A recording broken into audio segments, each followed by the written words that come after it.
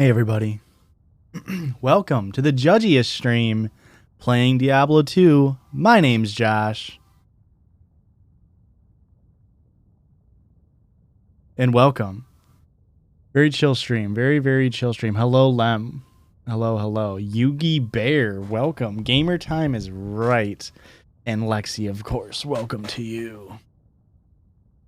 We're gaming hard tonight. I'm probably going to be streaming until at least midnight unless Aurora says no. So that's the plan. Zero, welcome. How's it going? Slushy also, hello, welcome. What is up, piss babies indeed? I think we should have a good time. I'm gonna have a good time. Chill stream. I'm not planning on like yeah, Rihanna, welcome. Yeah, I haven't seen you in a while. Welcome. It's a little bit of a different stream than I would normally do. Like normally I'm like, we did like Elden Ring streams, I guess, but just kind of trying to. Tatu with the Prime subscription. Thank you so much. Absolutely, thank you very much. It had a little bit of a different stream tonight. Oh, you know what? I need a headset. I need my gamer headset. A little bit of a different stream. Just trying to chill. Lose, welcome. You're a huge gamer. Never played Diablo 2. Diablo 2, I mean, as you'll see, I'm going to be playing with my brother tonight. I assume. Unless his wife says no. I've been playing Diablo 2 since, like, literally 2003. Downloaded Twitch for the judges tattoo. Hell yeah. Well, just so you know, this is a little bit of a not unconventional stream. Normally we're doing something a little more interactive with chat. Although I will be reading chat, obviously, and hanging out with you guys. I can't see myself, so I don't know if I look like an absolute idiot. I do. I got my gamer headset on.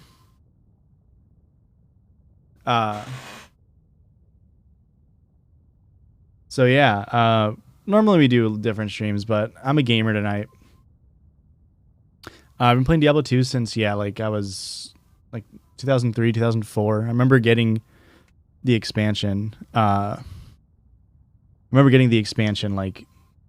and being so excited at the new classes. So I've been playing it for a very long time. Like, people ask me like, oh, would you recommend it? And it's like, it's so hard to like, be like, yeah, I would recommend it to anybody, because it's a game that I have so many hours in, and I feel like it's a very niche type of game that like not everybody would enjoy. And so it's kind of hard to tell. Like if somebody new was getting in Diablo, I would probably recommend Diablo 3 just because it's a lot more accessible of a game, even though I don't like it as much.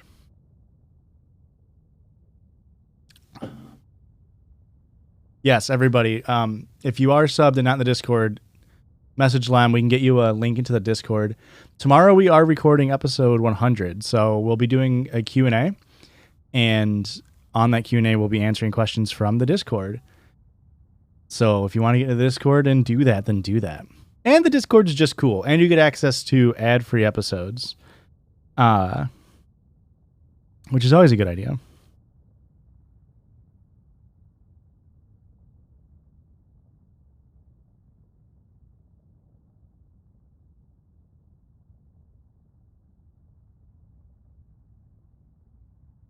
Oh, nice.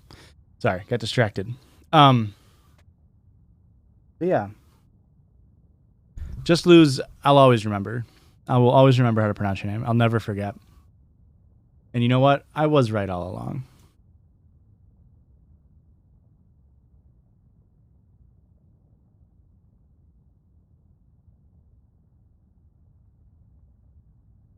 How's everybody's day doing? We had Max Week this week. One of the questions in our Q&A was, so you don't subscribe to Discord. So what you're gonna do, Lose, is you can you can give us money in any way. If you want to do a Twitch subscription, like a one-time Twitch sub, you can do that, and then we'll message you the link to the Discord, and then the Discord's free. You never have to subscribe again on Twitch. It's just literally you can just pay once. or you can go to our Patreon, patreon.com/judges. We should probably get a command for that. Slash Judges Pod, sorry. So if you go to that Patreon and give $1, the pinned post on there will have a link to the Discord. It'll also have instructions on how to join the Discord. And then you can immediately go into Patreon and just say, I don't want to pay this anymore, and it won't charge you ever again. But if you do stay, then you'll be able to have ad-free listens for the rest of your life. Every time we post an episode, we also post an ad-free version on Patreon, and then we have a link to a YouTube version that doesn't play ads as well. So if you're a video listener, if you're a video watcher or an audio listener, either way, you're guaranteed no ads. So that's cool. And then there's another tier of $5 where you get a bonus episode every month, which we're looking at potentially doing more content for that, but we need time. You're still getting through the Inside Watch through. Yeah, and we also uploaded an Inside Watch through. Yep. I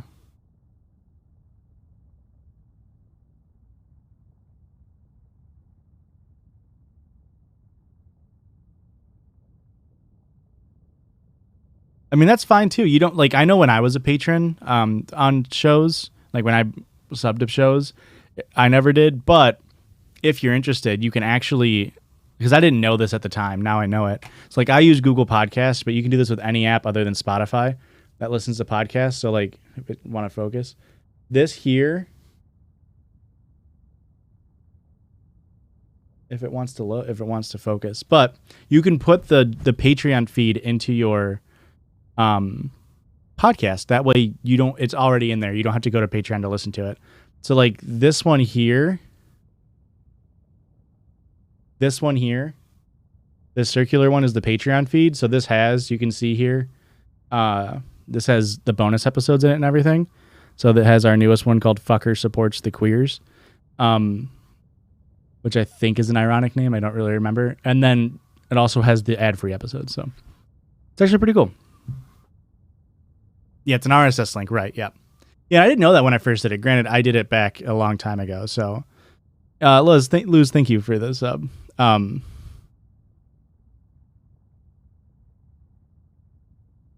So if you need help getting that link, then let us know. But we can definitely do that. I need to set up. Well, thanks, Luz. Thank you so much. You didn't have to do that, but again, appreciate it. And hopefully you enjoy it. Right now, you know, we get one bonus episode a month along with the bonus episode a month along with the ad free, along with the link. It's hard to believe we're only on our 100th episode. What do you mean? I feel like it's crazy that we got to 100. Juice Poners, thank you for the subscription. Welcome. Jaxgra, thank you for the follow as well. Still holding off on the Twitch sub until I get to see someone go goblin mode. Unfortunately, there's no goblin class in Diablo 2, but that's respectable. That's absolutely respectable. Output. Are these not plugged in? Did I never plug these in? I've been wearing these and literally didn't plug them in. I was like, why is it not working?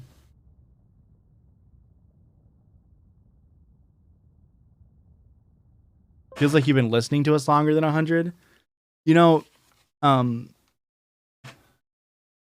can kind of get where you're coming from with that. Just because, like,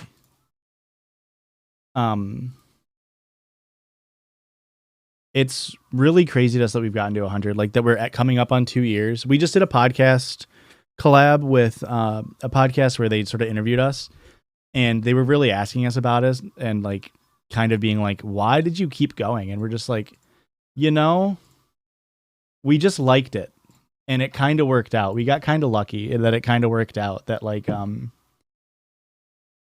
it eventually took off because the people we were talking to also host a podcast that's similar to ours. It's called OKOP, and we actually did a collab with them as well. They host a show similar to ours, so we were sort of talking to them, and, you know, that's the guy who also hosts the other one, and it was kind of funny because he was kind of like, why did you guys, like, you guys didn't have success for a year. Why did you keep going? And we were just kind of like, we liked doing it, you know? And then luckily it happened. Chumzilla, I started like a month ago on episode 28 so far. Hope to get to, you started from episode 1? Or have you listened to any new episodes? How'd you find us? How do you feel about the NFL draft tonight? You know, I'm a Colts fan, so I don't think the Colts are going to draft tonight, which is good because the first round of the NFL draft is so fucking boring to watch. So I'm glad I don't have to watch it in that regard. Let me see if this is working. All right, yeah, it is. So I'm glad I don't have to watch it in that regard. But I'm kind of hopeful that the Colts might trade up into the first round and do something crazy. But man, I just haven't, because the Colts haven't had a first round draft pick, I literally haven't paid attention to anything. Started from episode 1, followed the TikTok for a while, and thought that was it. Had no idea about the podcast. That's funny. Yeah, you know, we get that a lot. Like, I mean, we used to get it a lot more, but people will message us like, or they used to say a lot of stuff like, oh, we didn't know you were a podcast, and we try to put like, you know, it's called Judgy's Pod and all that good stuff. Hello, Mom. Hello, Will. Welcome. Stingley. I don't think the lines are going to take a corner, but maybe. You should make a post on Patreon where you guys take baby name requests for Baby Judgy. I don't know if that makes sense. We could do that. I don't know if they'll listen to you. So I love the pod because I feel like I'm just chilling with some friends on my drive to school. So you glad you guys are going strong? Yeah, I'm glad we're going strong too. I'm glad you like the pod. It's been a journey. I mean, we first started to see growth, like actual growth, to where we were starting to make any amount of money close to a year ago. About a year ago is when we started posting on TikTok. Tara, thank you for the follow. Thank you so much. Yeah, Philly got the luck of the draw there. And J Falk, thank you for the follow. But we, about a year ago is when we started posting on TikTok our clips, and that's when we started to grow. And it's insane to see where we've gotten. I think last August, I want to say, I think last August or like end of July, we were getting 10,000 listens on a show, on a new episode in a week. And now on a new episode, we get 30,000 in a week or something like that. So it's crazy. It's absolutely crazy. When are you getting sub badges? Do we not have any sort of sub badge? How do I, how much time do I have? 18 minutes. Let me go onto Stream Elements and see if I can get you some sub badges. But yeah, I mean, it's been crazy. It's been crazy. Like, and I've told it before, but like literally a couple weeks before we blew up on TikTok, we were kind of like, we should maybe stop just because it was, you know, not going anywhere. And I'm, again, just very, very grateful that we didn't. It's something that, you know, I'm very, very grateful we didn't do.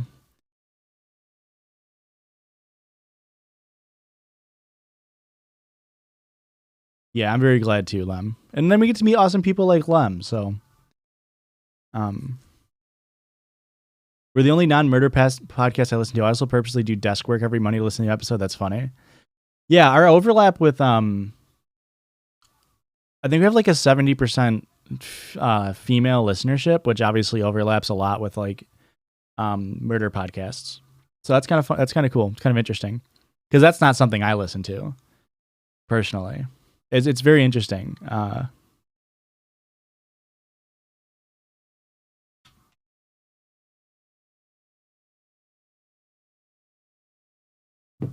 very, very interesting.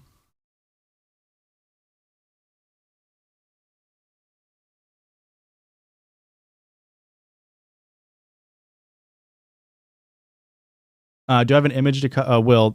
I think this will work. Yeah. Let me go to. This is gonna be the setup that I've got. So this is a single player game, but this should cover the password, right? This is the setup we're going to be going with. Yeah, that should be all right.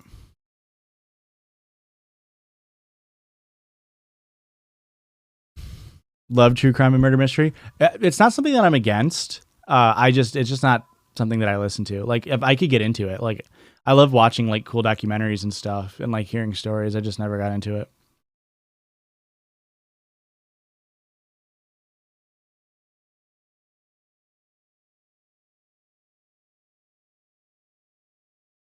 Will is worried for me when I watch them. Yeah, I think that's a pretty common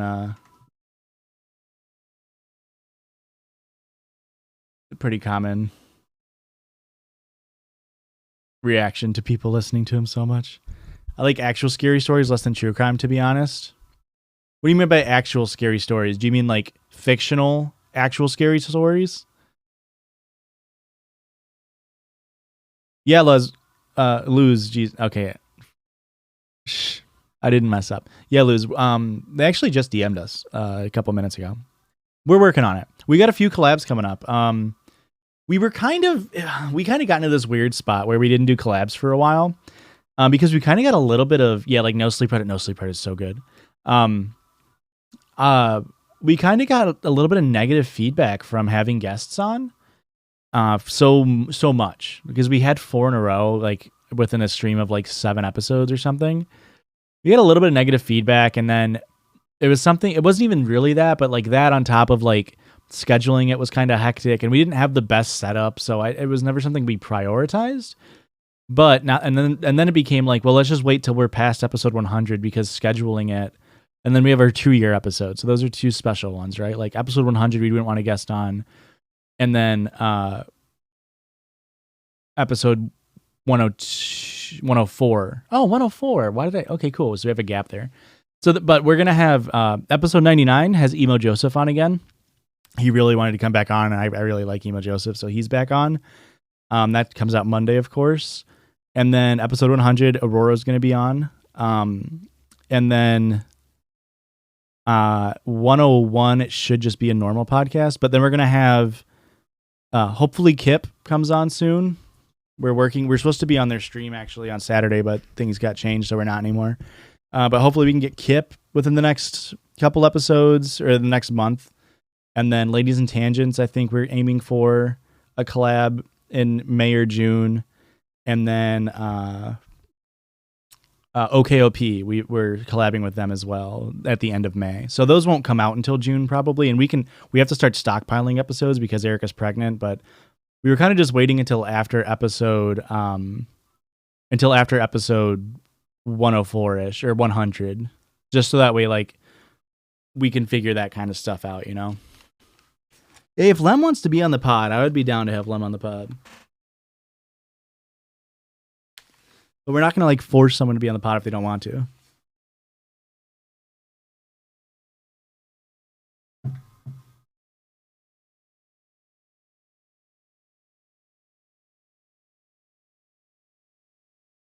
Derry, did you find us first or Ladies and Tangents first? New baby reads all the stories. Yeah. I'm trying to get my hair to not look like stupid. It's wet from the shower. I think we're just going to leave it be stupid. I'm getting my hair cut tomorrow, so hopefully better than last time.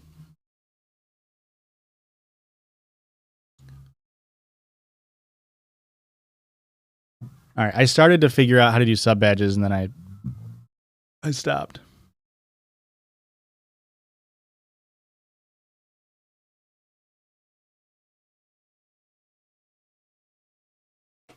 Around the same time. Yeah, I think we blew up at a similar time. They just like extended their blow up longer than or further than we did.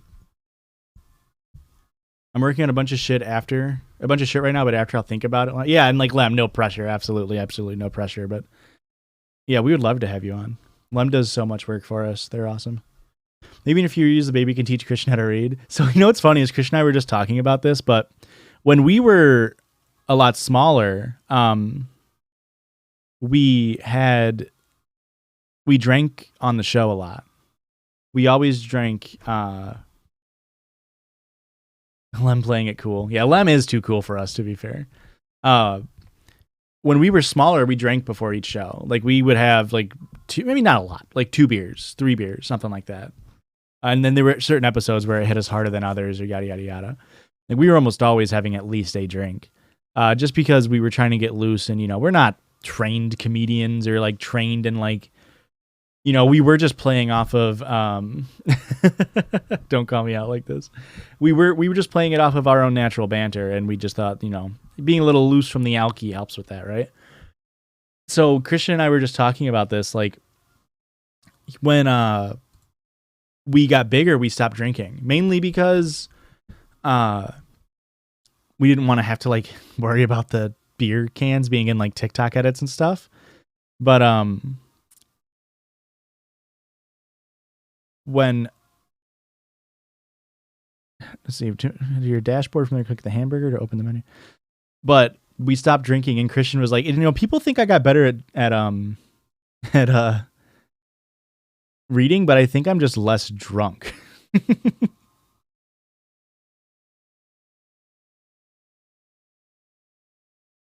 Which is kind of funny. Femboy, welcome.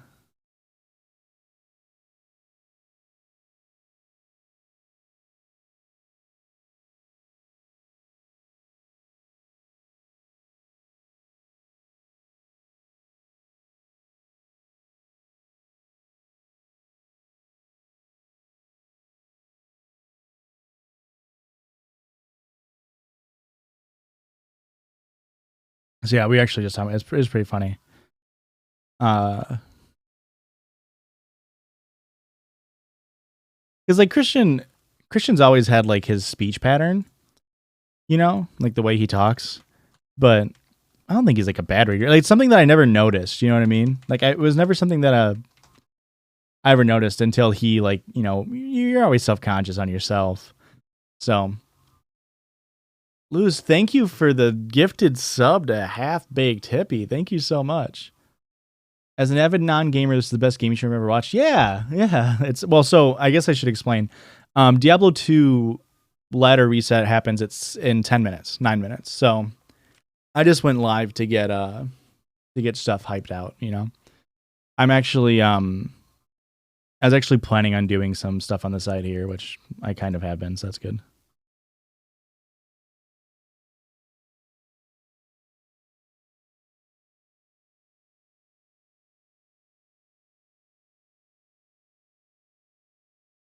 I'm actually sending some business emails.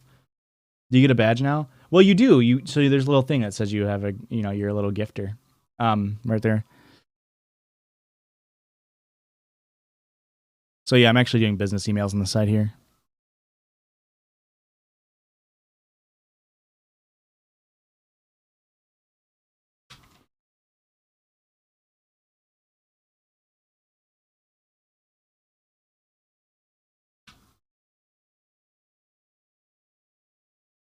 Logging off in 9 minutes. Yeah, there you go. Perfect. Hey, that's fine. Like I said, this is a chill stream. It was sort of an impromptu. Like, I'm not trying to like. I'm not trying to like do anything crazy here. And have a crazy stream going. I was gonna be playing it anyway. I'm gonna be playing this for many hours tonight, so it's just a little way we can come hang out, chat a little bit. Why do inhalers got to make you shaky? I think that's rude of them. Yeah. Is that supposed to happen? I don't know. Honestly, not sure if that's supposed to happen or not. Oh, you know what? I need to set up Discord to have push to talk. I meant to have that the whole time. That way my brother doesn't have to listen to me talk to chat.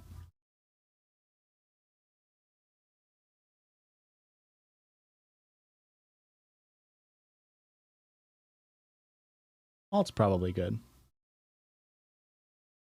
Oh, alt's what I find item for. Let's do squiggly. We'll do squiggly for push to talk. I have the stream up anyways, but I'm putting it on. Oh, okay. Well, you're gonna have to mute either me or Discord then. You wouldn't want echoes. But you know that. Inhalers always make me hella shaky, but I like it. What a rush. Okay, all right. I don't think inhalers are supposed to be a hard drug, but you know what? Subscriber badges. Hey, I found it. Base. Upload image. What could we do for an image? Should I just do the logo? I could do the logo for now.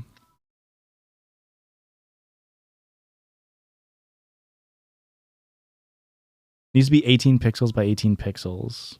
Or 72 by 72.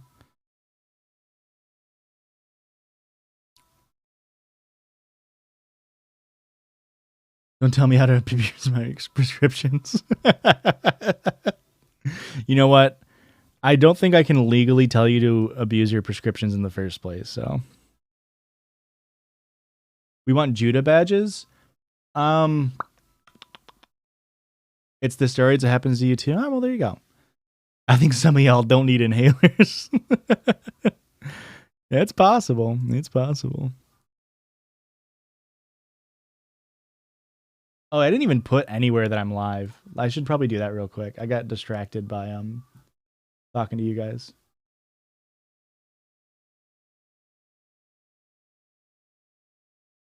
Big Hipty, what do you mean? What do you mean by your question? By in the Discord, some generational behaviors are broken with y'all. I won't answer here, but I just wanted to clarify on that.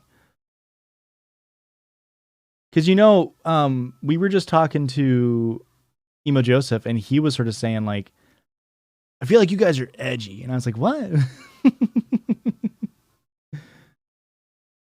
I don't feel like we're that edgy, but I think we're funny. I mean, that's why I make the jokes I do. I think we're all funny. Stream announcements.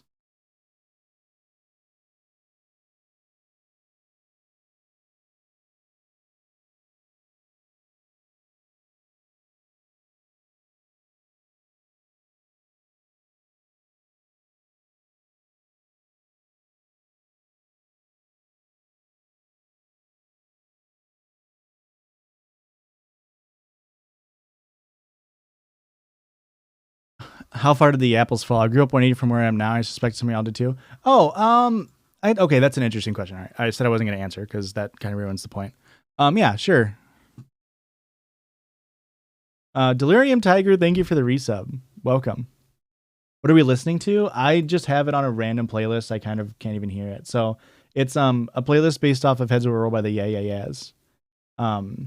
So it's kind of just like femme punk rock. But we can go to like what we could go to is like what did I always do? 2000s Teenage Angst, I think is a good playlist.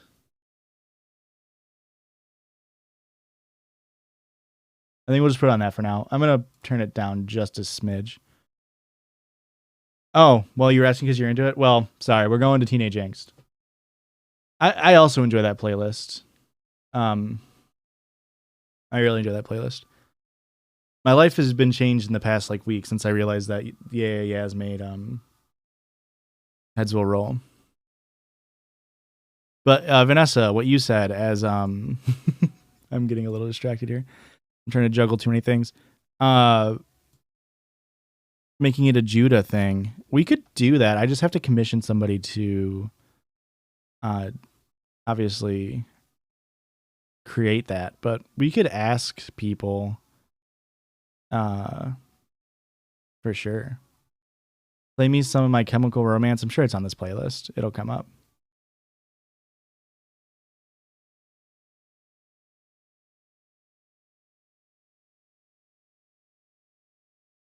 Image canvas.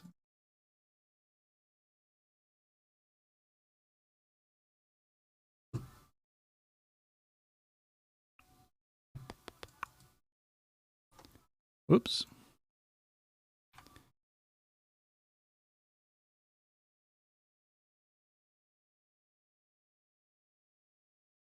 Gosh, subscriber badges are so small.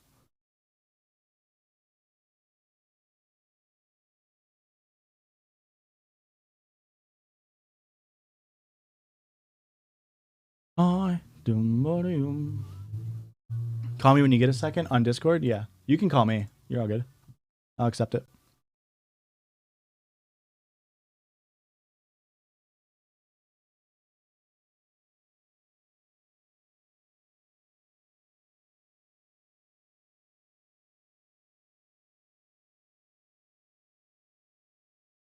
Why did I make it 64 by 64?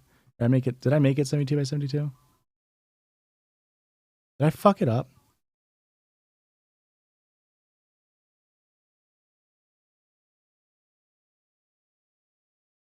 I'll have to make it 3 different sizes? Wow, that's so stupid.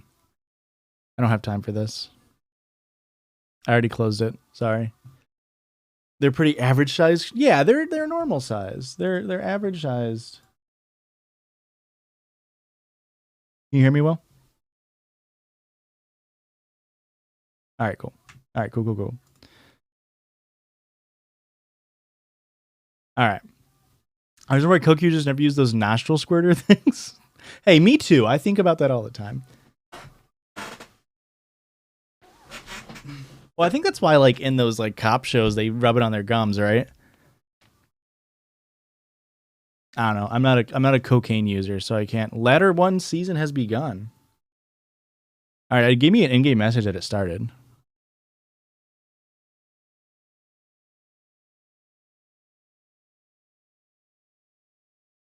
All right, sweet. All right, so I can go.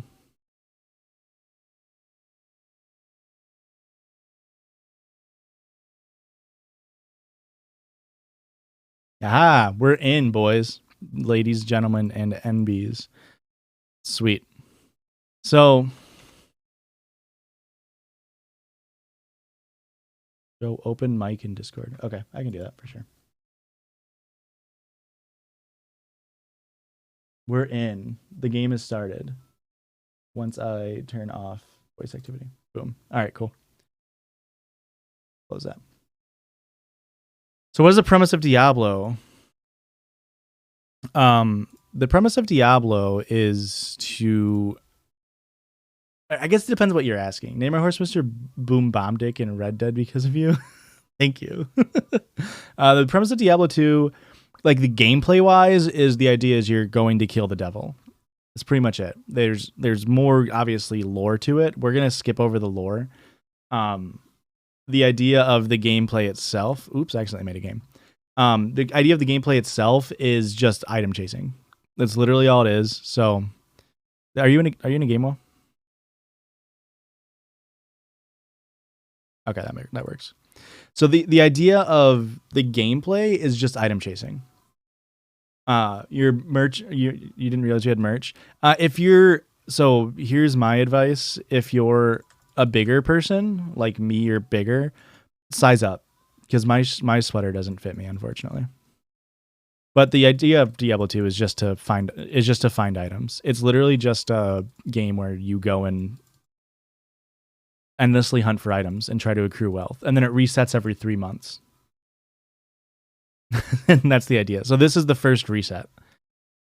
So I have characters that I played and they all have items. I can't use those characters or items in this area. And that's the premise.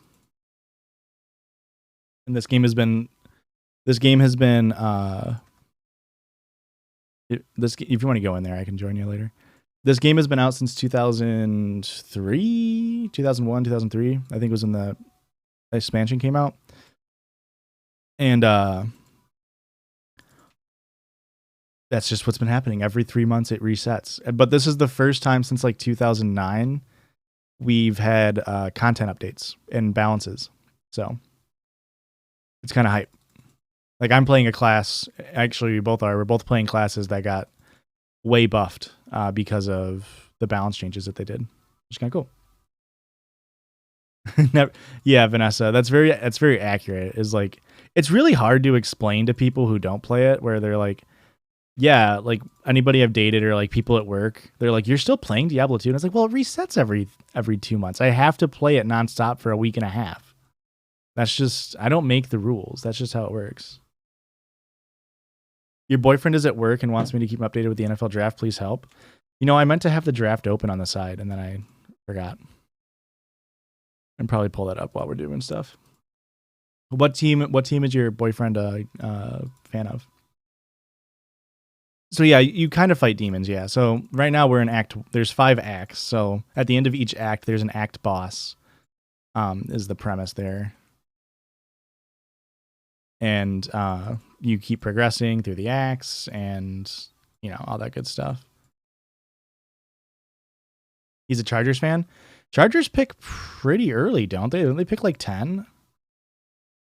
When does soccer start? Oh. He wants to know who's number 1 pick overall. Yeah, let me pull it up. I assume I can stream it illegally. And just mute it.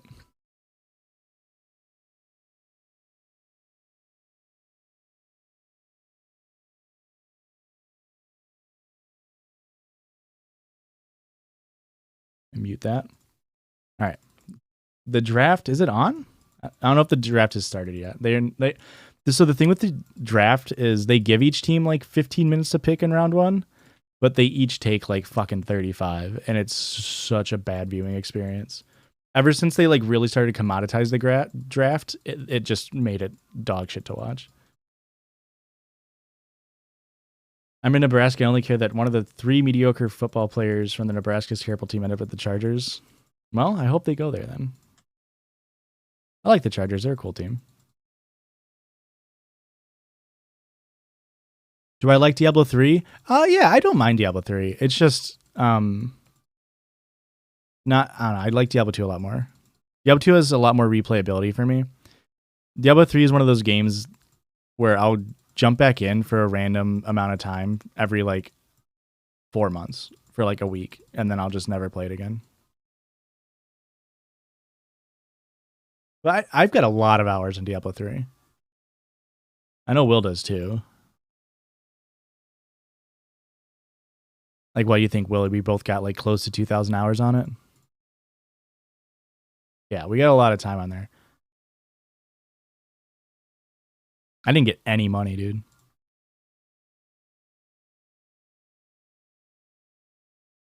Actually, when I was in college, for money, for the first term I went to college, I used to bot Diablo 3. Oh, here you go. Cold Plains is up. I actually used to bot Diablo 3 and then sell the gold. And I used to make like a decent amount of money.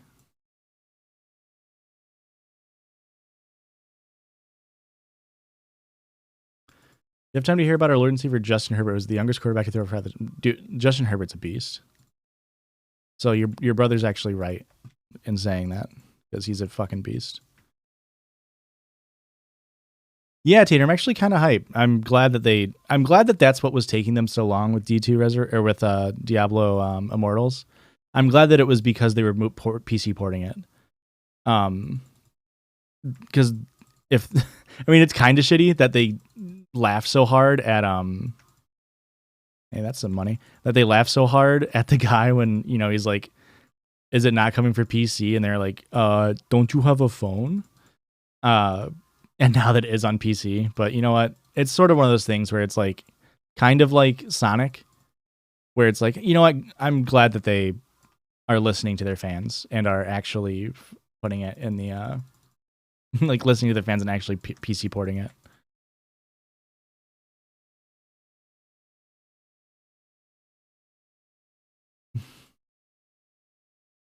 Josh Allen is also really fun to watch.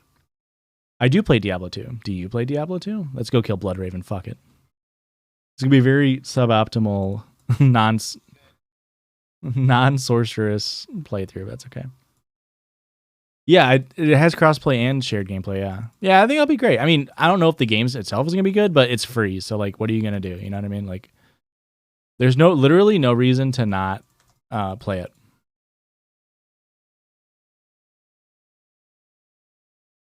Or, you know, try it out. Oh, you can have that axe. Oh, it's Eth, but you can have it. I'll take that sash. Yeah, it's completely free. Yep. I mean, it's going to be riddled with microtransactions, I imagine. So, you know, that's the trade-off you got there, but fucking 1 to energy amulet wasn't worth the scroll. So I imagine it's going to be free, but just riddled with microtransactions. Should be this way.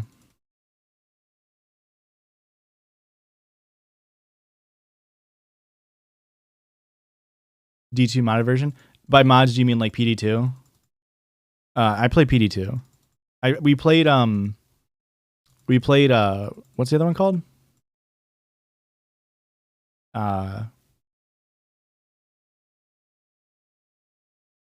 Path of Diablo.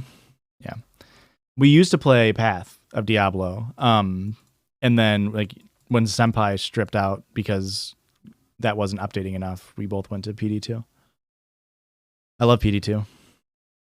It's very cool. But honestly, now that this is getting updated, like, I mean, I like PD2, but I really enjoy just playing my like single player of vanilla D2 with the changes.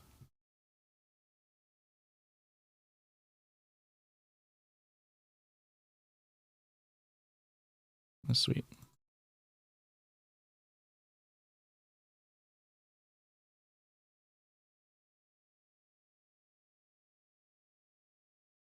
Spear. All right. If you want to look for the waypoint, I'll just run to Underground Passage. Ever put every egg in while you ever put an egg in while you cook ramen? I used to do that in college when I was very poor and ate a lot of ramen. I don't really enjoy ramen that much anymore just because I ate so much of it in college. The like shitty ramen. I've never actually had like good ramen, like restaurant ramen. I'm not opposed to it. I just have never done it.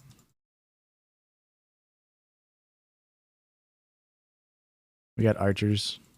They're killing me. I'm TPing. I'm probably gonna die.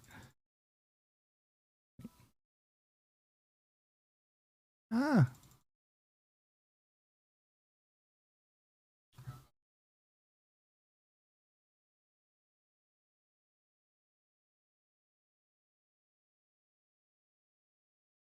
Let me go sell some items.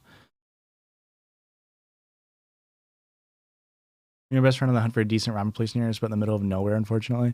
You know, we just had we don't really have like ramen restaurants around us either. We just had a new Japanese restaurant open up actually, and I hear it's decent. I wouldn't mind giving that a try, but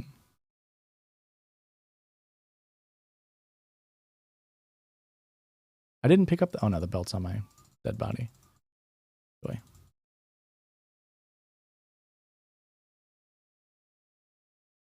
Jags are on the clock. Yeah, I've got it open on the other side. Oh, sure. I'll wear it, I guess. You just crack the egg in there?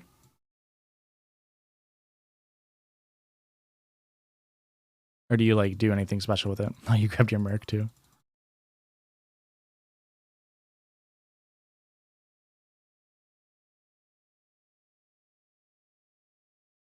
There we go.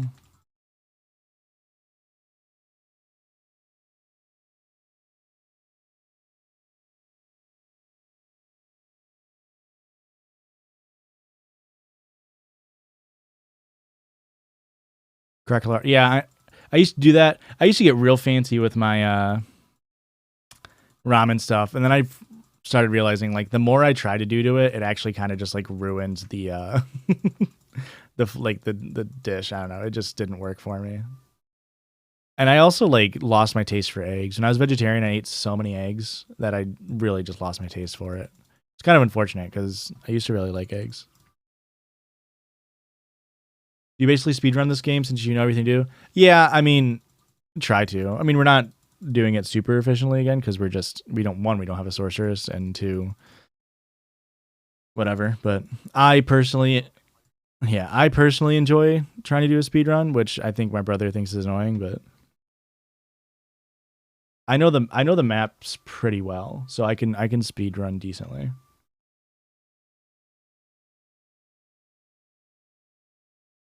Yeah. I'm the opposite. So Yugi, some people don't do eggs when they're vegetarian. I did. It's all, you know, it's all just bullshit labeling. Whatever you want to eat is whatever the diet you want. I ate eggs. It's called like ovo vegetarian, I think.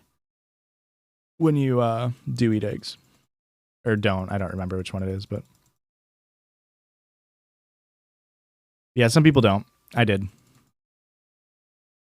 Peanut butter and Nutella. Yeah, I honestly didn't do a lot of peanut butter, but I did do a ton of A ton of almonds. I still eat almonds. I still think almonds are a great snack.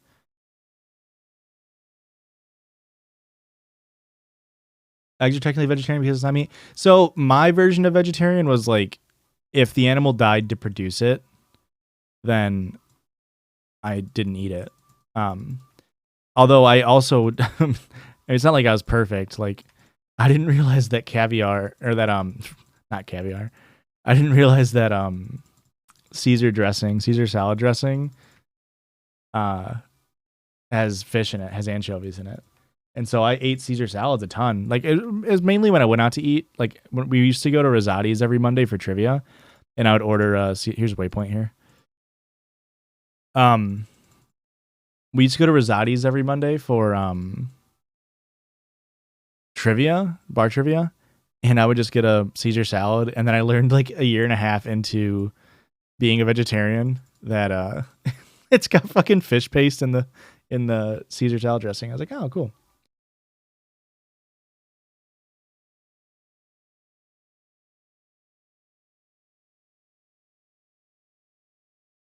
Yeah, I mean, so like low quality Caesar salad dressing doesn't have actual fish paste in it; it just has imitation fish flavoring in it. But it's impossible to tell, really. But yeah, I had no idea either. We are fools together. Let's just run forward to Black Marsh. I have it, but I can give it to you later.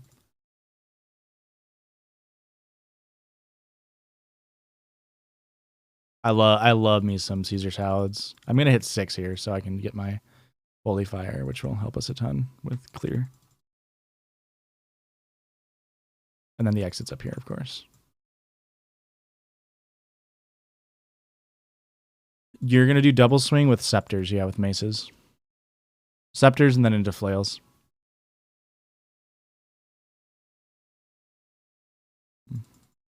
Honestly, if you wanted to go throw and respec into throw, I was playing throw barbarian single player, and I was doing P8 single player clears very easily up until Act 5. It was kind of crazy how good double throw is, but you don't get double throw until level 12.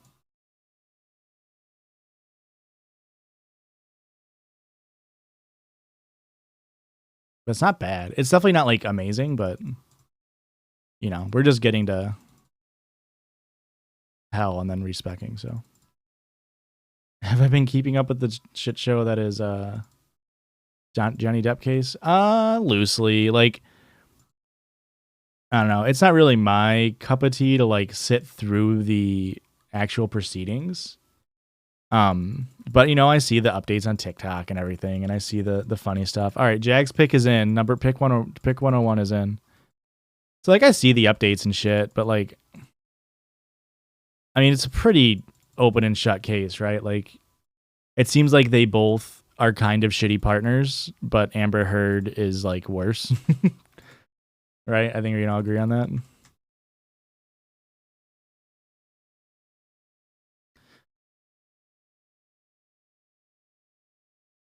Here's waypoint. We can go back now to Stony. Well, I guess we should. We have to go talk to Akara about. Yeah, no, it's very funny. I think it's weird. I mean, it's like with anything, right? Like, I think it's weird how like this is the only like abuse case that makes national news. Is like when it. Yeah. Kind of telling of America or like our ideals, but whatever. It's just kind of funny to me. It's kind of similar to do you remember that girl who went missing in like the west part of the United States, and then it was like Brian Laundrie was the one who ended up having murdered her boyfriend? Kind of like that, when it's like they found like however many indigenous people's bodies that were missing for so long on the way to find that girl's, and like that never really made news. And it's like, good that family got their restitution and everything, but kind of weird that it's like, oh, pretty white girl went missing. Like, this is news now. Jeez.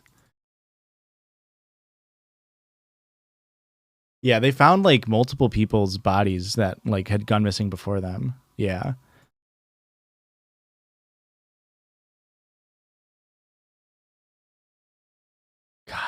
Holy Fire Paladins are crazy. It's dumb that I'm doing 27 to 63 damage.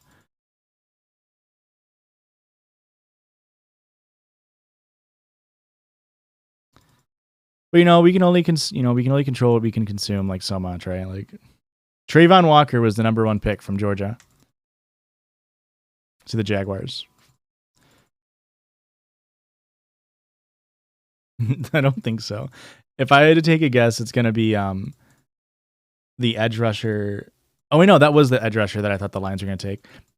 That dude, right as he was walking up on the red carpet, said like, like, I don't know what the question prompt was, but they asked him like, whatever, and he just said, "If you put me in a fight to death with every other draft combine person here, I'm gonna come out of there and get drafted to the NFL." Like, he was just like, "I will murder people,"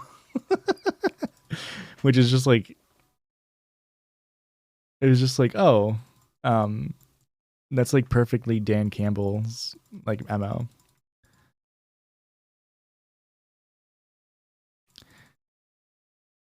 All right, I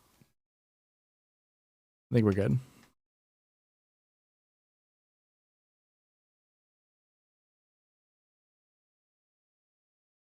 Sometimes NFL players do that. Yeah, I think NFL players in general get a bad rap. Like, obviously there's bad, horrible examples, but like, that's kind of true of most people, is that there's bad examples of everything. And I think a lot of the like issues, quote unquote issues, that people have with like that stereotype of NFL players, a lot of it stems from a little bit of like casual racism. I think it's like a narrative gets pushed because it's a bunch of black people mainly. It's like 70% black player base. And so the stereotype that like NFL players are stupid and like vicious murderers is kind of like perpetuating that stereotype. Are there vicious idiots that also play in the NFL? Sure, but like most of them aren't. Most of them are actually, very, very intelligent people. You have to be extremely, at least football smart, to be a very good player if you're not incredibly gifted athletically.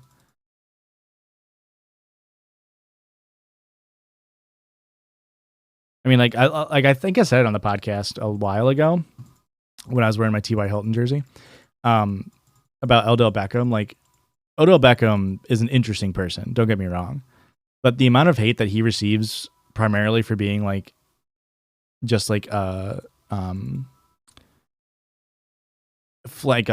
over the top character as a young black guy is crazy.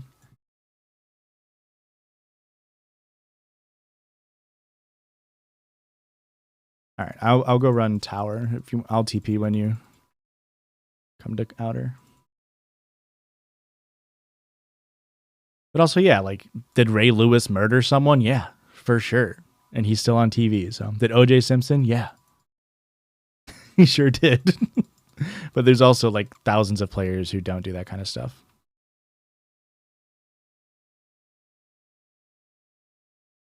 Allegedly, you're right. Yeah, Ray Lewis allegedly murdered somebody. I guess OJ Simpson also allegedly murdered somebody, but Marvin Harrison too. He allegedly murdered somebody. Aiden Hutchinson was the second pick to the Lions. That's a surprise, I think. Bro, the Lions are riding Jared Goff to the playoffs, dude. Worst to first. Yeah, Aaron Hernandez was convicted of double homicide? And then he killed himself in prison. So that's also a story of like that's a story of like, can you repeat the name? Aiden Hutchinson got drafted number 2 to the Lions.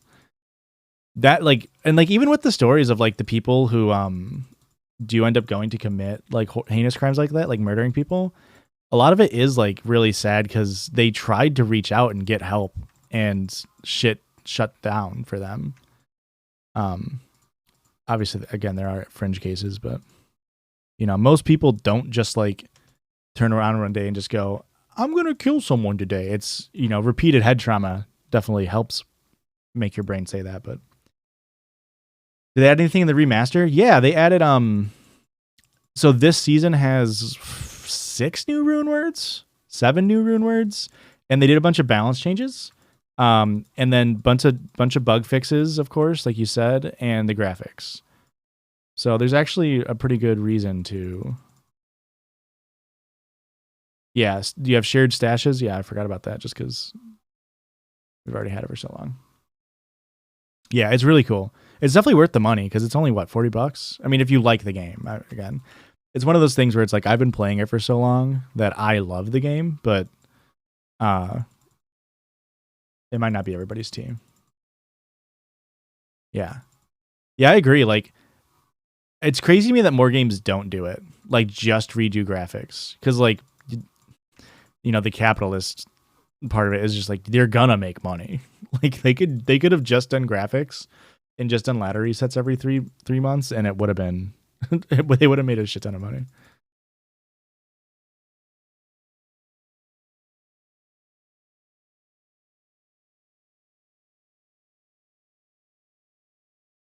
That's true. Yeah. Can you guys hear Will? Can you hear you? Do you want to be on stream? I don't think they can hear you. I can't tell though. That's true. That's true. Overwatch 2.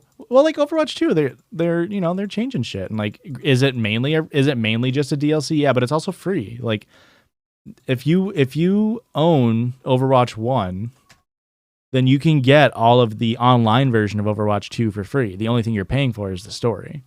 So if you want the story, which most people probably don't, then you don't have to pay for it. So yeah, it's like listen, Blizzard gets a lot of shit, as they should. They obviously do some really fucking shitty shit, but they typically, at least in my experience, listen to fucking Elrune. God damn it. Typically they do a decent job at listening to people, their fans. Ow. Spectral hit. Your TP's safe for now. Your TP's good. I gotta go sell shit. No, I think this game is $40, and if I'm remembering correctly, and before this ladder reset, it was just updated graphics, bug fixes, and then a shared stash, which the shared stash and bigger stash is massive. Like, it's absolutely massive. It's such a quality of life improvement. And they've done other quality of life like auto gold pickup, and they allow you to auto party, and like there's some cool stuff that they added in, but like you can share these with other characters so on your account, so you don't have to like drop items in games and like potentially lose them.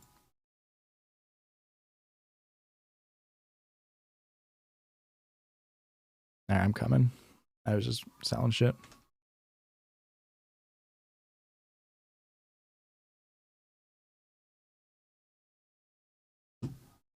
Yeah, that's the hardest part about these is that. But once I get to 18, I'll have concentration. How do I make it so?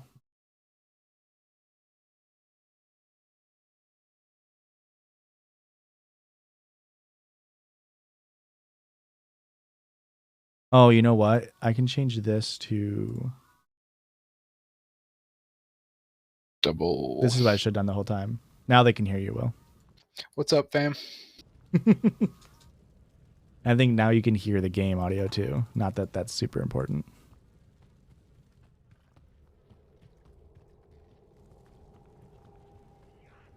Oh, I guess I could have seen where your body was.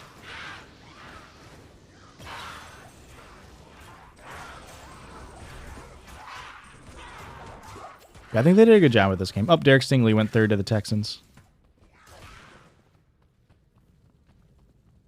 Which way was entrance? South. All right, we gotta go left.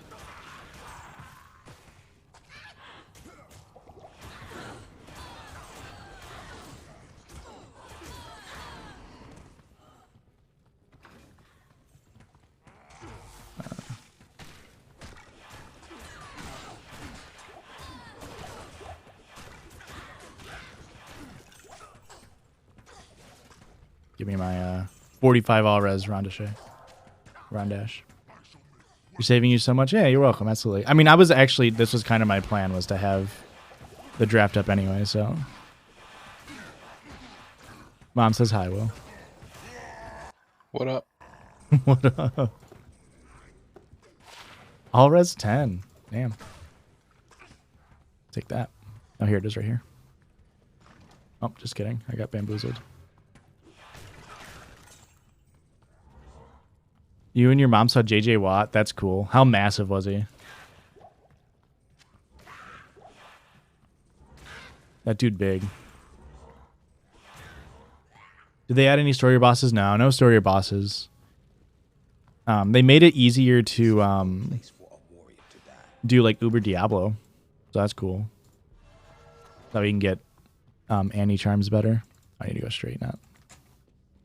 They were considering expanding the actual story, though. Yeah, are they? I don't know if they've ever committed to anything yet, but they were talking about adding an Act 6. Femboy, are you in Texas? Because I know he really likes Texas. I don't think he's from Texas, but...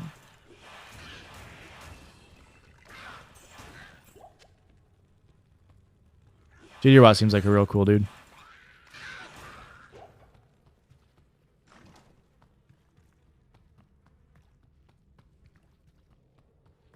Mom took a picture but felt guilty. Like, did she take like a candid picture? Because that's pretty funny if she deleted it after a candid picture. It's probably a wraparound. Yeah, it's a wraparound. I don't think I've ever seen, I can't remember a time of seeing a celebrity in person. And you saw Chance. I mean, yeah, like I went to a show. I don't think that counts. Like I've never like been in a city and like seen a celebrity, you know? I met Cody and Noel Miller when I bought VIP tickets to their show, but I feel like that doesn't count either. This is going to be it right here. Right here, yeah. Champs up here.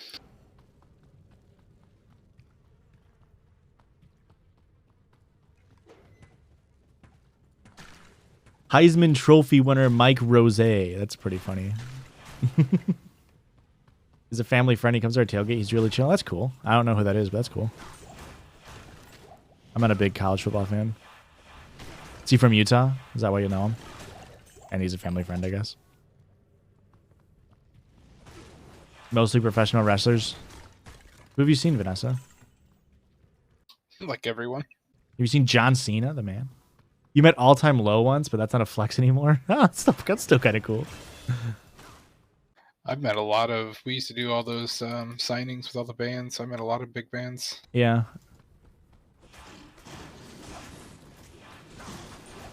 You saw Simone Biles, but she was a bitch. Is she from Texas too? That's pretty funny. Couldn't see John, obviously, yeah. Obviously, yeah. That was a trick question. You obviously can't see John Cena. Oh, All Time Low has allegations now. Oops. I guess I should have assumed they're an early 2000s pop punk band. Sorry. Yeah, fuck that.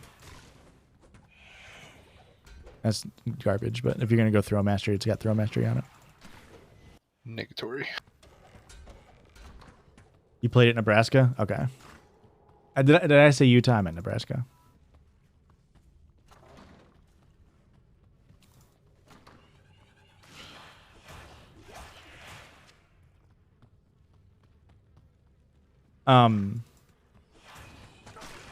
That's pretty funny that Simone Biles was mean to somebody. That's multiple times. Pick number 4 to the Jets. Market. Oh, no, it's in. I don't know if they've announced it yet. I didn't see it, though. Hashtag fuck Simone Biles. Hey, what if we want her on the podcast? Come on. Walter, welcome. Walter coming with the hot Discord takes today. I did think it was funny, Walter, when you put the Boba and Kiki. I saw it immediately and I was gonna respond and I was like, no, I want this to sit here. I want this to sit here and not get interactions. It's so funny.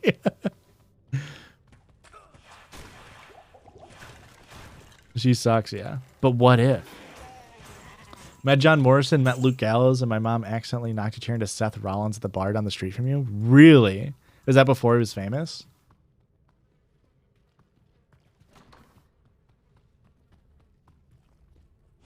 Because that's where the amateur stuff was, right? The amateur wrestling. We're getting really weird jail maps. Like really windy jail maps. I hated that it sat there. It was so funny. It was so funny to me that like you said that and then everyone was just like, yeah, we'll just leave that there for now. I was losing it. Is that the worst, Walter? I mean, it's a Discord for like, my show, and sometimes I'll type in there and have nothing else to do and just refresh and like, well, I guess I just said the dumbest thing because nobody is talking about it. He snuck into the show trying to blend in. She didn't know it was him. That's really funny. The New York Jets select cornerback Ahmad Gardner. I think his nickname is Sauce Gardner, which is one of the best names ever. Sauce Gardner is a wonderful name. From Cincinnati.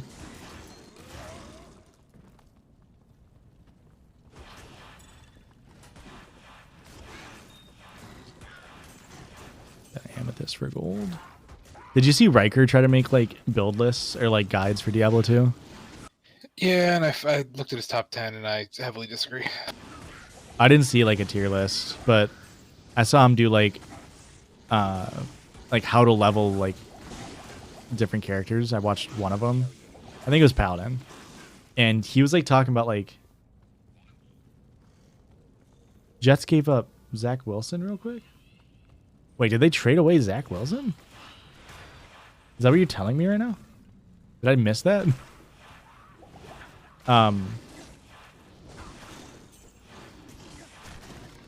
He's a cornerback, not a quarterback, if that's what you mean. Sauce Gardner. No, Raker's video, he did a top 10, but it was sponsored by some kind of Diablo website. Was it Icy Veins? No. Oh, weird. I know. If it was, I would have trusted it. Well, Icy Veins is the one that Llama's on, but Dobrunsky is on a different one. Yeah, sorry, it's cornerback. No, yeah, no. Oh, yeah, I would have reacted more if they drafted a quarterback. I think Zach Wilson's got good promise. You played decently in the back half of last year.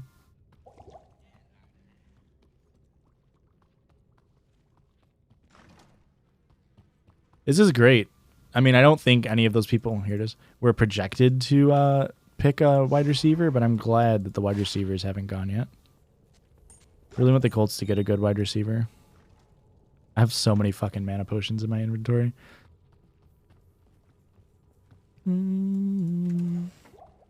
Solid waypoint. Oh, nice. Let's go back. I gotta sell shit. Buy some items.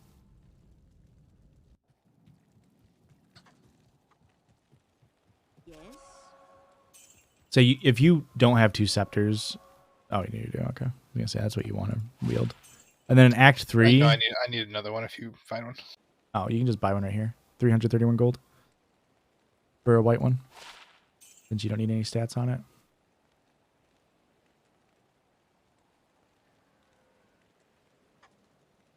I don't have any stats in here. But no, on Riker's video, he was like, yeah, save all of your chipped gems and then use 3 chipped gems to reroll class-specific items. And I was like, that seems like way too much work. Just like, why spend that much time crafting at like level 7 instead of just like pushing forward and finding a better item? It's just funny to me. You didn't wear your blue sweatshirt that isn't a cold sweatshirt, and I actually wore that at work today. That's funny. I actually wore that to work, and it got a stain on it, and I don't really like it anymore, so.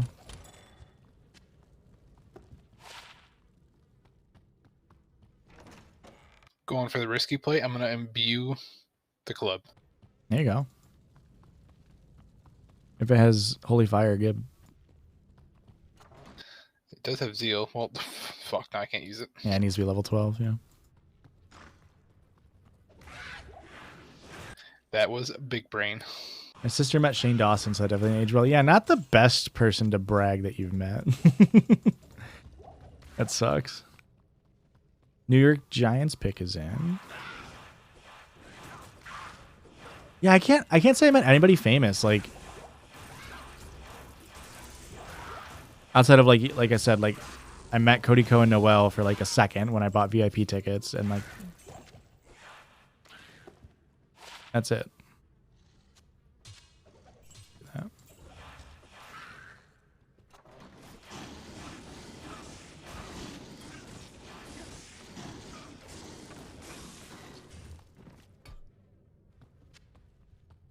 They were cool. They're actually really cool. Finally got an air tag for my dog so I can locate when my hubby can't find him. Good. That dog be running.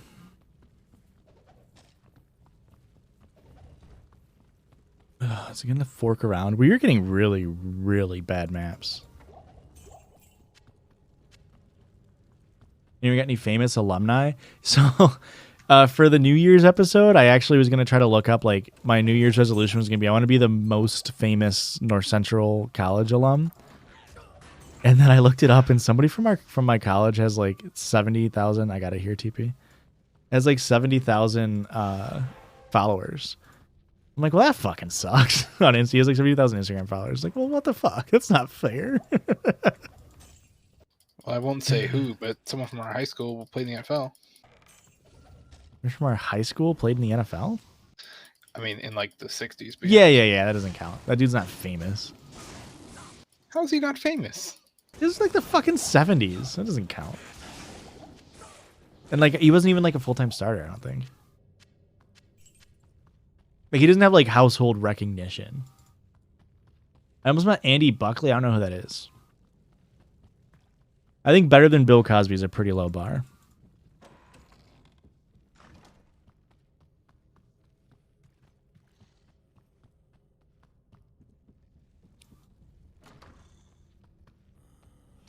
I guess, you know what? I met like Gina DiVittorio virtually, and I talked to her, and that was pretty fucking cool. I mean, she's got like 200,000 Twitter followers.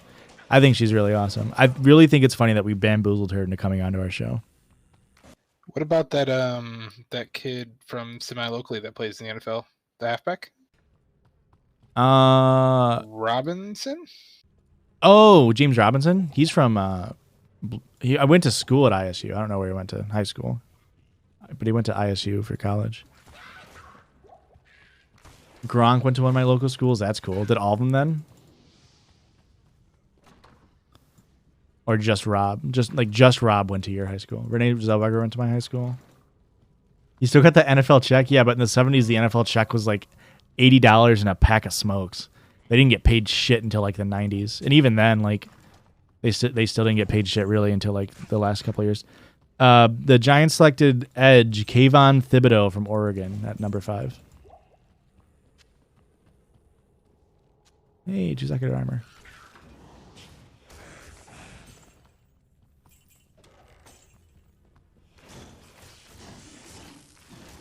Like, NFL players had like multiple jobs back then.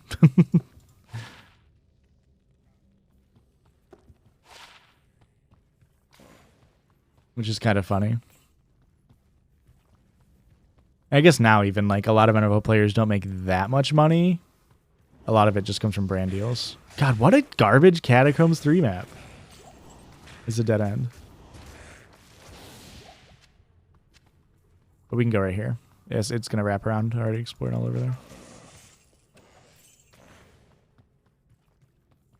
Johnny Carson is from your town? That's cool. Yeah, and smoked a pack on the... Yeah, they used the pack that they got paid in-game.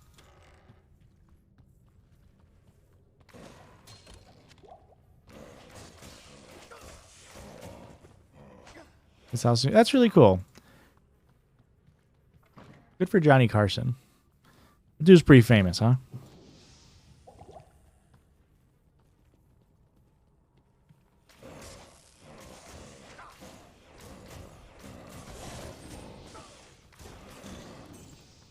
I almost at the last second switched to be a fire druid. You want this scale mail? It's 2 open sockets, but it has 44 strength requirements. Yeah, I'll take it. I'll grab it for you. I'll drop it in town.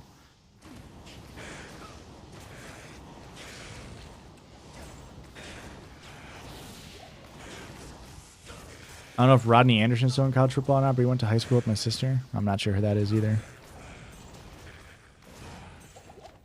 I'm pretty sure Kayvon Thibodeau had like one of the worst pass rush win rates in college, and he just got drafted. Ethan Ray Johns, thank you for the Prime sub. Welcome, welcome. One of the nice in the states, they've always hosted 1-act state competitions. Is that like your highest division? Yeah, it's right here. Ours is called 1A. Is that what the A stands for? Is act? I guess I never really thought about what the A stood for.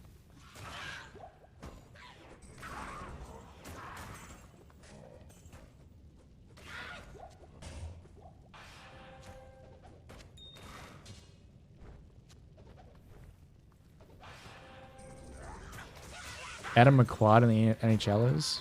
You met him? Jeez, we got a bunch of famous people meters in our chat.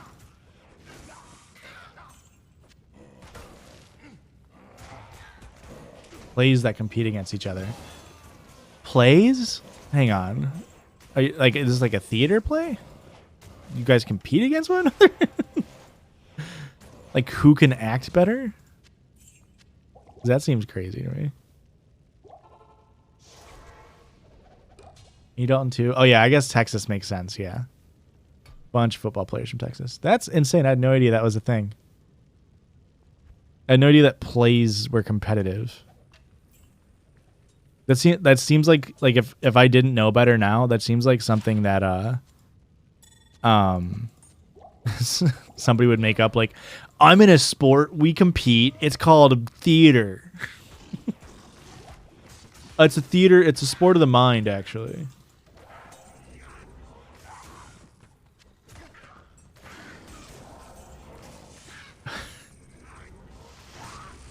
I wasn't in them, but they're a big deal. I had no idea. Bunch of jocks. Yeah, we're the jocks. We're a theater. We're competitive theaters.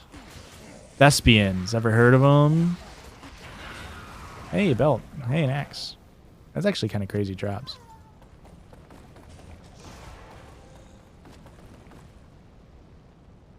One act plays, but they aren't significantly short. Interesting. Oh, 1 act. I gotcha. That makes sense.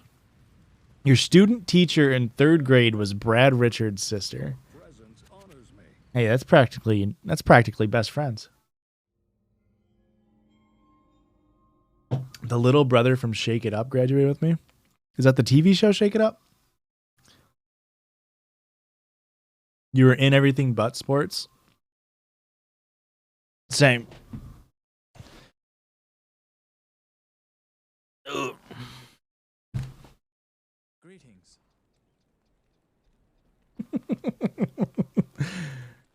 Phrasing, Lem. Phrasing. Do you want this deathbait? Oh, no. Well, does it have IAS on it? The only thing I'm interested in is IAS or Holy Fire charges. Or points. Then Zendaya and Bella Thorne, yeah, that's what I thought.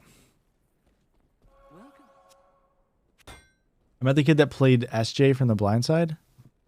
I don't know. I don't remember which one SJ was, but that's cool. Was that the sister or the brother? 2 open socket chainmail by the stash in Act 2. As in every group, swimming, tennis, sports, choir, music, free FFA, and ag.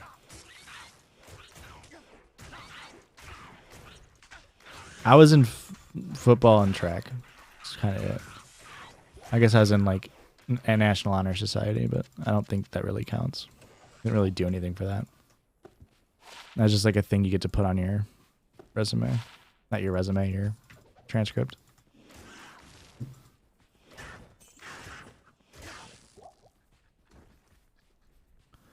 My girlfriend's from Texas, and she told me apparently in high school you can buy somebody for the day and that's do whatever you want. Thought that'd be something they would want to get away from.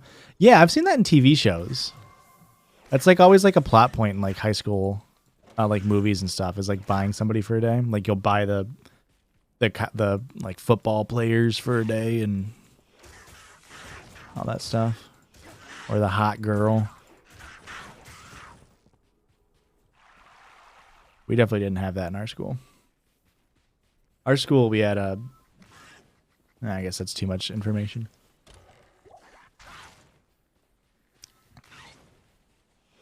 Even I'm trying to figure out what you were going to say. I was going to say about our pageant. Oh, gotcha. But I can't say the name of the pageant, which is what makes it funny.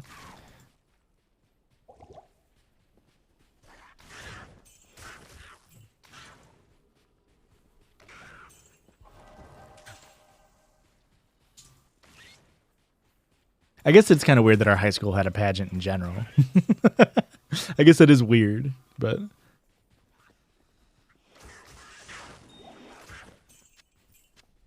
That's an odd thing to have.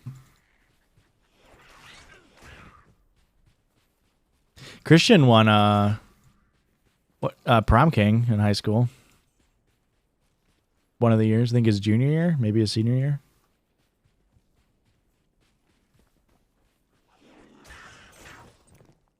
Here's a belt. It's F, but gives you that third row. Got some life on it. Pretty beefy life on it. Just walked right there, yeah. Like a talent show, a beauty pageant. Honestly, I never saw it. I never saw the pageant. I just always knew who won it because everybody talked about it.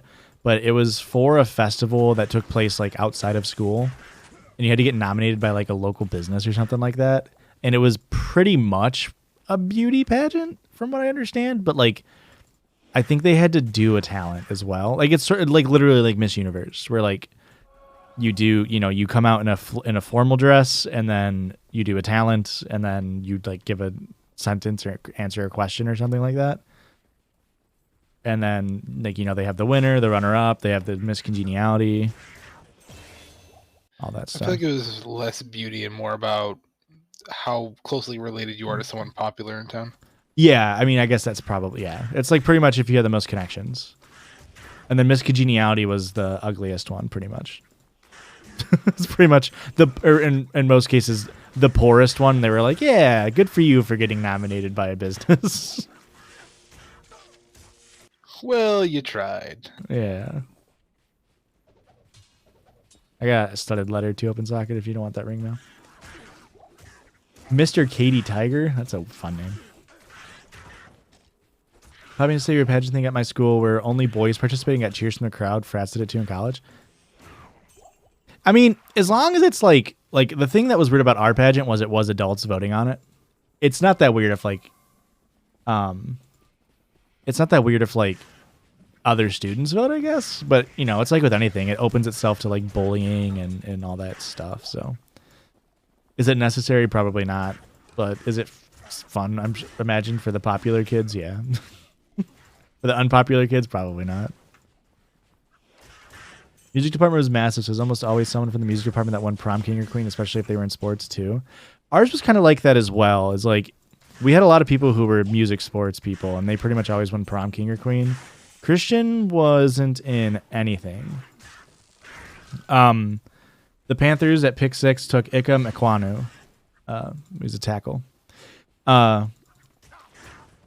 So, yeah, it's sort of one of those things where it's like, do we need to do it? I don't know. But Christian and his friends put up like flyers around the school of him like running for prom king and did the whole like, we promise that you're gonna get this much. You know, we're gonna get this and ooh, Gorefoots, that's for you, buddy.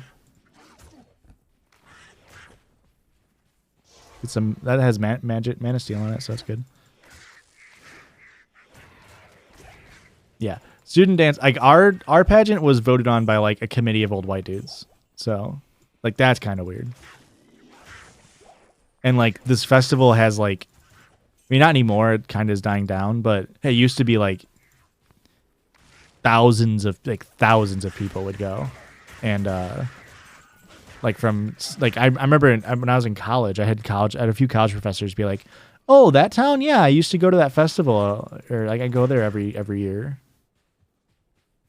and that was up in Naperville, so they would come out to the middle of bumfuck nowhere and be like, "Oh, let's go partake in these festivities."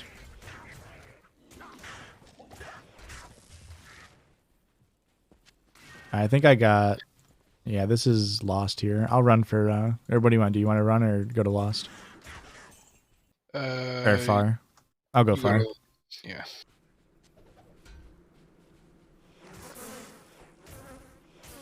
I'll go deal with the Beatles, I guess.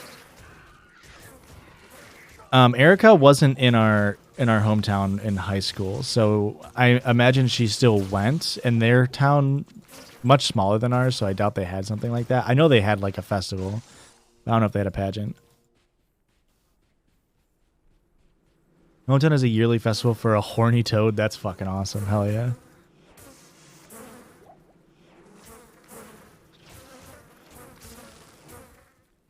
Yeah, High School Musical. Yeah, there you go. Perfect.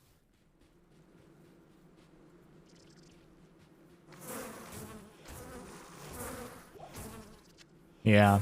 I mean, isn't that the point of like prom, right? Is like everybody gets to go dress up and be pretty. I just wish it was more like accepting to like go without a date and not be so weird about it, you know what I mean? Like it's kind of cool to be able to like dress up for a day or whatever.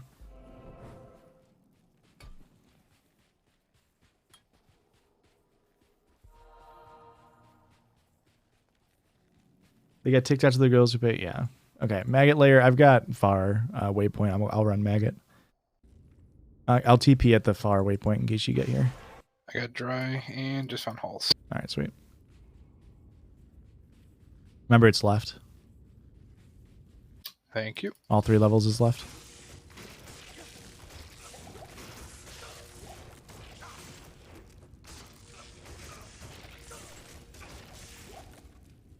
Every kind of prom I could have worn a suit, but my school was very strict about girls wearing dresses, and I'm trans. Yeah, fuck that. Like it's like that kind of shit. Yeah, I remember that happening to us too.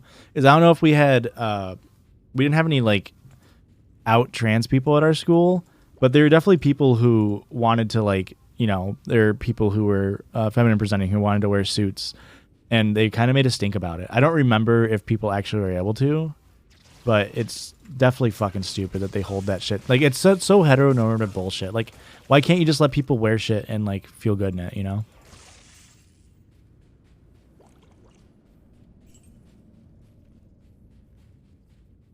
My hometown is known for chicken wings and smashing through tables. Hell yeah. Love Getting mob trapped. Love Buffalo.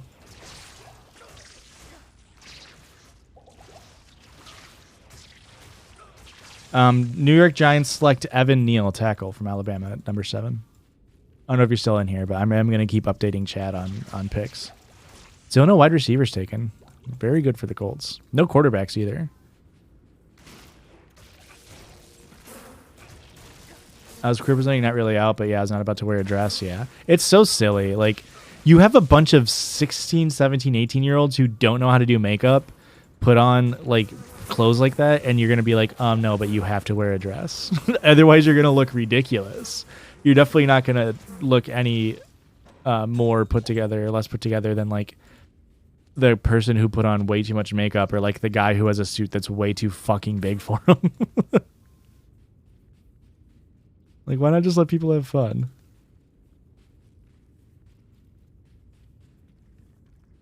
He wanted the Chargers to take Stingley. They already have. They just traded for Justin Jackson, and they already have the corner they drafted last year, and they have Derwin James. Why the fuck did he want Stingley? I feel like that would have been a waste of a pick. I think he should be more upset that both those tackles just went, because I think the Chargers could have taken a really good right tackle. Do you need me to go into halls? My TP is super hot. Yes, correct. Okay. All right. I got the staff. Here's 2-second leather. This will be good for you. Maybe you can shop Farah every time you come back to town. Shop her for 3 open socket flail. It's like she's not even selling flails right now, which is kind of weird. But she'll sell 2 open socket flails once we get to a high enough level, or 3 open socket flails. You can put, once we find Tal runes, you can put Tals in them, and it's fucking OP.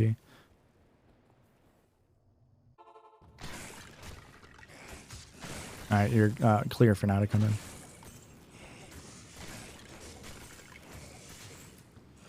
Your body's clear. Yeah, re-TP me. Never mind. Yeah, you're good. You can come in.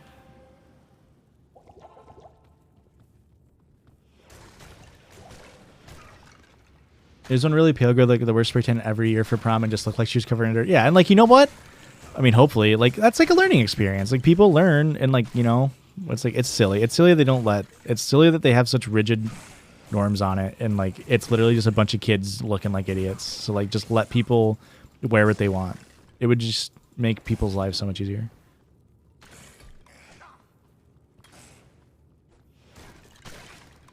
You had a COVID prom?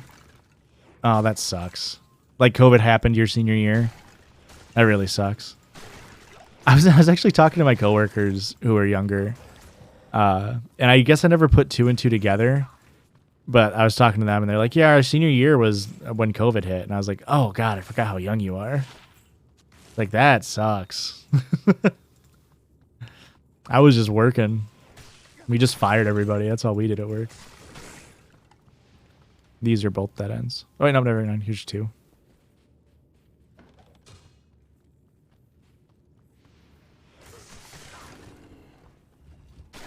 You are way more overpowered than I am right now. Yeah, man. Well, to be fair, I'm also 4 levels over you, but I don't know how much that would help. How are you so much higher than me? I don't know. I was thinking that earlier. I mean, I ran tower, which I think probably springboarded me, because I think now you're probably underleveled. But once you get to Act 3, if you're still underleveled, we can run. I'll run some tombs or something, or not tombs. Tower. Yeah, for runes anyway. Get some tiles and nets and stuff. Get you to 15 at least, but you might be close to 15 by then. Honestly, let's have a judge's prom. Let's rent out a bouquet hall, banquet hall. My TP for 3. I'll save this. Save this champion for you. Coming.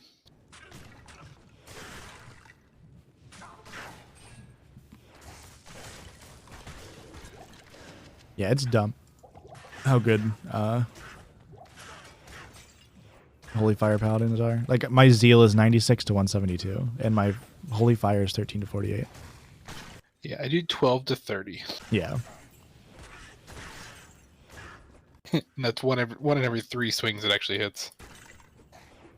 Yeah, I honestly think you should consider doing throw for now, because throws give you critical strikes really high, and also crits replenish your shit, and then you have a chance to not consume on casting, and it's honestly really, you do a decent amount of damage.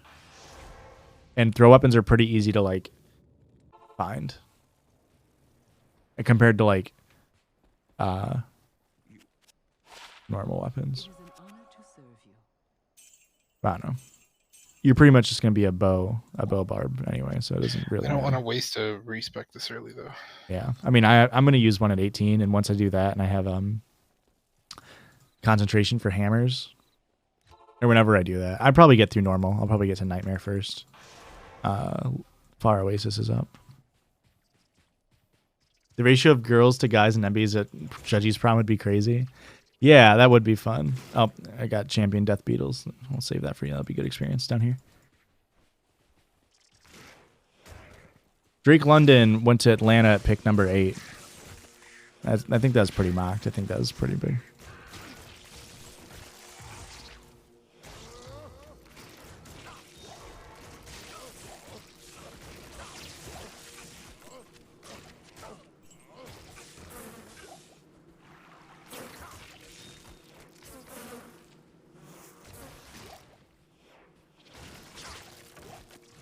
Oopsie, short spear, dude. Now watch how good this is going to be. 22% enhanced damage, 49 to attack rating, prevent monster heal, replenishes quantity. The judges crashing a prom? That seems weird. I wouldn't want to go to a prom. I don't think I want to go to like a high school prom.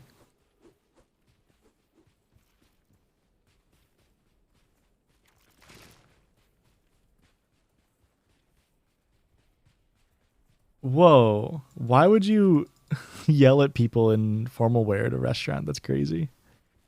It's crazy how people just can't let people be, you know? Like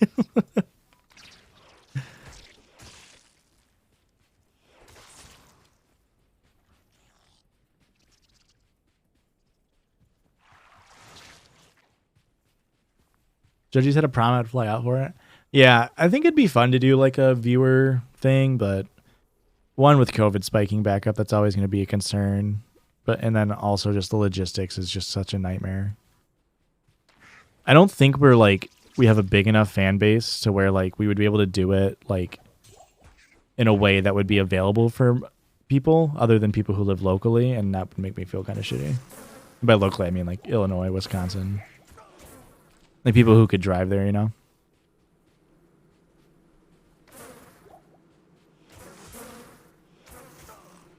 I remember like when we had our live show last October, which obviously we've grown since then too. When we were supposed to have our live show, we had people saying they were going to fly from like Ohio. And I was like, that's crazy. Don't spend money to come here, please.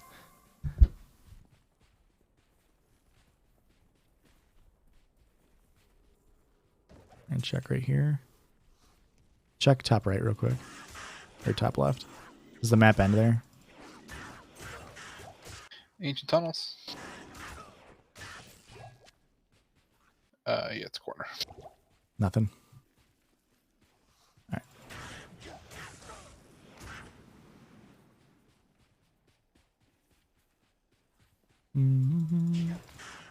I'd come from Indiana. I mean, yeah, I mean, like, there's just people like showing like that they were gonna buy plane tickets for like $400. And it's like, oh man, guys, we're not that funny. Well, even like we didn't do the live show; it got canceled. So, like, that was really awkward. It was like awkward in terms of like didn't really fully understand what happened, but Zoom would work, you know. And like people do the Moment House thing, and when it was around right after that, we got approached by Moment House, or by approached, I mean they emailed us and they're like, you know, would you want to do a live show on Moment House?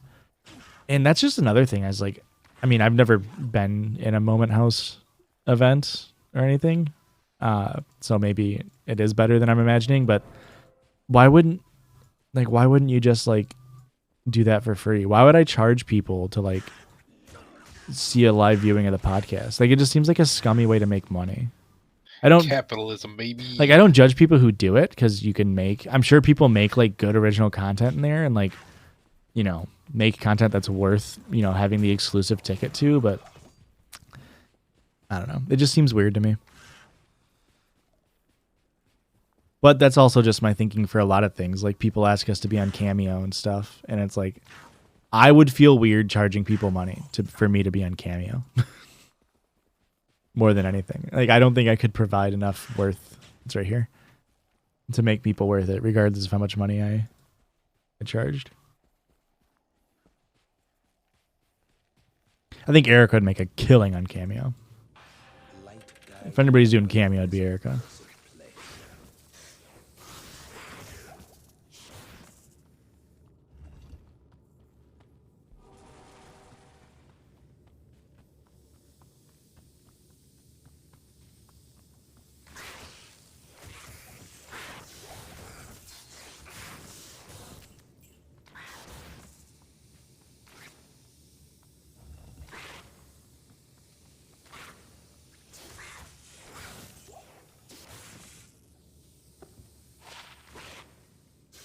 You want a max damage ring?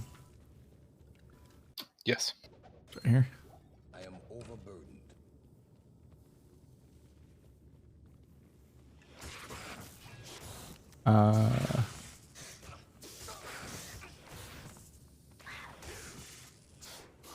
Yeah. I mean, Part of me wishes that live show happened just to have done it. But also part of me is just like kind of glad it didn't, because we were still so like raw as like people, and like it would have been so nerve-wracking to do that. It would have been so nerve-wracking to do that, but it would have been nice to get the experience. So it would have been fun. Like I probably would have just got drunk. I would get that like Josh. I'd get that like Josh say, "I am the cum lord. Happy birthday, Quinn." Don't worry, my mom's heard me say the word "cum" before. She listens to the podcast. Oop. Yeah, he hurts. Yeah, shotgunned.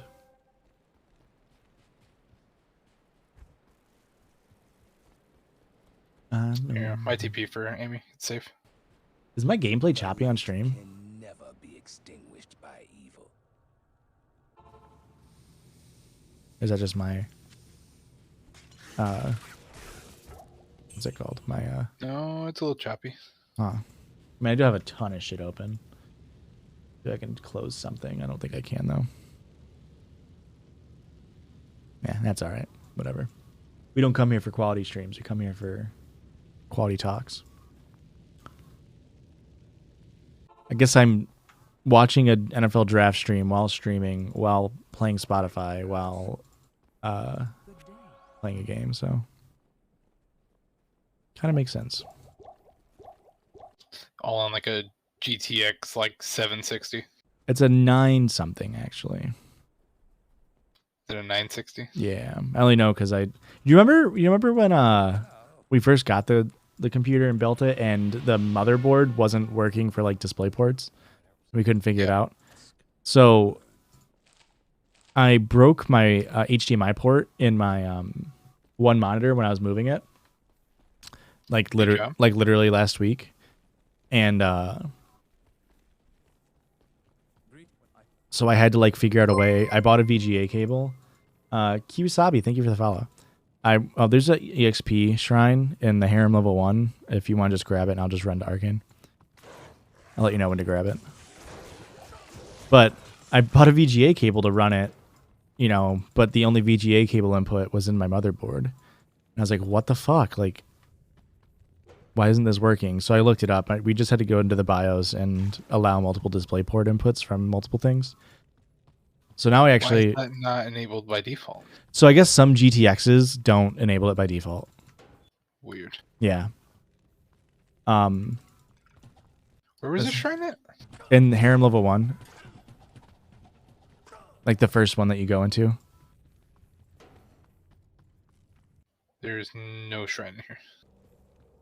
Like right when you walk into the palace? Correct. Like from the town? Correct. Bro, I saw it. What are you talking about?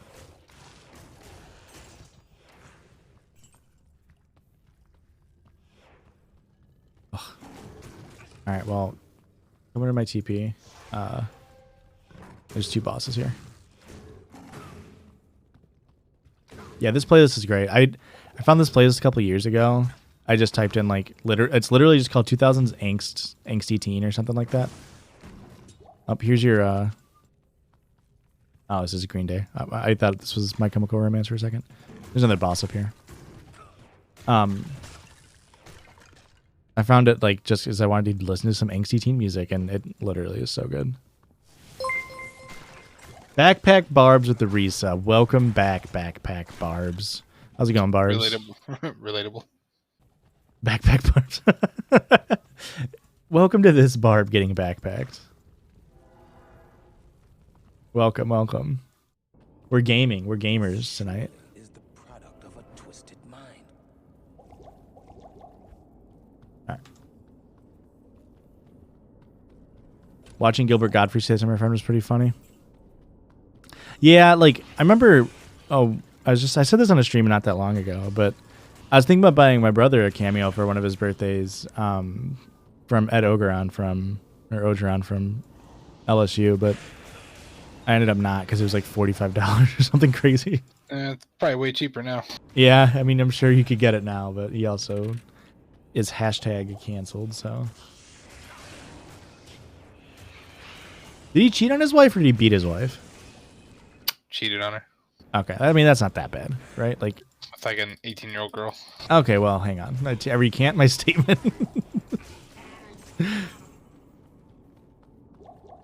Not ideal. Not ideal.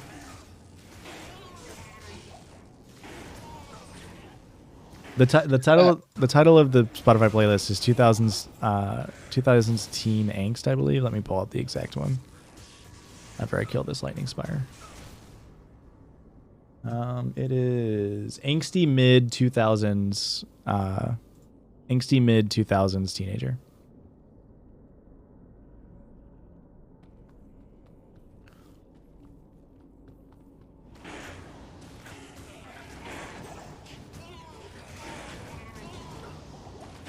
And it's pretty good in terms of like not having like, you know, bad angsty emo pop bands in it. Like, it's got like Fall Out Boy, which I guess Pete Wentz, huh? I don't know if it even has that much disco. Panic at the Disco, that is. And then like it's got like Paramore, like Green Day. I'm pretty sure Green Day's fine. New York Jets select wide receiver Garrett Wilson with the 10th pick. I don't even recognize that name. I'm not saying he's not good. I just don't recognize that name. Jerry Seinfeld dated like a 14-year-old and he was like 30. Yeah. That's also not cool. There's like stuff where he had to like pick up his girlfriend after like shooting on Seinfeld. So that's pretty fun. Pretty cool of Jerry. I got it on my TP. First way. Did I ever skateboard? We had a skateboard when we lived in Rockford, Illinois. I had a penny board. I was very young. I had a penny board. And do you have a TP up? I do, but don't worry about it. We'll just keep going. I'll just relog. Okay. I'm going to go buy potions and stuff. I had a penny board. And we lived in Rockford, Illinois. And I don't even know if we were in like a super bad part. I was too young to understand if we were in a bad part. And I left when we were in the house. We were in a bad part of Rockford. Yep. Okay. Well, I guess, but I left my toys out in the yard all the time. And I think I got a penny board for like a week, and I left it out in the yard, and it got stolen. So that was my extent of my skating days. It was just that. So, and long story short now, my brother, Will, you've longboarded for a little bit. Yeah, it was pretty fun. I fell off a lot. It hurts. This is what I used to skateboard to when I was a kid. So I didn't even like listen to this music when I was younger. Like I didn't really get into this music until I was like in college, probably.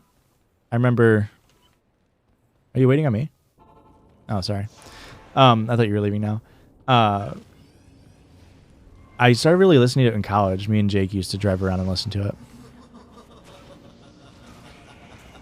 I guess I listened to Paramore in high school. Like I didn't know who Blink-182 was in high school. Or like when I got to college, I was like, oh, what's this song? Like I knew all the small things, and that was it. Because my mom used to work for a company that sold like DVDs and CDs and shit. And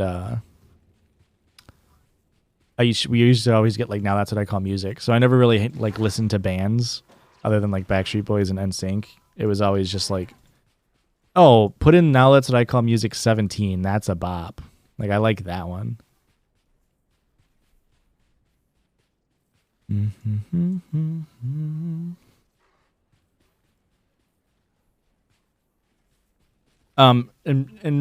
reference to Brendan Urie, Tomb is up. I don't fully know. I think he's got some allegations of like grooming, and then yeah, he's like said the N-word and stuff. So I have an FCR staff for you. I don't need that. Oh, I'll take that. For once you go foe. Yeah. Let's go this way. Well, I'm not gonna go foe until we beat hell, so I'm just gonna go hammers. Oh well, still. It's not worth having to deal with Tal. All the shit. But I think like Brendan Urie like did that shit recently, which is obviously way different than like if he said the N-word in like 2013, it's a little bit different. I don't. The N-word was recent. I think the grooming was old, but came back. Gotcha. Not that that makes it better, but Yeah, grooming's one of those things where it kind of sticks with you. But sort of like, yeah, I don't know. It's all interesting. Like, it's depending on, like, it all really fully depends on, like, how they react, right? Like, if they actually make a change or decide to make a change in their life or, like, seem sorry or, like, genuinely are upset about it. And I just feel like he didn't do that.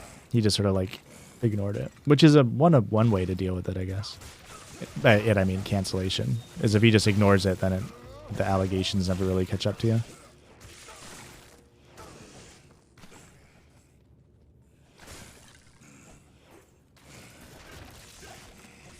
Yeah, I mean, calling out music lyrics is one thing.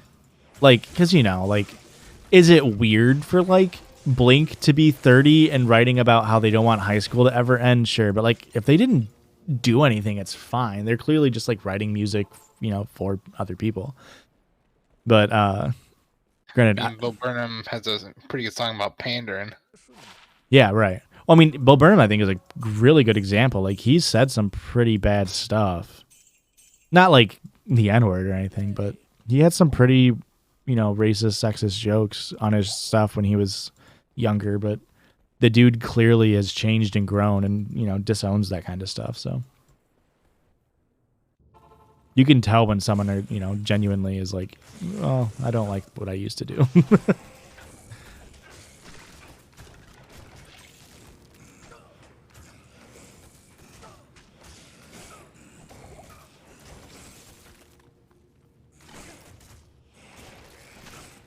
Yeah, Bo Burnham's changed so much as he's gotten older, too.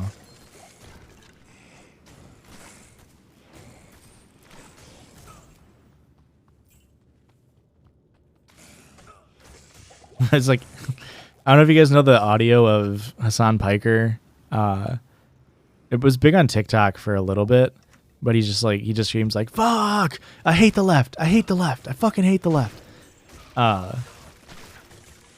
Obviously it's a very small subset, but like the people who go like over woke and like cancel stuff that doesn't need to be canceled, like, can be pretty dangerous because that's what conservatives think all people who are progressive think like.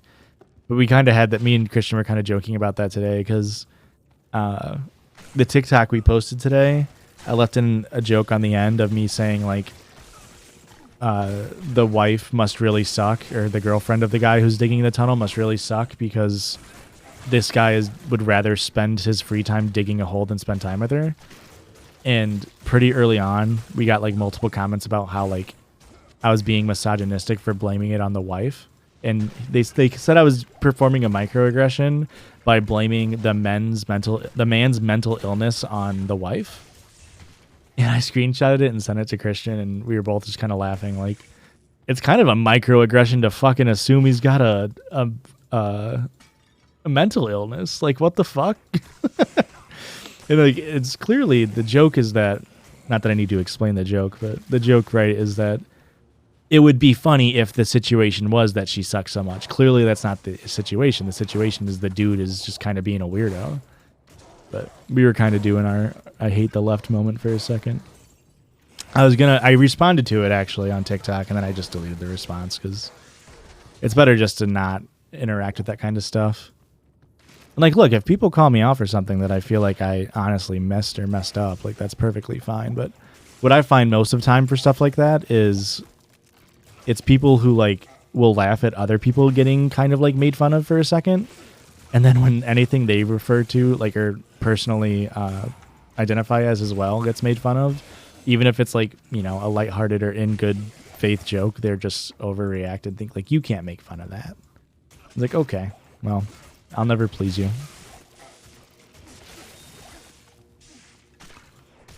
Level 19. What do I need? I'll go a little bit more strength. It happened with the Mormon episode too, where like Aurora was literally just talking about her experiences being Mormon, and we got like reviews of Mormons being like, you can't make fun of Mormonism. It's like the most persecuted religion in the world. And we're like, well, hang on. Let's not go that far. My favorite part is you mentioned that she was dating a minor. Yeah, I liked that joke too. I thought it was fun. That was a good joke.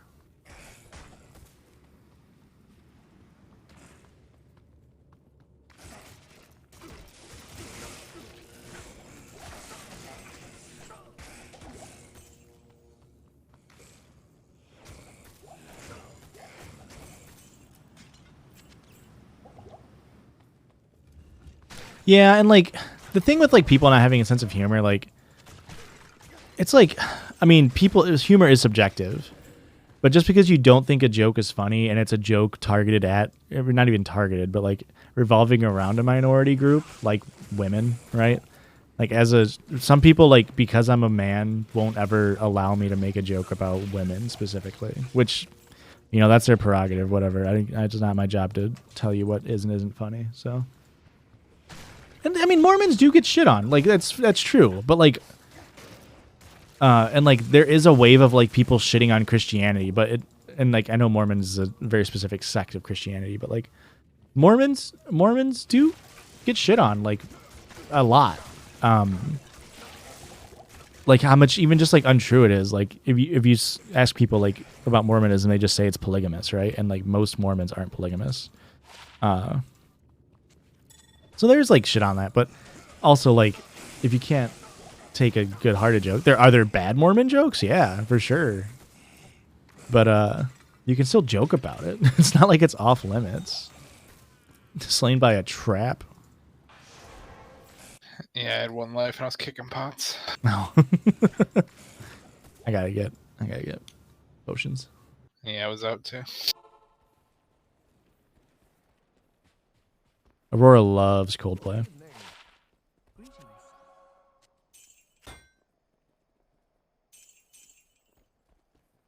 The whole cave story I could think of was what's he building in there, TikTok audio.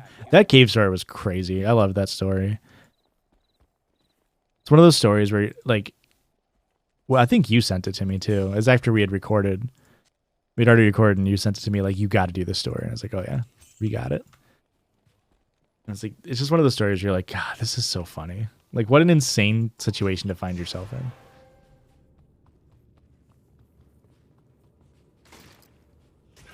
When TikTok takes you to the religious trauma talk and left all the callouts. Yeah, I mean, look, some people aren't at that part of their life, and some people will never get there. But like, recognizing religious trauma and all that stuff. But it doesn't mean people who have gotten to that point can't make fun of it.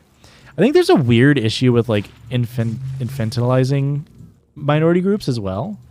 I think liberals do it a lot, like neoliberals do it a lot, where it's like the people who, like, when they see a black person, go over the top and be like, oh my God, can I get you anything? I'm so sorry that I'm white.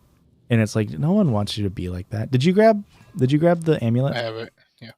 I did not grab the amulet. Here's the staff. I am overburdened.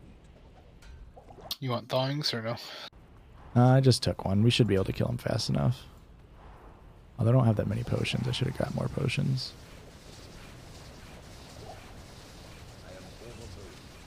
Grab a rejuve. Alright. Like, I feel like there's a weird sect of people who, like... Do we have a TP up? Yeah, it's outside. Right. Infantilize that stuff and like, oh, you can't make that joke about X people. But there are good jokes about stuff like that. It's like when Dave Chappelle was getting his shit for being transphobic. Pick 11 was Chris Olave to the Saints. And then there's that audio on TikTok by that person who was like, stitch me with your best non-offensive trans joke. Like, obviously you can make good trans jokes. What Dave Chappelle did wasn't, 1, a joke, or 2, a good trans joke. God damn, Kelpie's Snare. That's actually a really good drop. I'll snag that. We're getting a lot of drops, but they're all ass. Kelpie's Snare's a good one. That'll be good for... Oh, it's Razor Time. Oops. It's still good, though. You could make good jokes about anything, as long as you're not attacking people.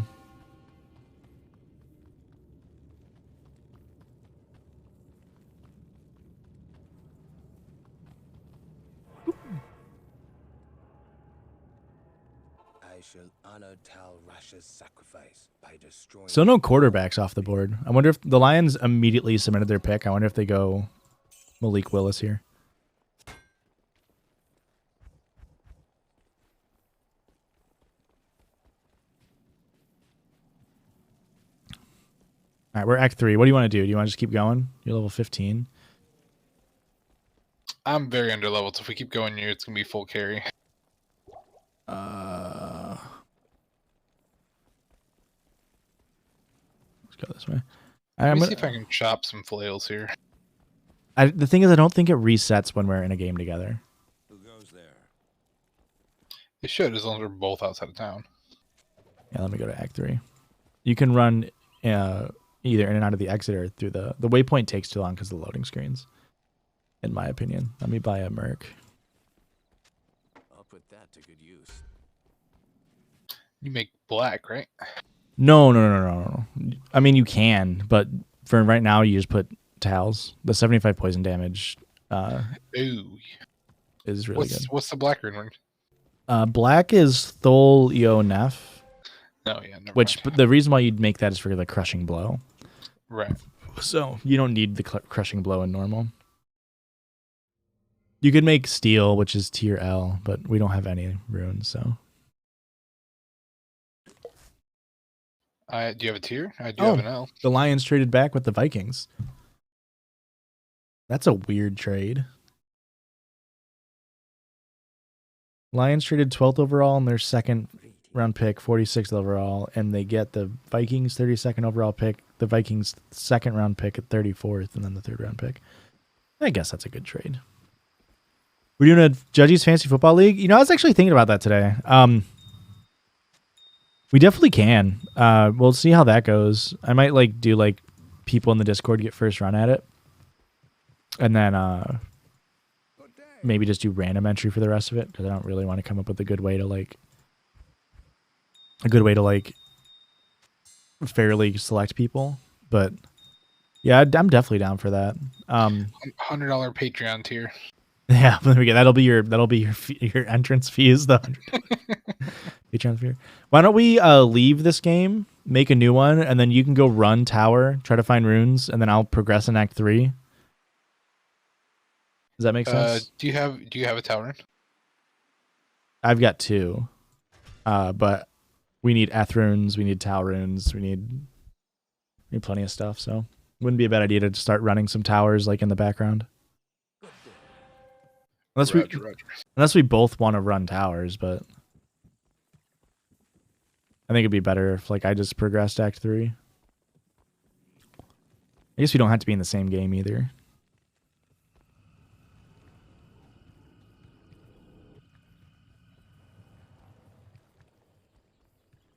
Yeah, I'd be down for the Fantasy Football League. I think I'm actually in a fantasy football league this year.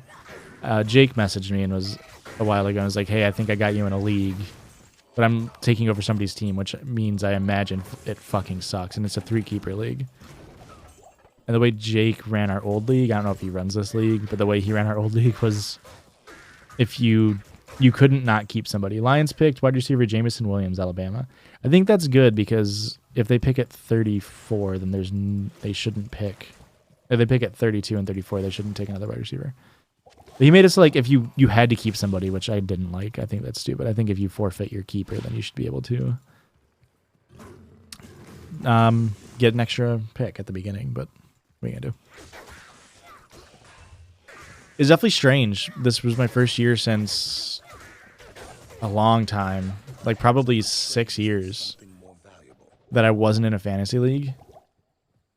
Very strange. But it was actually really nice having a free time on Sundays outside of the Colts games. Somehow never started watching the league.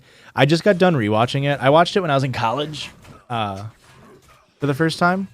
And that was, I think I watched the last season live when it was happening. But what's great about the league is it doesn't really age that poorly. There's some jokes here and there. They make a few jokes that it's ugh, that didn't age well. But it's kind of Always Sunny, where it's That's such a good show. It's not as good as Always Sunny, and it's not as satirical as Always Sunny, but it is like the whole point of the characters on the league is that they all fucking suck and they're all pieces of shit. But that doesn't mean some of the jokes don't age well. But it's still very funny, and you don't really even need to be into fantasy football or football in general to even like it. Like even Aurora was laughing at it.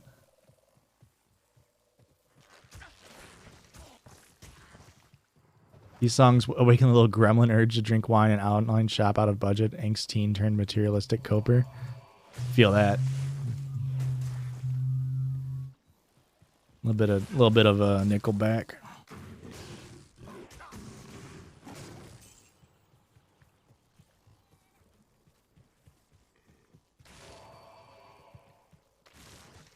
Yeah, I just got done doing the rewatch, and yeah, it's still so good.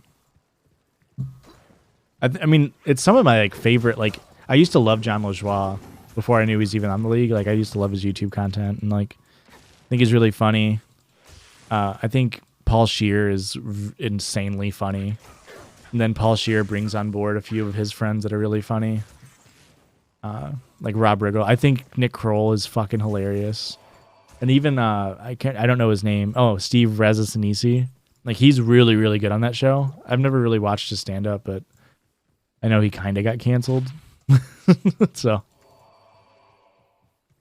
but he got the Steve Razzasinisi, who plays Kevin on the show, got canceled because he was a New York based comedian, I think. Or maybe he was Chicago based. Maybe that's why he's in the league. But he pretended he lied and said that he was at the trade centers on 9/11 and watched it happen, but he wasn't. And so he like kind of got famous by telling that story. He went on fucking Howard Stern and told that story about how he was at the trade centers.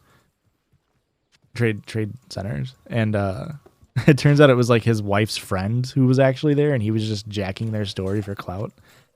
And eventually he came clean and was like, I was lying the whole time. And people are like, what the fuck? What a weird thing to lie about, you fucking weirdo.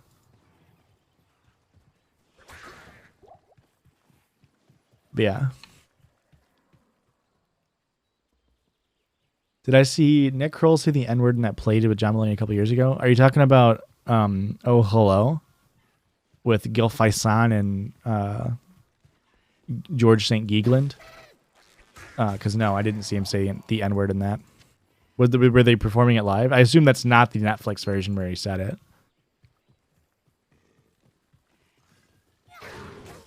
I assume Netflix wouldn't put that up if he just straight up said the N-word.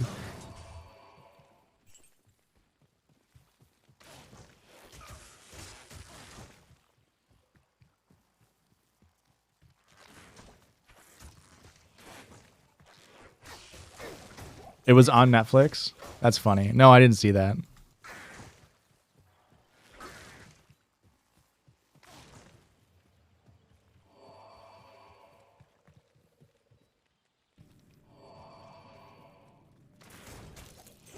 That's crazy. I didn't hear that at all either. It must have been like in crazy context for it not to cause that much of a stir. Because like, as I was saying, like, so I just got done watching The League, right? And after it got done, it auto-played into Always Sunny. And the first episode of Always Sunny, Dee thinks she's dating a black man. But then it turns out he's gay. And Charlie Day says the N-word like 3 scenes in. And so that show was literally just filled with like gay jokes, like anti-gay jokes, like black jokes, like Charlie Day saying the N-word. Like the plot of Charlie Day's character is that he's like only dating a black girl to like try to convince the waitress that he's not racist. It's an absolutely insane pilot episode. And I was just like, that's crazy that this show got picked up.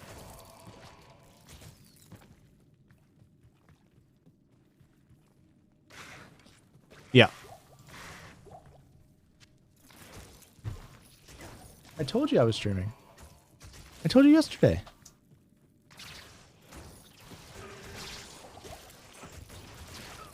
No, that's for Kip's thing, but that got canceled.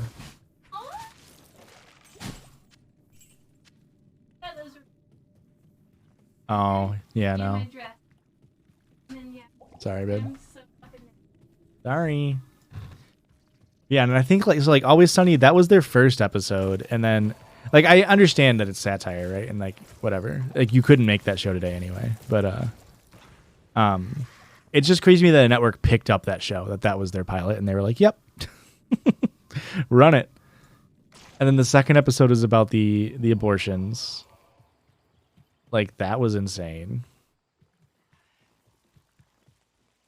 That they were just like, oh, let's now run an episode about pro-life versus pro-choice, which in 2006 was pretty, I mean, it still is obviously divisive, but crazy. And then I think the third episode is where it's when they think that Dee's dating somebody who, they call him R-worded the whole time. Like that's like the whole point of that episode was they kept calling him an R-word. We talk about this drop I just got, Telltale F. Oh, I just found an Eth, so we're fucking... Right now I've got stealth plus a tal, and you have stealth plus a tal. So if you want to just go, we should be able to go from there. That should give you enough damage that... I have to hit 17, though, first. I guess, yeah. We're not going to do it very well in there. You'll still get experience in Act 3. All right, let me run one more, and then I'll join you. All right. Hopefully you get another tal.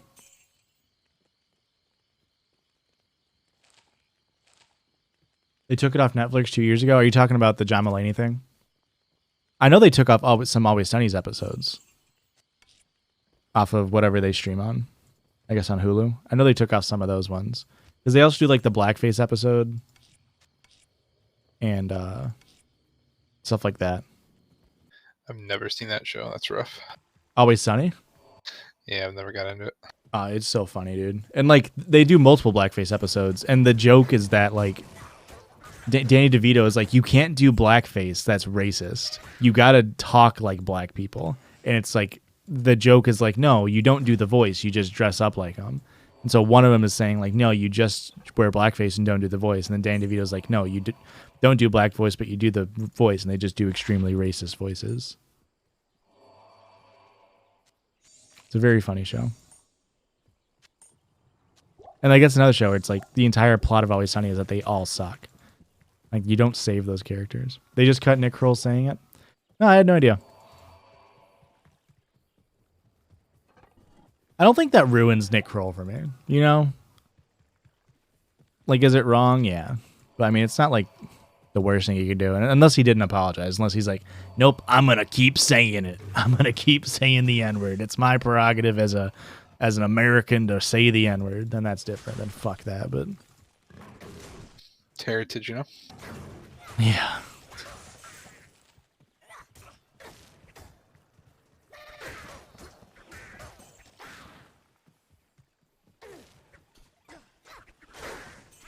Eagles select defensive tackle Jordan Davis out of Georgia. Is that like the third Georgia player to go? Yeah, I was reading something earlier that like on the 2020 Georgia team, they're projected to have.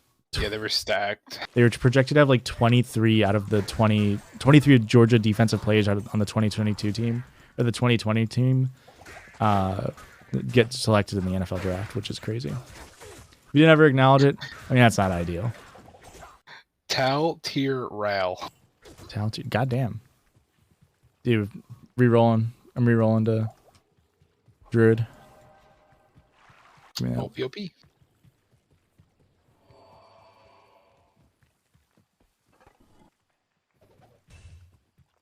You wanted him for the Chargers? Your boyfriend wants everybody for the Chargers. When do the Chargers pick? They pick in 4 picks. There's still a lot of really good talent on the board.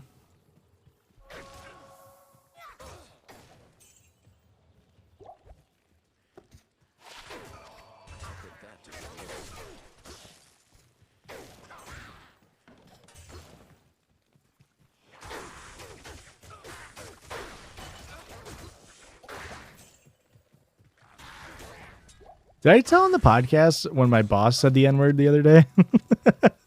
I don't think I did. I think I didn't say that on the podcast. It was really funny. Funny in the sense of like, what the fuck? Like, why would you say that? My boss is white, of course. He comes up to us and we're talking about my boss. Like over the course of the pandemic, has gotten like progressively just like worse as a person. Like he has gotten way more like short-tempered. Like he definitely has like undiagnosed ADHD, but he would never admit that.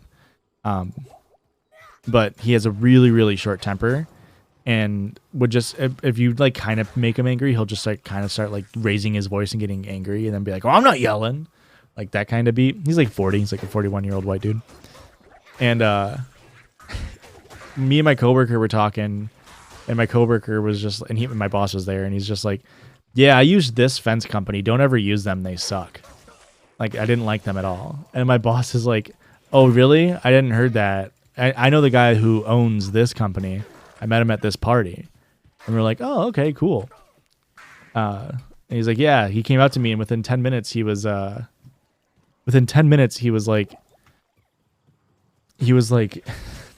talking to me about how, oh, what did he say? I don't remember exactly what he said, but he said something along the lines of like, you know, it's weird that we're having less and less white people around. I don't like seeing all these N-words around. But my boss said hard R N-words. And I was just like, oh, like what the fuck? And like was just planning on, you know, moving past it because like, what the fuck? And then he like kind of laughs and like sits there for a second. We try to like move the conversation forward. And we had moved the conversation forward past that, and then out of nowhere he's like, "Yeah, I just couldn't believe that 10 minutes knowing the guy comes up and says," and then repeats it and says the N-word again. And it's like, "Hey man, didn't have to go back and repeat it." Like, what the fuck are you doing? It was such an insane, like, why did you go, like, you said it, and like he kind of said it like hushed as it was coming out, so he probably was like, "Oh, I shouldn't be saying this." And then he decided to go back for round 2. He's like, "You know what? Didn't feel good enough coming off the lips the first time. Let's to my employees say the N-word again."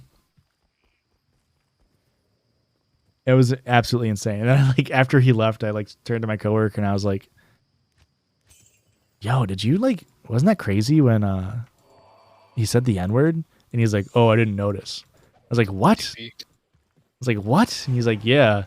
I don't know. That must have been, I wasn't in here." I was like, "Zach, he was talking to you, man." Like, you're the one he was talking to when he said it. I don't know what you're talking about.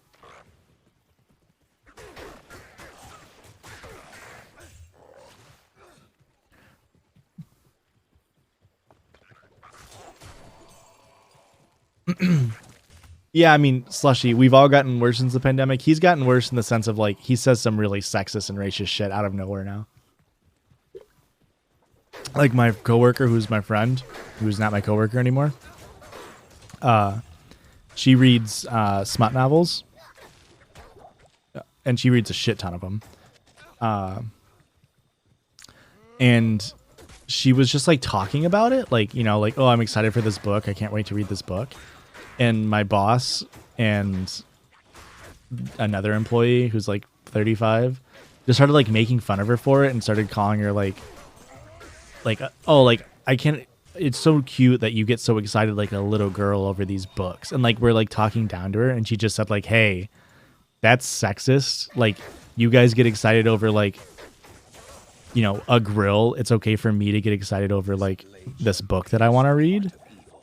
And then he got so fucking defensive. Like he talked to me like 5 times that day about it. Like, "You don't think it was, you know, sexist what I said?" And it's like, I was like, "Yeah, I mean, it kind of was. Like, why are you diminishing what she likes to read?" Top left over here. We can run back to it unless you want to go. I cannot solo it.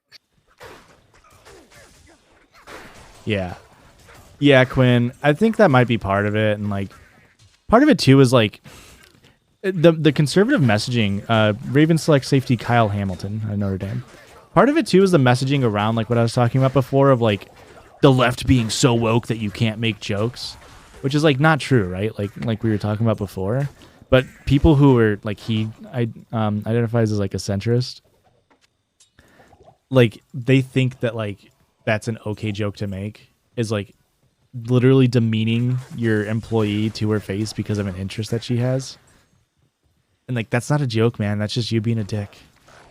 Like, that's not us being like super woke and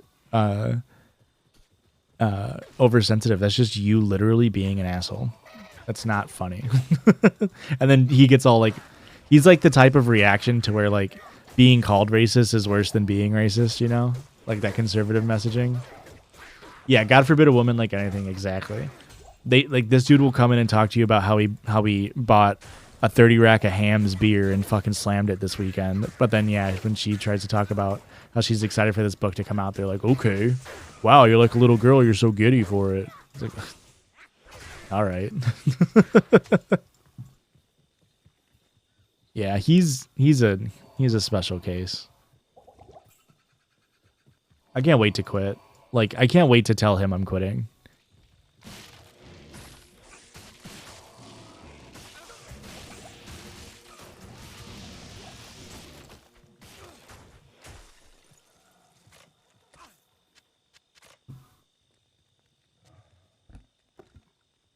He's a twin. His twin used to work with us. His twin was a lot more likable. His twin likes a lot more introspective. He was ex-military and he like hated that part of himself.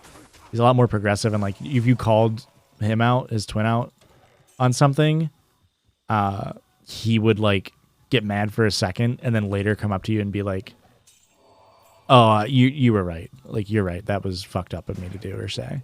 So he was a lot better and like would change as a person. My boss just doesn't. He just keeps doing the same shit. But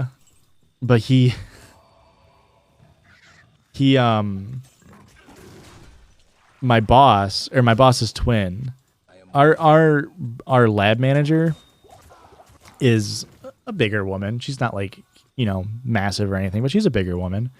And her daughter, I guess, is also a bigger woman, like bigger than her. I don't know. I've never met her or anything like that. But as a like joke, I guess, Aaron, who is my boss's twin, who is also a bigger guy, like he's like 6 foot and probably weighed like 300 pounds, you know, like he's a big guy. He, as a joke, I guess, made a statement like, "Oh man, I can't wait to go home and eat these like I'm a little fat girl with a bag of chips." And he said that like in front of our boss, or in front of the lab manager.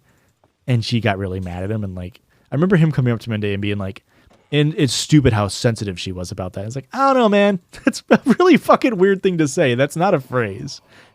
Like a little fat girl over a bag of chips isn't a phrase. It seems really weird that you decided to use that phrase in that exact moment.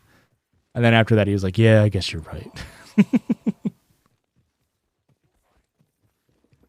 When am I thinking about quitting? Whenever we make enough money, which, you know, who knows when that is, but my goal, like what I've been shooting for, is hopefully by the end of the year we can be in that position.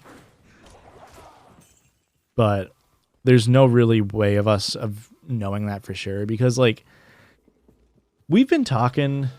Only 50 Cent can say that. Yeah, absolutely. 50 Cent can say whatever he wants. Did you see his Super Bowl performance? Dude can do whatever he wants. But we actually, I love you like a fat kid love cake. And even that, like, that's, you know, a slightly better version of that. Still kind of weird to say in some contexts, but probably shouldn't make fun of fat kids. But we were talking with people about like monetizing our show and everything, and like they were sort of like looking at us like we were crazy.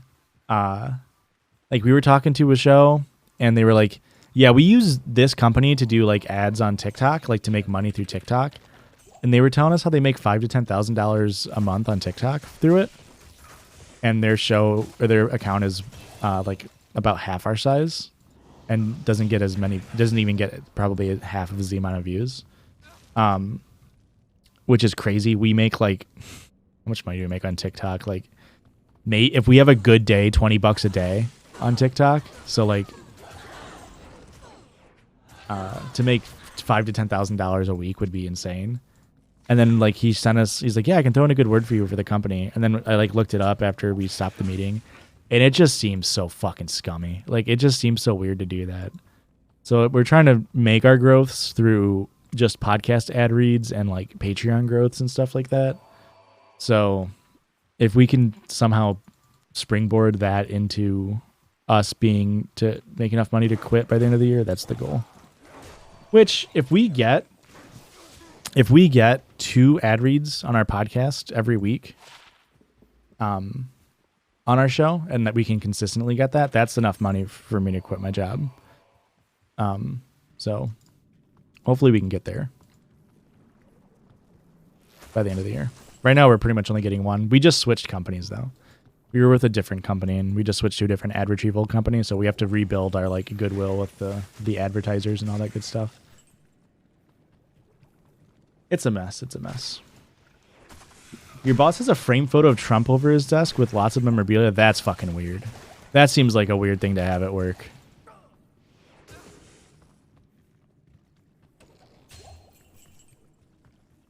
That's a I guess technically a power move, but like the worst kind of power move.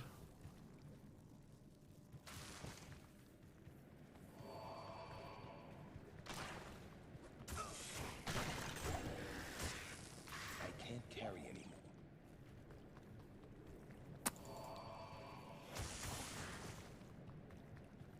The photo signed from a rally. Oh no. From Donald Trump. That's so fucking crazy. At your old job, your boss had a weird bronze bust of Trump on her desk. Ugh. That's so weird. I don't know why people loved Trump so much. He's such a fucking loser. I mean, he's funny. Like, and by funny, I mean like in a bad way. Like, he's a bad person. But it's so weird. It's such a weird phenomena that we've experienced in the last 6 years.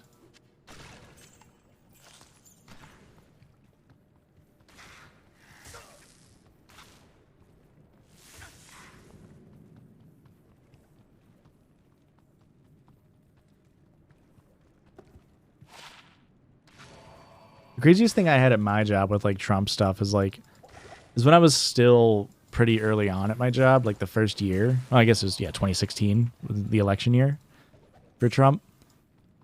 And we used to eat lunch in the conference room with, it's like our lab side, it's like all the lab techs, and we were all temps at the time.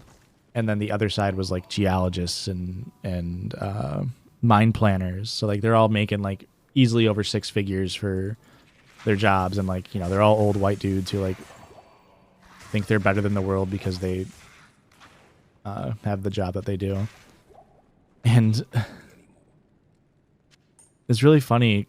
I'm funny again in a bad way, because one of the people that I sat with, Yesenia, was Mexican, and they would sit there and do all of the like Republican agitprop talking points against Mexicans, and how they're like, you know, it was like peak when Trump said like Mexico's only sending the bad ones in, and they would literally sit there in the lunchroom and talk very loudly about how that's true and how they are only sending the bad ones, while she literally sat in there. And it's like, what the fuck is this? What the fuck? Like, how could you do that? That's such a weird like reality that they've spun for themselves, that like that's how they want to spend their lives, is just being that insane. My family supported Democratic presidents. Never that weird. Yeah, like, and to be fair, like there has been a little bit of it in the opposite direction, like the K Hive for Kamala, and like Bernie Sanders supporters kind of get that, like Bernie bros, but obviously it's never to the extreme that Trump got. Like Trump has fucking ride or dies. I feel like the Bernie Bros is just like an anti-movement just to make fun of Trump. Yeah, a little bit for sure. Yeah, the K Hive is definitely more like Trump-ish, I guess. But even that was probably more of a small sect that got blown out of proportion. I have Trap, by the way. I couldn't TP because my TP was at Flare. But I also have Trap now. And I have the heart and the eye. And I can go turn in these quests. We're moving.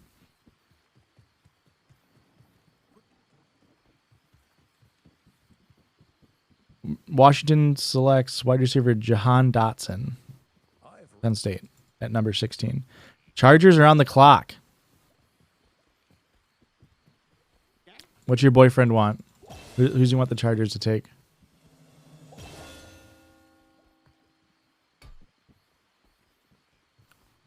Your ex's dad wore a Trump cape during the last election. A Trump cape? That fucking sucks. Like a MAGA cape. Bro, it could not be me. That's so insane.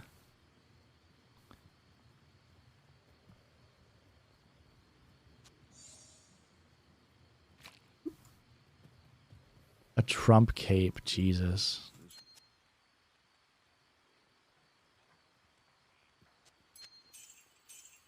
Look at that.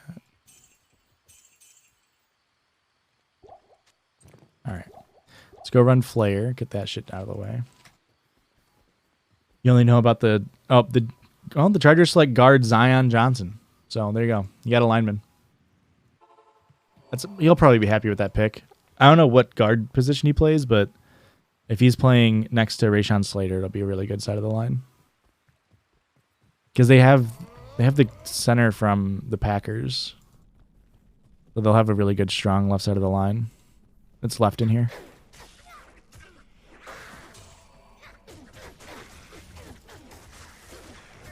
People in my neighborhood were threatening to electrocute people with their Trump signs. They were hooking them up to power outlets because the people were throwing them around. What the fuck? My hometown is like, I think it's like 30%, like 23 or 25 or something percent. Yeah, dairy. That's what they got, was somebody to protect Justin Herbert. It's like 23% Mexican, or like the younger population is like probably closer to 30, and the older population is closer to 20. It's like a decent amount. Like that's definitely higher than national average. And obviously, there's a bunch of racist white people that hate Mexicans in our town. Yeah, welcome to Texas, except we live in the middle of Illinois.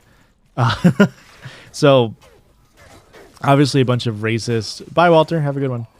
Bunch of racist white people who hate Mexicans for no good reason in our hometown. And I remember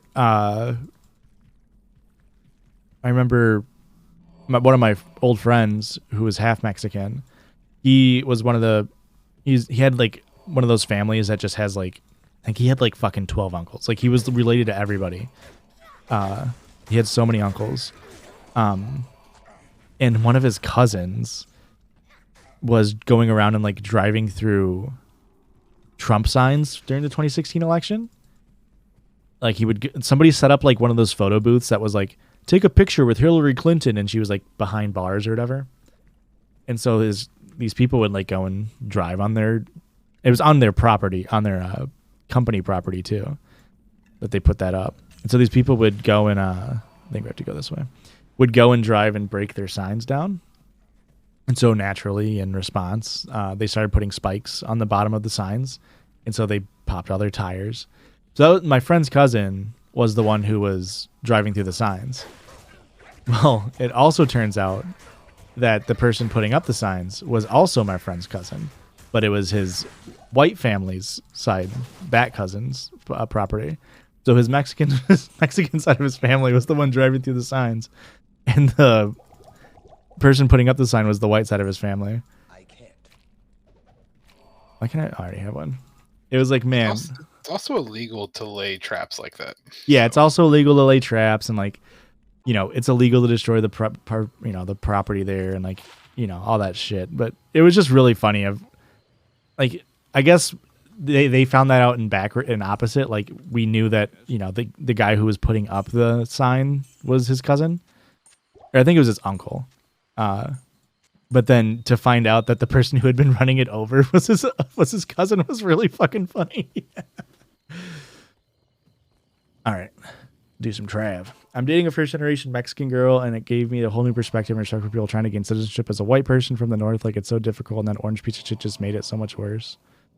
Yeah, what's really funny is somebody I used to work with is Canadian, and she, when the Trump election was happening, I remember she was like 50, 60. She had 3 kids. She was Canadian, was living in America as on a work visa. And she had been trying to get U.S. citizenship for like 18 years, and she had finally gotten it like in 2016. And so instead of being like, hey, it's actually really hard to become a citizen, and like maybe we shouldn't make it so hard to become a citizen, she of course did the opposite of like, yeah, and when people do it illegally, that makes me hate them worse. And she's like, that's why I'm voting for Trump. She's like, I don't like the guy, but that's why I'm doing it, because he's strong on immigration. It's like, oh, so you like the guy.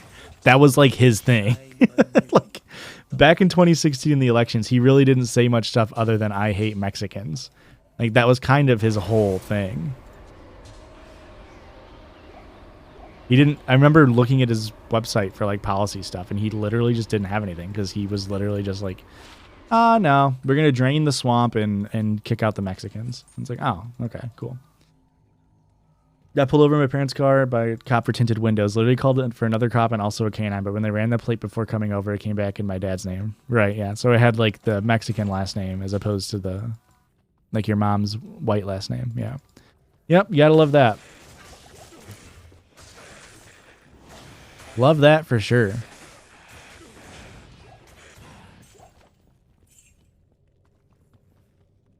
Yeah, Peebo, that's a really common thought, and it's a really common thought that's been portrayed by conservative media, is like by acknowledging race, we're actually maintaining racism.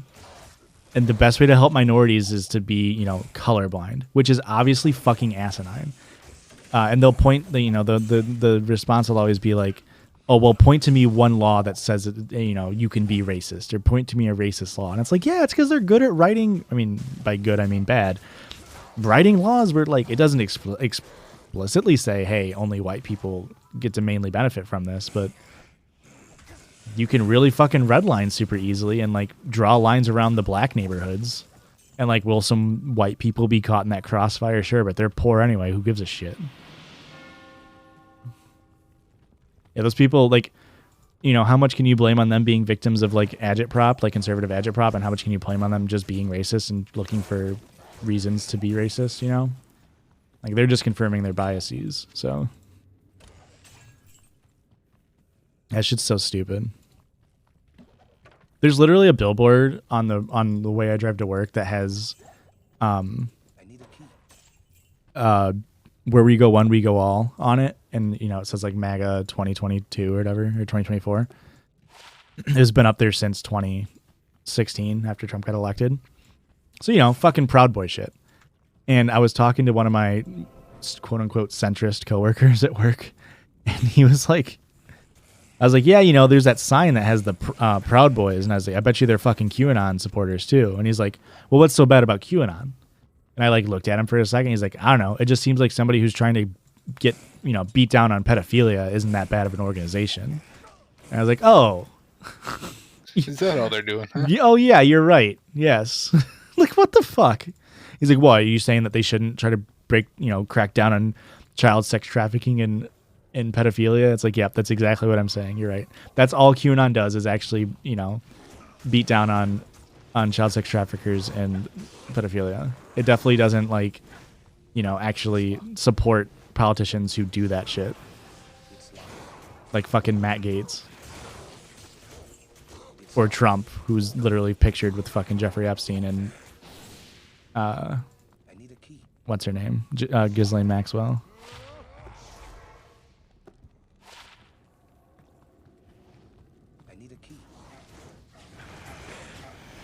I think meth is going to be hard. That's my hot take. Thank you. I think we're going to get fucked by meth.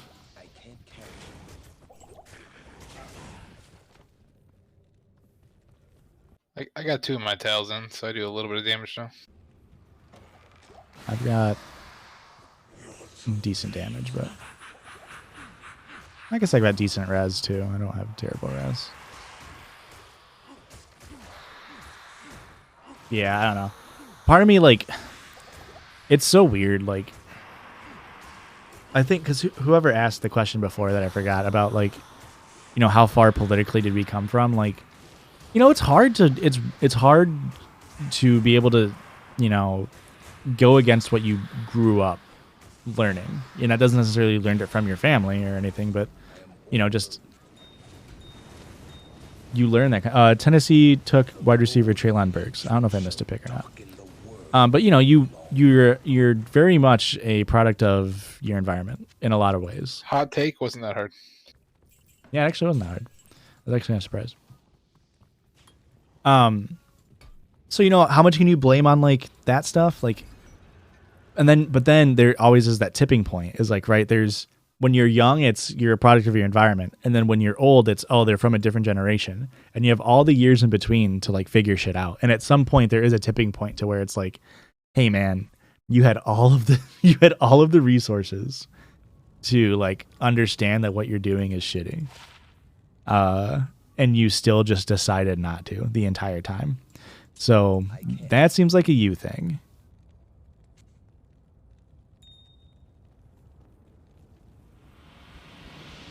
All right, cool.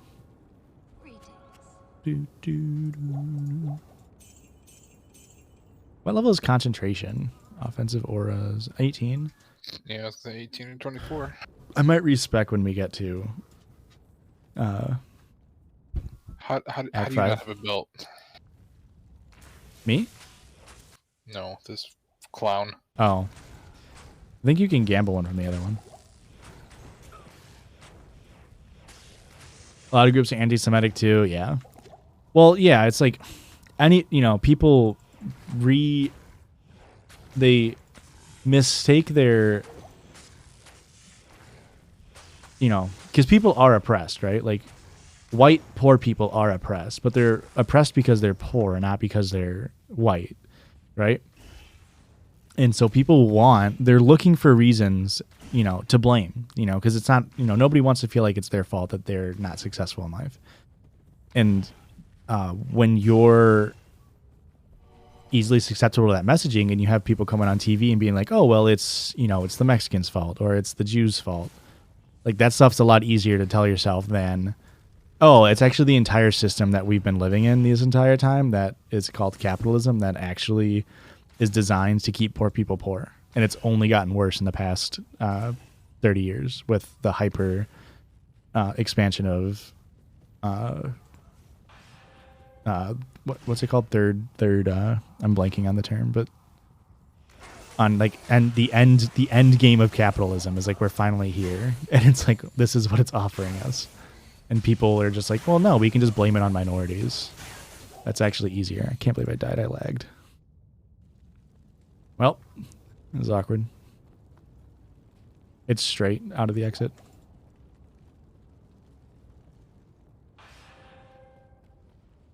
Ah, dude, holy fire is crazy. My fire damage is 32 to 108 on my aura. It's such a crazy skill.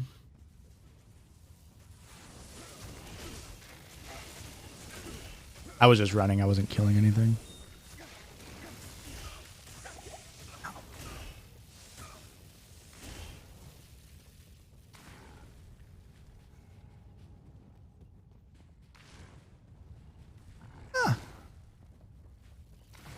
It really makes you wonder, like, yeah, you're almost there. Like, when you look at, like, Tucker Carlson, too, like, Tucker Carlson is the number one, like, people say, like, oh, well, no one's that racist anymore. Tucker Carlson is literally the number one watch broadcast in the world. Not in the world, in the U.S. He's the number one watched comment. I'm to the left over here is my body. Like, old people love that shit. Like, they watch it every night. So, like, his agitprop is getting out there, and it's, really important for leftist agitprop too. Yeah, it's these guys who killed me. I had 39k on me? God damn. Then I'm just going to run to find Izzy. Love tuning into a stream where there's political commentary over Linkin Park quietly playing. Hell yeah, dude. You got it. While playing a 20-year-old game. Yeah, while playing. Yeah.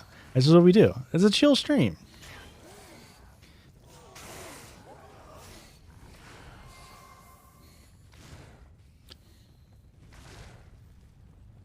I'm about to die now, too. Yeah, keep running out of stamina. These Venom Lords are really, once we find Izzy, I'll TP and I'll go respec, because I kind of am done dealing with this shit. The AR just really fucking falls off in Act 4.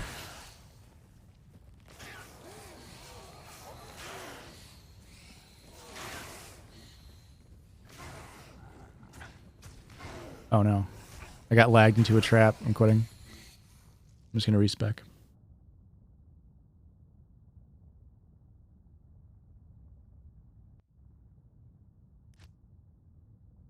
How do I join you?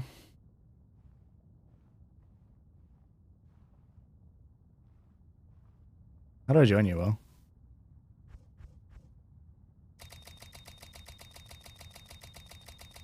Hello? Hello, Will?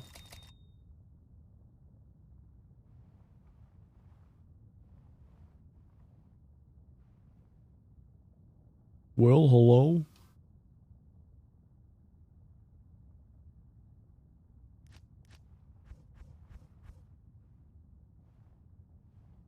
Hello, Will? I'm lost. Sorry, I'm here. How do I join you? Bottom left-hand corner, click the little 3 dudes, and then click on friends, and then right-click and join. Bottom left-hand corner. Click the little 3 dudes. On which screen? In the chat bar. Bottom left-hand corner in the chat bar. Oh. Joy.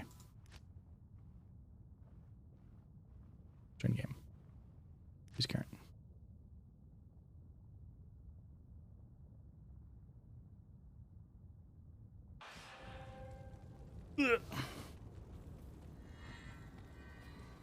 My TP's up, but I think that it's hot? just slow.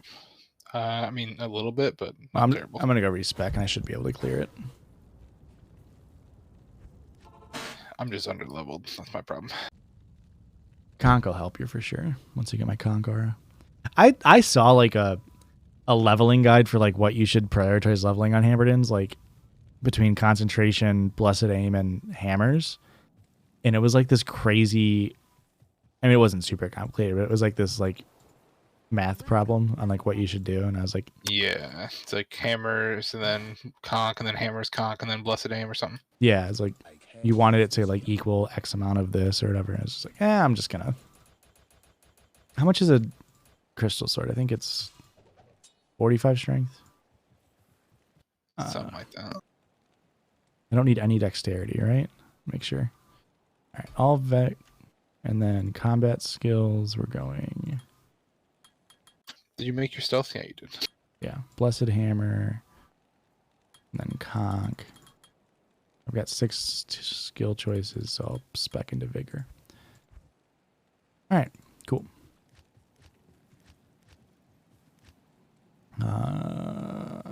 We need. What was that other? What was that rune word? Tier what? Tier L. I think it just has open wounds on it. I think that's the only thing that's good about it. Can I That's, put it in a flail? I think it's for swords only. What's it called? Nadir? No, that's steel. Nadir is, I think, Neftir for helmets. Oh, I don't have the right skill on my left click. I had fucking smite on my left click.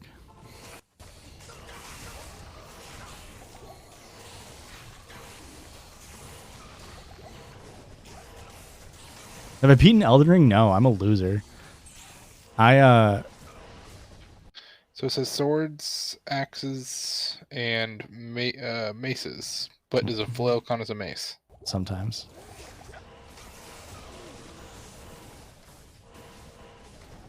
Yeah, I'm a loser. What did I last do in Elden Ring? I beat. I'm like progressing through Ranni's questline.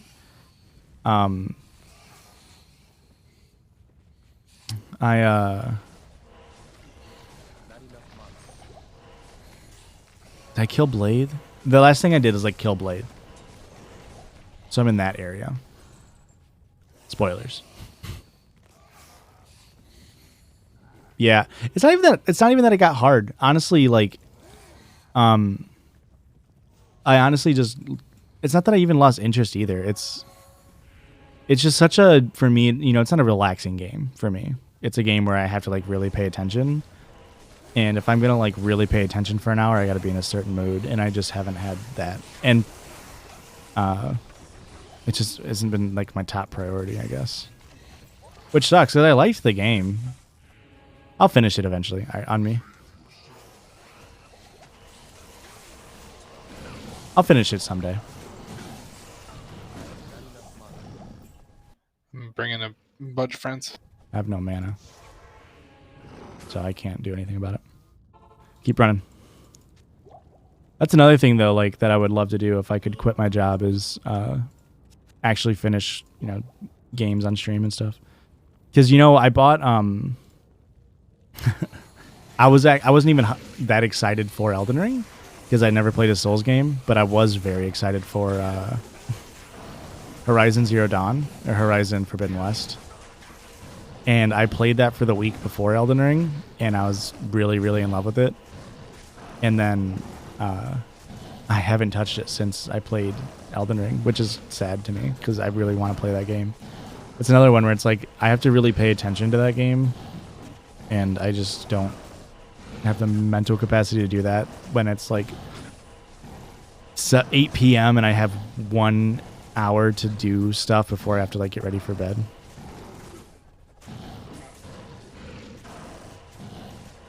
That's just not my like main goal, which kind of sucks, but eventually I'll get the time to do it, and I'm gonna be very happy. I would love to quit my job and be able to stream that kind of stuff, but that's not gonna happen anytime soon, unless we do something crazy with the judges, like something crazy gets presented to us. Bro, Izzy's got a lot of life. Beefy boy. I'm out of potions again. But if you don't know, I was planning on for my birthday this year. Elden Ring is a Dark Souls game, yeah. Sure is. You don't know, for my birthday this year, I was planning on doing a 24-hour gaming stream. Maybe for charity? I don't really know. We'll see how hard that is to set up, honestly, is going to be the deciding factor on whether or not it's going to be for charity. I guess I can put points into... I'll wait until next level. But it's going to be a 24-hour gaming stream. I want to try to beat all 3 of the numbered Kingdom Hearts games in 24 hours. Which I don't think is going to be easy. My birthday is on June 27th, so it's on a Monday. But I'm not going to do it on my birthday. But sometime end of June, sometime around that. But I am a big fan of Kingdom Hearts, and I think it'd be a fun challenge for me. Which means before then, I'll probably stream me playing the games a little bit. Just because I need to like understand the games. Ah, sweet. Got a nice City of the Damned waypoint. What's up? I didn't know it doesn't have Souls name. I think that's fair. I mean, but yeah, kind of like same thing as like Sekiro. Or Demon Souls, I guess. For the longest time, I thought Demon Souls was a different company because it wasn't dark. I just thought they took the Souls title.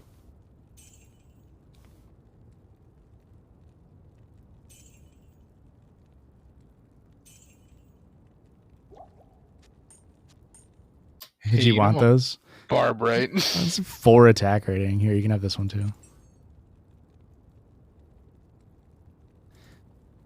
Quarterback Kenny Pickett gone to the Steelers. I wonder if the Colts are going to end up with like Malik Willis. It'd be crazy. Any of the max damage charms too. I don't have any of those.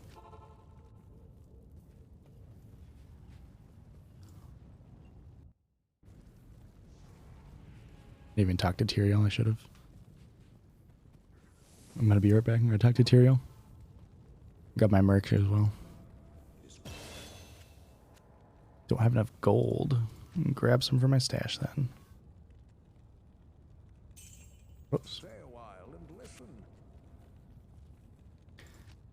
But yeah, I like the thing is I think I can beat Kingdom Hearts 1 and like I think I could beat it without really practicing in like probably like 5 hours if I like have a sheet up on like how to run and everything.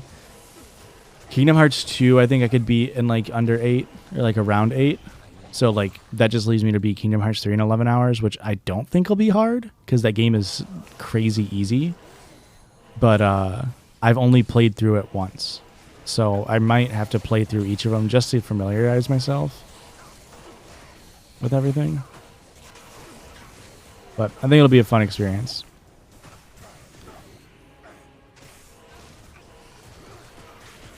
It's one of those things is like, because Twitch streaming isn't our like main content creation, that we can kind of just do crazy stuff on it that's out of left field, just like experiment with the stuff and like get the feels for it.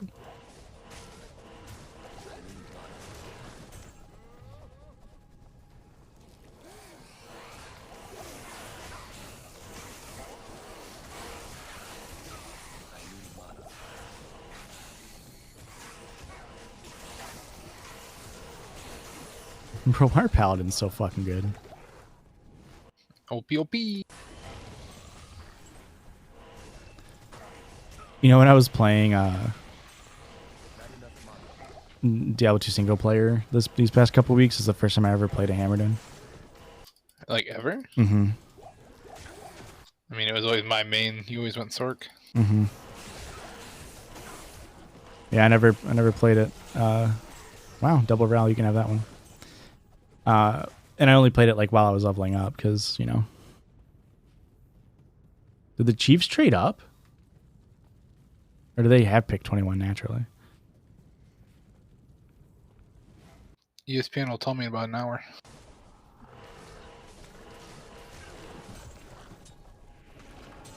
Assault helmet, dude. What are you doing? One to Iron Skin. I have one a really good one in my stash. I'm waiting to hit level 24. Hmm.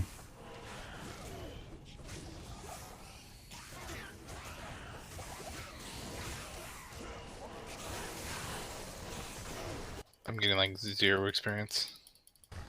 Yeah, you won't. I'm also like getting near nothing. And once we get to Act 5, I guess. Yeah, we should kill him and then go run tombs to 24. Well, let's get River, and we can run tombs. If you wanted to gain experience in Act 5, we can. Honestly, let's kill him, and then we'll make a public That's fine. Yeah. Act 4 game. I think that makes sense. Wink.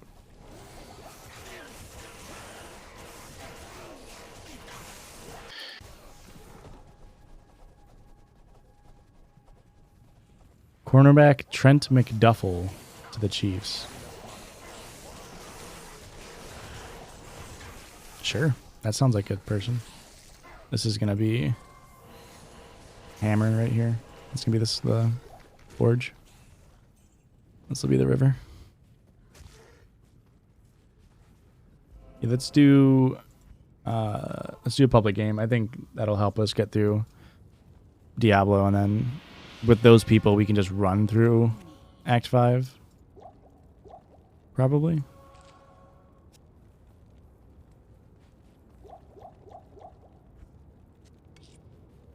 Alright. I'm gonna create a game Act 4 Go. No, Act 4 Go. How about that? Max player count. Okay, cool. Nope, already exists. Act 4 now. Already exists. Act 4, please. Perfect. First try.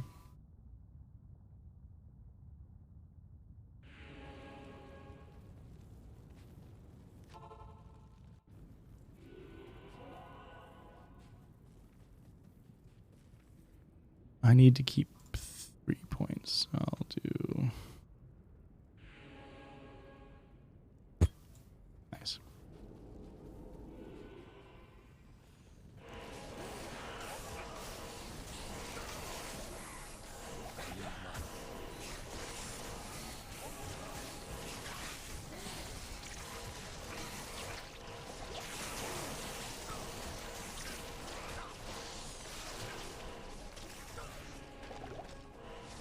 Have you ever started Barb? Have you ever even played Barb? No. I mean, I have, but not like seriously. Not like from fresh? Yeah. The only time I play Barb is throw Barb. Never day one. If I do roll it, I usually roll Warcry. Yeah, I played Warcry in PD2, and then I've played I've played Throw Barb in PT2 as well. What level are you? 19? You're 18? Yeah. That's why I'm Jeez. getting like 0 experience. I think you have to be level 20 to hit chaos. Concentration, Blessed Hammer, Vigor.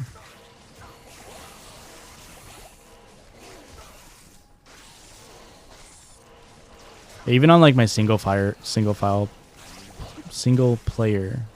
files, I never was able to like gear up a barb to a point where I'd want to use it. Because like, why would I use a barb when I could just do it on a paladin?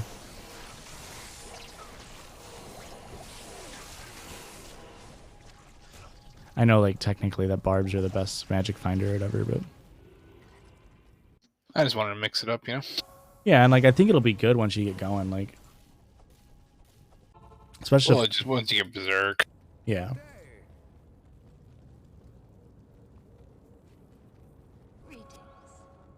I thought somebody would join this game.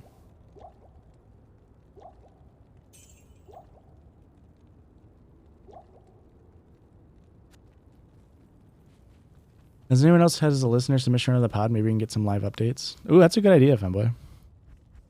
The next week's episode, if you remember the Cartnarks, not the Cartnarks, the episode with the woman who like didn't pay for her one daughter's dress but paid for another daughter's dress.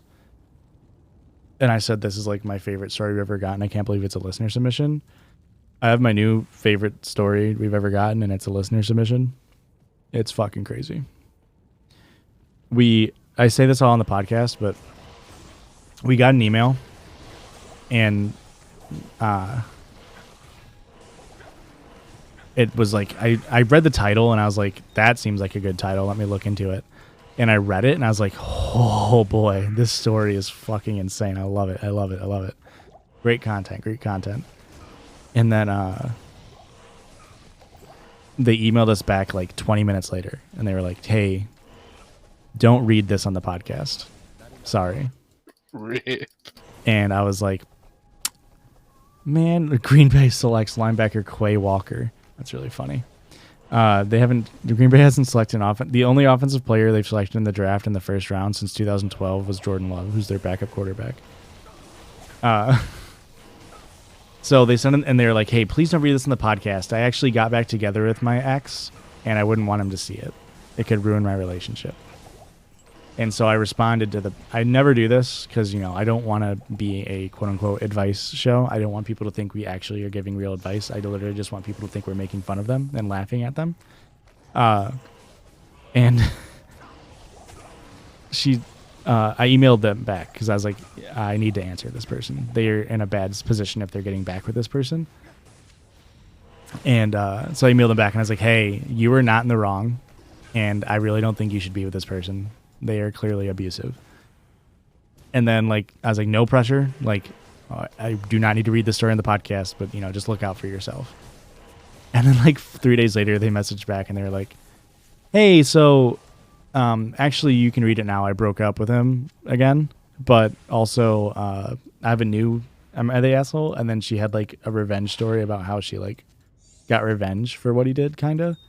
And yeah. she literally, like, committed a felony.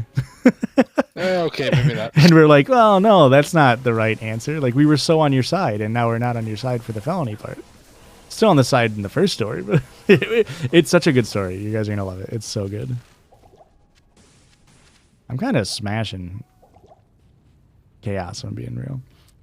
I had one where I worked with my friend who got their friend hired that I hated. It was, oh, that was you. I remember that story. Yeah, that was like you didn't like the person, but you were trying to be nice, and they were just kept being mean to you, right? That was a long time ago. Tell me, a shrimp fried this rice? Christian made that thumbnail. Yeah, Lem. It was literally a listener submission to where I was like I don't read all. We don't read all the listener submissions. We get too many to read all of them. But if it has a good enough title, I'll read a little bit of it, obviously, to see like if it's going to be a good story to read. And And sometimes I read them and I'm like, you know, a lot of the quote unquote like bad ones that we get are ones where someone's like, hey, like, you know, I was assaulted. Am I the asshole? And we're just like, oh, what the fuck? Like, you know, we're not going to do that, obviously. But this one was legit, like, describing, like, a really, really toxic situation in a, like, comedic way. Like, it was kind of funny. And for them to email back and just be like, oh, I'm actually back with the person. It was just like, no. We're not advice podcast, but also please take my advice and get out of there. That's not a good situation to be in. Is a kid's birthday party place. I ended up quitting on the spot, and then I'm also no longer friends with the person. Hey, great. Love that. Love that for you. Normalize getting out of toxic situations.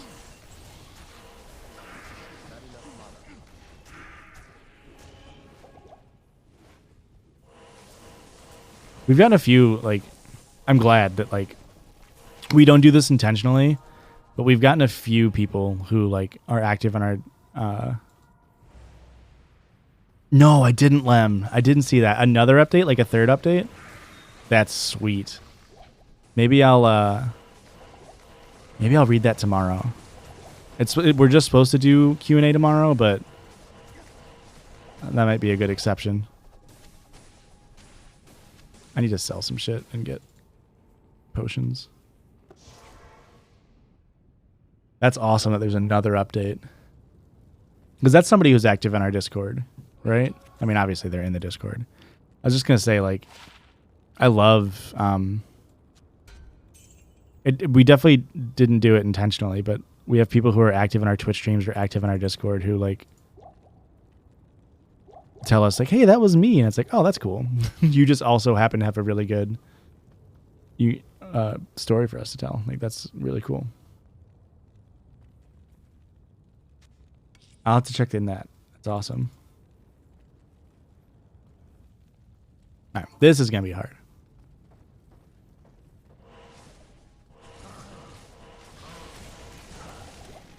Wait, is the hose... Did they fix the hose? I have no idea. Bro, they fixed the hose? Or is that only in Hell that you can stand inside the hose? No, they probably fixed it. Well, it was working on single player earlier this week.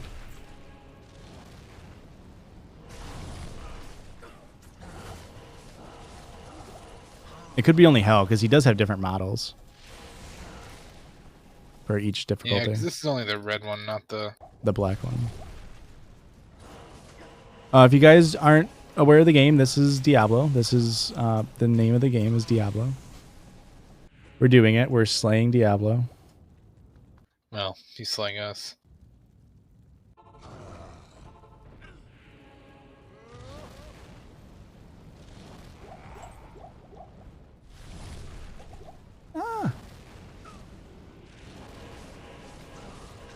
We got him halfway. He's gonna hose soon.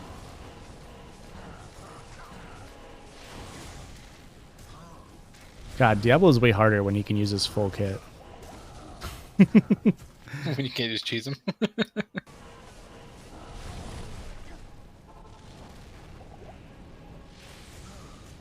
I'll distract him. Flawless execution.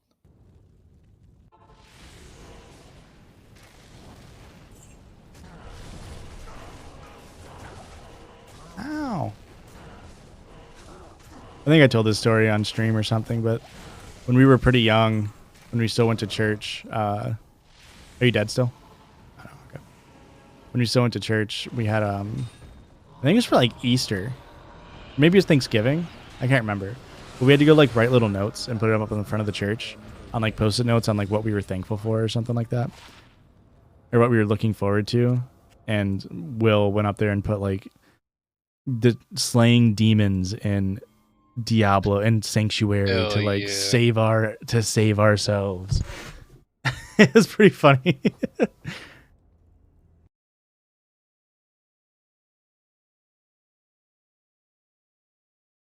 Listen, gotta keep it real, you know? It was pretty funny. And then the pastor came over to our house. I don't know if it was because of that or if it was because of something else, but the pastor came over to our house and was like, I guess, I don't know really what they were doing, but we were just downstairs playing video games. And we used to play Dynasty Warriors, which is... I was going to say, did you show them that we were playing Dynasty Warriors? Yeah, and I was like, look what we're doing. And I like showed them us playing Dynasty Warriors, which if you don't know is just a game about literally just like slaughtering hundreds of Chinese soldiers. And he was just like, oh, nice. Cool. And then like didn't realize until later, obviously. I think mom told us and she was like, yeah, how about no? How about you don't fucking show? Oh yeah, and then the Grand Theft Auto stripper story. Yeah, that's the same thing. It might have been the same day that I was like, maybe you walked in and I was playing Grand Theft Auto on the strip. Oh no, that was a thing that was, I don't know. But yeah, it was so funny. I was like, yeah, look at all these people we're killing. All right, let's do a Tomb game, I guess. Or do you want to go to Tomb games while I just run forward in Act 2 or Act 5?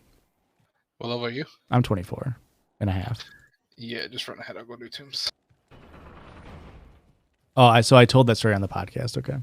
Yeah, that was really funny. It was a really funny moment. Sent in a story when I first started listening. I slowly realized it was shit after I sent it.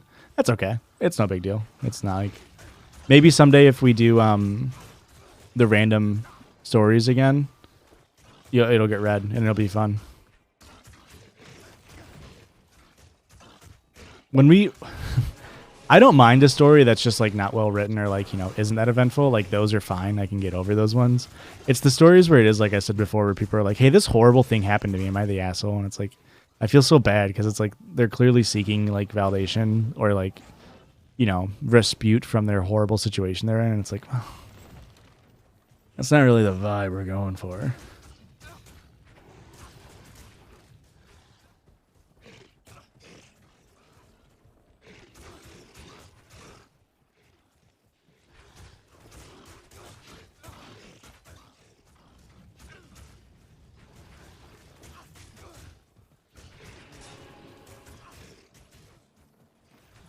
This game's just like Elden Ring. I'm just running past all the monsters.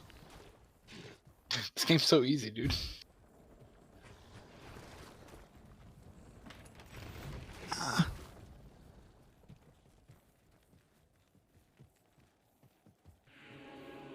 You know what's funny is I was looking at VidCon is coming up next month. And I saw that was coming up and there's like, the featured creators and everything. But to be a creator, unless you're like a featured creator probably, you have to pay to go to VidCon. And like you have to pay a creator pass to like have a creator pass ticket thing. And so I was like kind of looking into it for a second of like, what would it cost for the judges to make a quick trip over to LA and be at VidCon? Because that would be probably a really good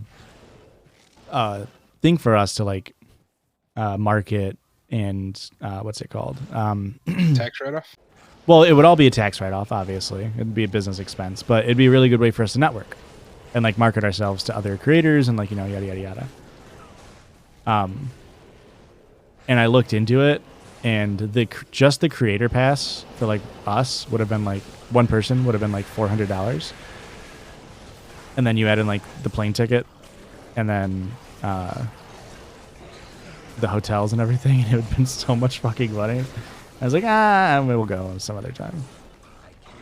I got a blue SCR ring for you too if you want it. Oh yeah, love that. But we were for a second. For like literally a split second, I was like, it'd be kind of cool to go to VidCon, and then I was like thinking to myself, I was like, wow, how do like small creators afford this? And I'm like, oh, because they live in LA and don't have to pay for a hotel or a plane ticket. They just pay for the event ticket. Yeah, we'll just pull a Tana Manjo. Yeah, we'll just do that. That makes sense. We'll just do a Judgy's con. That's what we'll do for the prom. We'll do a Judgy's prom where we charge you guys and make you stand in line and drink no water. Ugh, a Hammerdin's worst fear, doors. Trying to aim my hammers to break doors. I sent a story in that wasn't read. It was asking if I'd be the asshole for telling my sister to leave her fiance. Unneeded update because it wasn't read. Lol, she left him. That's funny. I hope she's all right. I hope your sister's all right. The guy that joined my game is a smiter. Yeah, that sucks. Although, like, smiting's not terrible, but I wonder if what he's doing is the smite Foden and just wanted to start from zero. Be full leech. Yeah.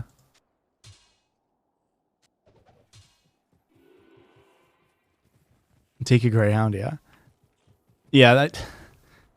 It was just so much money. It's like, man, it would have been really cool to be able to, like, go to LA and you know, not only network, but also meet up with fans and stuff, but... Judgy's DashCon? I'm not familiar with DashCon. Is that what Tana... Because hers was TanaCon. I'm not sure what DashCon is.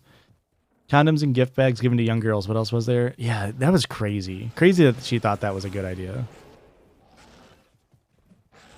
I mean, to be fair, they should be practicing safe sex, so...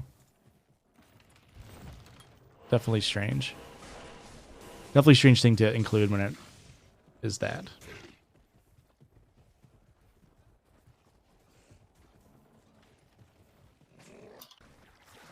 Failed Tumblr convention? Ah. Yeah, you know, Tumblr, I don't know if it was just because it wasn't big in our area or like it just wasn't big in the circles I was in. I just never got into Tumblr. Oh, like Rainbow Dash? Is that why it was called DashCon? Someone peed in the ball pit.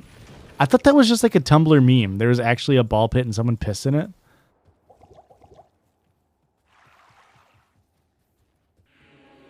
Like, that's the equivalent of me finding out there was a 4chan. That's like the equivalent of me finding out there was like a 4chan con and somebody actually tripped and spilled spaghetti out of their pockets. I thought that was just a fucking meme. Someone pissed in the ball pit. Hey, man, you get when nature calls. You know what I mean? That's crazy. There's a creator on YouTube that I've been watching their videos recently. Actually got recommended to me on the Judgy's Pod account on YouTube, and I only had that account open when like I was uploading a video and was checking on it or whatever. And so it started getting recommended to me, and their name is like IIIZZZYYYZZZYII, and they're Kiwi, and they make really good in-depth videos on like stuff like that, and they've made a few videos on some Tumblr stuff, like Tumblr deep cut stuff, and like going over like the full history of it. And I've learned some stuff about Tumblr through that, but I've been on Tumblr for more than half my life, so I got to watch the DashCon updates in real time. That's awesome. Yeah, it's never something I got into. I just like was aware of it. Granted, I didn't get into Reddit until I was 23, so.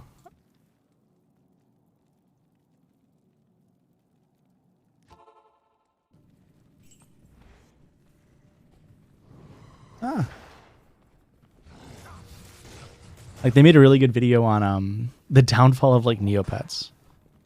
And it was like this crazy extensive story about, it was like an hour and a half long.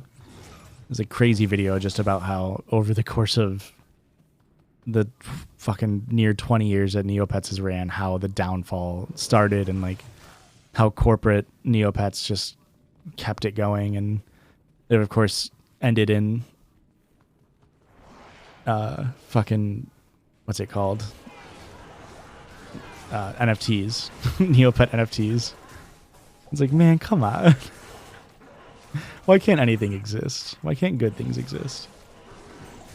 There's a really good one. I think it was a spin-off of Tumblr. I think there was a Sonic fandom on Tumblr, and it got spun off into a message board group where they all pretended like there's like the Sonic mod and like the Silver the Hedgehog mod and then like Amy mod. And it was like this super in-depth like thing, and like immediately people were getting banned. It imploded in like 6 days.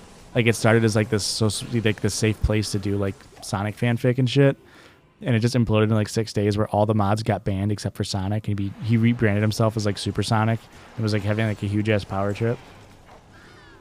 And then it turns out it was all fake, and it was just a bunch of bored kids faking it all, but like a bunch of people thought it was real. It's like, man, what a weird little slice of the internet that like if you weren't there, you would have, you know, no reason to know that.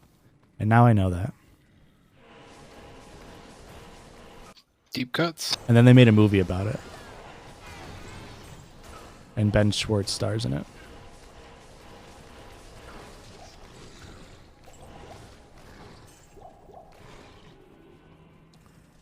You're really big into fans of that place to be for it? Yeah, for Tumblr. Yeah, Tumblr, yeah.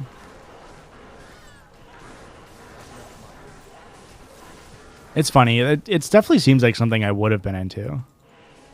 But I guess the things I was fandoms for was like Jake and Amir. Like college humor shit.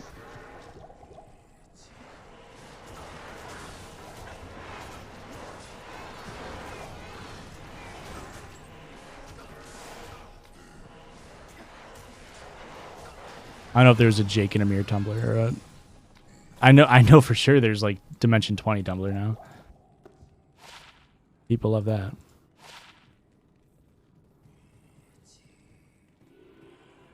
You want to join my game for Anya? Hold on, let me finish this tomb really quick. Yeah, that's fine.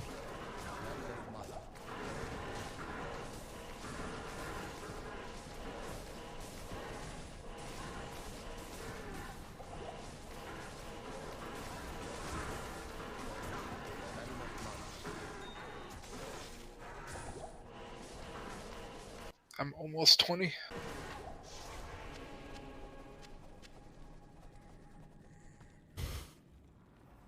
I don't think this guy gets it. I guess I should probably not be in a game that says Act 4, please, but...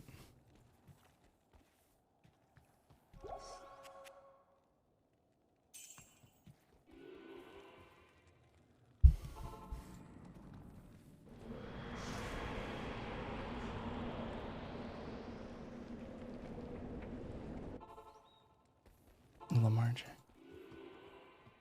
I can't believe Malik Willis still hasn't been picked, unless I missed it.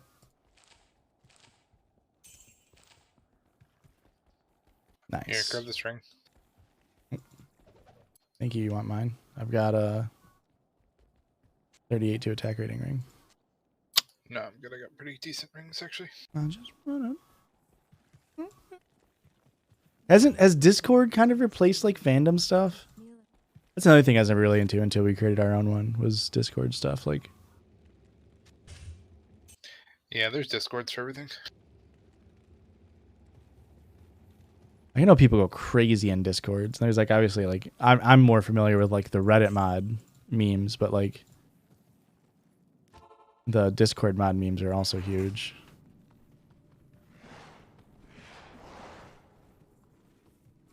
Oh, I literally died with all my gold on me in a public game. Rip. Discord scare me. You know, I think they are kind of intimidating for like a first time user.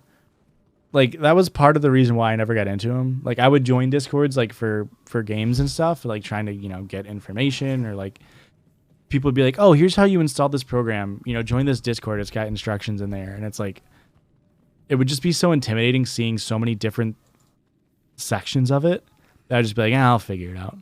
I can pretty much only use it for voice chat, like voice calls. And then once we made ours and I've become more familiar with it, now I'm much more comfortable going through other Discords and like finding shit that is pertinent. The Muffin Man, welcome back. Thank you for the tier 1 sub. Welcome. Fandom isn't as big and the popularity has gone to like YouTubers and streamers, so Discord is all the rage. That's fair. Muffin Man, welcome, welcome. Nice to see ya. I'm in a few and never talking them. Yeah, this is the Muffin Man. He lives on Drury Lane.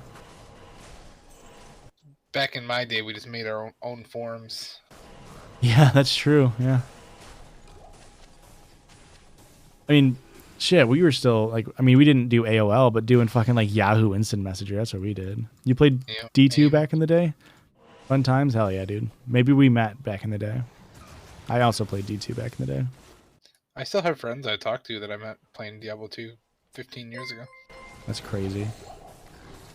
That was really delayed. Friends on Facebook.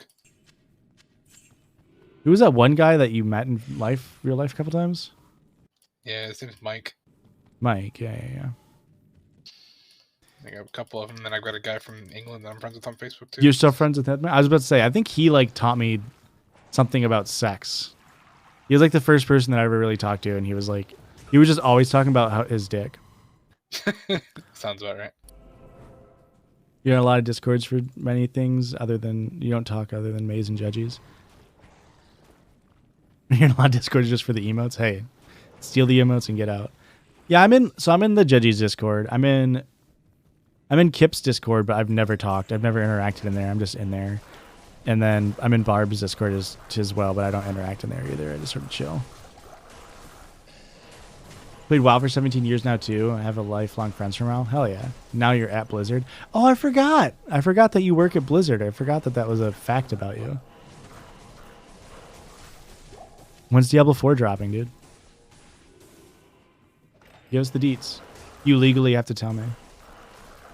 We used to have a cousin that worked there, but I think he got fired. So No, not Nicki Minaj. No, we have a fan whose Twitch name is Backpack Barbs. and he's not backpacking me, and I'm pretty upset about it.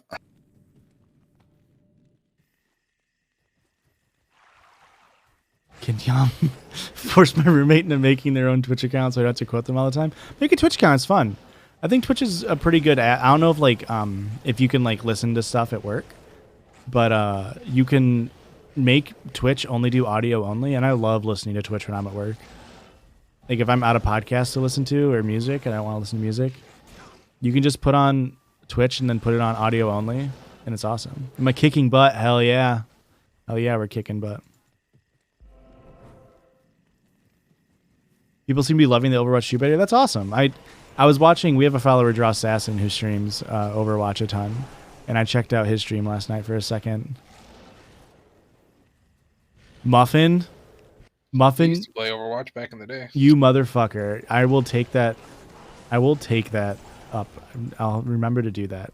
Muffin says if I DM him, then my BNet name and email, I get to put him on. He'll put me on the friends and family list for alphas and betas.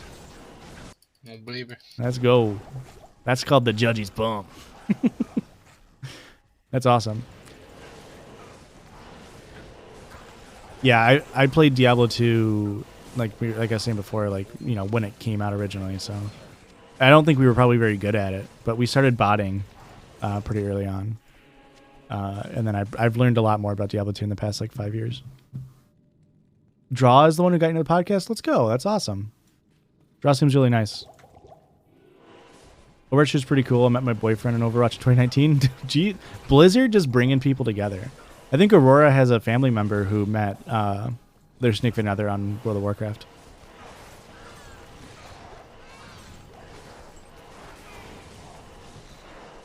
Was I replying to someone and then I got distracted? I think I was. I'm starting to get that tired brain where I can't think straight. But yeah, your friend should definitely get their own Twitch. It's a great app. I mean, it's a bad app, but it's a great app.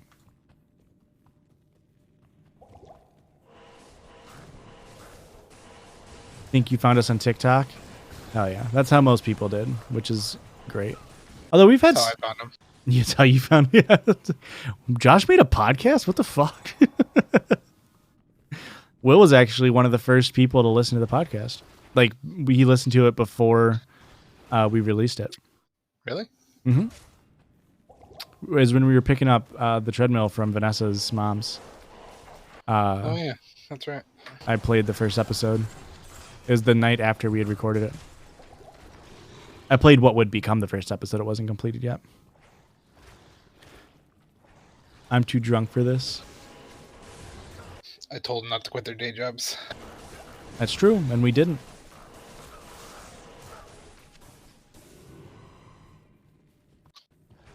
Yeah, we actually have some people who were like, yeah, I found you on YouTube. Oh, I found you on someone found us on Spotify.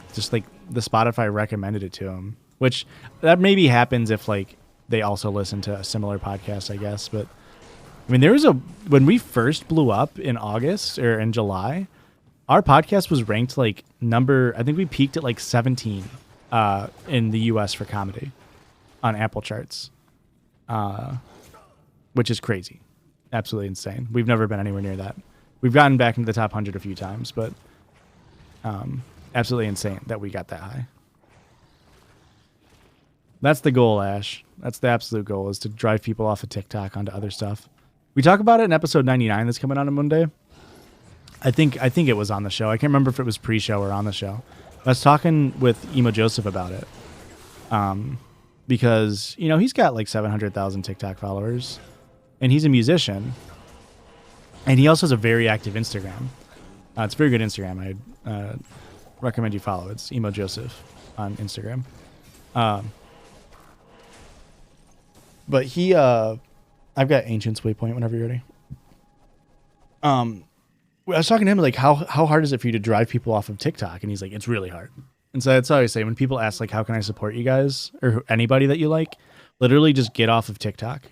Like whatever, if you like somebody, like go follow them on Instagram. Go if they have a, Jesus, this Jewel, dude, 15 to max damage, all res 7. It's probably worth like a hiring. That's a crazy Jewel. I'm on episode 89 after almost 2 weeks of semi-constant listening. Not okay with almost being out of podcast content. Yeah, I don't know if we'll ever move to more main feed podcast content just because of ads, like the way ads are done.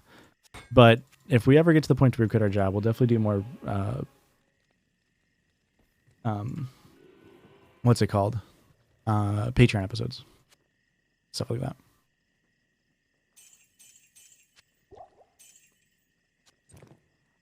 Yeah, you're actually going to host a spin-off podcast called Oops All Titles and just only read the titles. Yeah. That'll do numbies, I bet. Just only titles. No context. We'll have to completely... You're like, wow, that one sounded pretty good. All right, on to the next one. I wish I knew what happened between you and your boyfriend. Oh, well.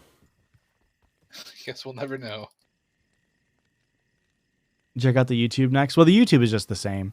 Although we do have a few things on YouTube that aren't podcasts. So like I did a video on me beating Elden Ring while I was getting yassified. I'm going to close the NFL draft. I know as soon as I close it, the Colts are going to trade into the first round, but I'm going to close it just to hopefully make my computer not run so shitty. I don't think I need any of this open. You should use one of those fat tax write-offs to buy a graphics card. Well, I am going to do a tax write-off to buy a new computer eventually, but we have a few videos on YouTube that aren't like Christian and I did a thing with the drinking game show, where him and I just reacted to the drinking game show. I have a video where I got makeup done on me for every time I died in Elden Ring. Stuff like that. There's some cool shit in there that isn't like that.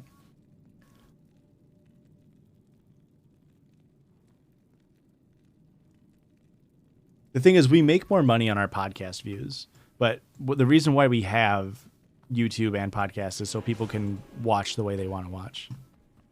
All right, that's fine, Lem. Thanks for hanging out. I don't think there's going to be any riffraff coming. Have a good night. I might stream tomorrow during the day, which I know you are going to be at work or something, but have a good night. Part of me wish I moved over there when you started to do video recording as well, but I can always go back and watch that. Yeah. When did we start video recording? Around like episode 30-ish? It's right after Christmas. Because I got webcams for Christmas. What level are you, Will? Almost 21.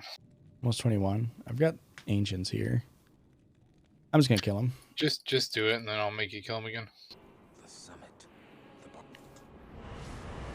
But yeah, it's kind of weird. Like, I think we mentioned it early on. I haven't listened to our back catalog in a very long time. I kind of want to go back and listen to it eventually.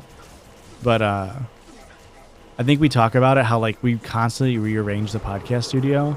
And that was when it was downstairs in my house. And we redid a room to build into the podcast studio, and it's what's in those videos obviously, and is still our background for a lot of images. But we rearranged that room before we had video, like a bajillion times, trying to find a way to where like, because it was for a while like I would have it set up, but because it was plugged into my computer, we would set it up in a way to where after we were done recording, I had to move it. And we wanted it to be like, we have it set up. That way we don't move the mics. We don't move anything, because every time we move the mics, our audio quality would get fucked up, because we were working with a much less expensive audio board and microphones. And so we moved that room, and Erica was like complaining because they were sitting on a hard chair, which it was a hard chair. So we moved stuff around. We put couches in there. We took couches out. We were trying to figure it all out until eventually we got the cards. Like, we probably rearranged that room like 5-6 times until eventually we got the cards, or the webcams. And then it was like, all right, we have to set it up this one way, and then we are not moving it, because I'm not fucking moving all of these cables again and again and again and again. And then that's what we kept with, was that, although it moved every now and then, our videos obviously changed angles, but and now we're in a different room. We redid a second room in my house to turn into an office. Should I go into concentrate or no? You should spec into frenzy, like 1 point into frenzy. I know that. I think concentrate sucks. But I know frenzy you want just like 1 point in, so that way you can build up your run, walk speed, and attack speed.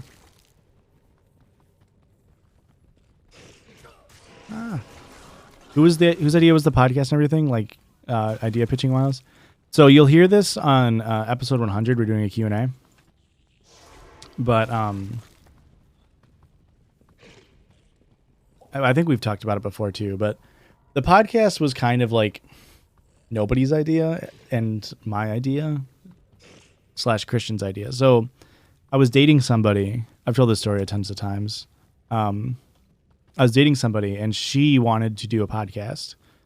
I don't really know why. She was a creative type. I've kind of always dated creative types. But she never did like digital media. So it was kind of weird to me that she was like wanting to do a podcast. And so for Christmas, I bought a bunch of podcast equipment. I'm still dropping frames. I guess I can... I'm also lagging too, though, so it's partially the servers. Well, like my stream is dropping frames. Oh, I guess that's not as bad in the menus. I'll reduce my thing. But she was like, "Hey, let's make the YouTube shorts were really well done." Yeah, we were thinking about doing more of those, but we have to make the thing with YouTube shorts. You have to make thumbnails, and we just don't. I don't know. Anyway, she wanted to make a podcast, and so we were kind of like pitching the ideas of like what we would want to do for a podcast. And we kind of had one hammered out of like kind of similar to the videos that I watched on stream a few times of the like worst or like the most extreme, where it was supposed to just be like, yeah, you know, it's just supposed to be like each week we would pick out an animal or whatever and just like talk about it and how cool it is. And in my mind, it was always going to be a funny podcast because that's the type of person I am. But we're both STEM majors, so that was what we were interested in. And then, so I bought her all the podcast equipment for Christmas. It was like, I spent like $350 on everything. And then she broke up with me right after New Year's. And so she had bought me, I just gave back all of the Christmas presents she bought for me, because she bought me like a dog camera. I was like, well, I'm not going to give you the podcast equipment because you'll never use it. So I was like, I'll just give back the dog camera. And then I kept the podcast equipment. And so then I had it. And Will's got a friend who I'm friends with, who actually, the guy who wrote the theme song, is into music. So for a second, we were kind of like, oh, well, I guess we could maybe like sell it to Ivan, I guess I'll call him. Like we can sell it to him. Like, is it Ivan or Ivan? How does he pronounce it? It's Ivan. It's his middle name. Oh, so I could sell it to Ivan. You know, he could probably, or give it to him and he could sell it to somebody. But we just never did. I was just lazy. And honestly, you know, I just gotten out of a relationship. I wasn't really super motivated to do a lot of shit. And so we just hung on to it. And then COVID hit. And so then we were locked inside. And Christian and Eric had just gotten married. And not that has anything to do with it, I guess. But it was right after their marriage, February 22nd. of I was like, hey, what if we started a podcast, Christian? Because like Will made YouTube videos before, and like I've always been a huge YouTuber, and like when we built my computer, it was always like I want it to be built to be able to handle like this kind of stuff. Not for any reason other than I had like, you know, just in case, you know. But I never had any ideas, and when I was like, Christian, let's start a podcast. He's like, what would we do? And I was like, well, I don't know. I like reading Reddit relationship advice stories. Like I had seen it on Tiny Meat Gang. They did it every now and then. And I was like, those are always the funniest parts, is like reading stories and laughing at them. And Jake and Amir, their podcast is literally just reading stories and laughing at people. I was like, I feel like I could do that. And we tried to look up similar podcasts. And at the time, we couldn't really find any. Some existed, but we didn't really find them. So we thought like, hey, this is a pretty niche idea. Like, you know, not too many people are doing a podcast version of this. There was obviously a lot of YouTube versions of it, of people just like reading.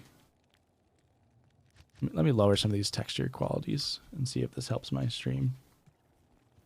I was like, you know, we could do this a little bit. Like,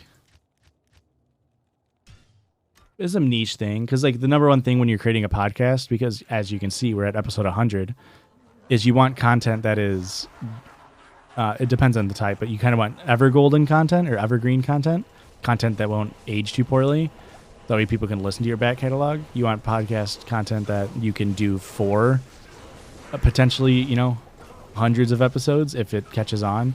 And you also want something that's niche, that way people have a reason to listen to your podcast.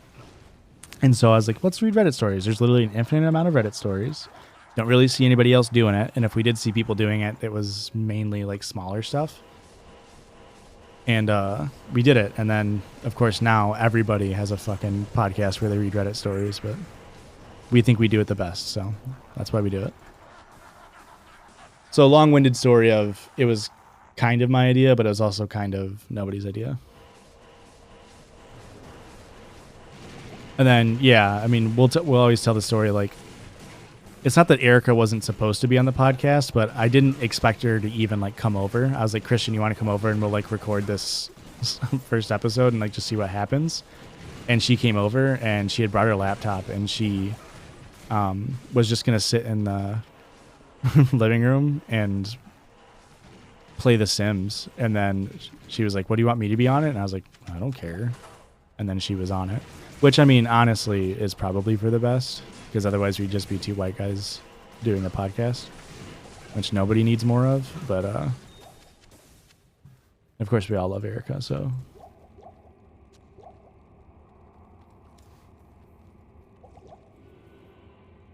I kill Bale. You think it's going to be an easy kill? Well, if you do, then we can kill cows. That's true. Almost 22.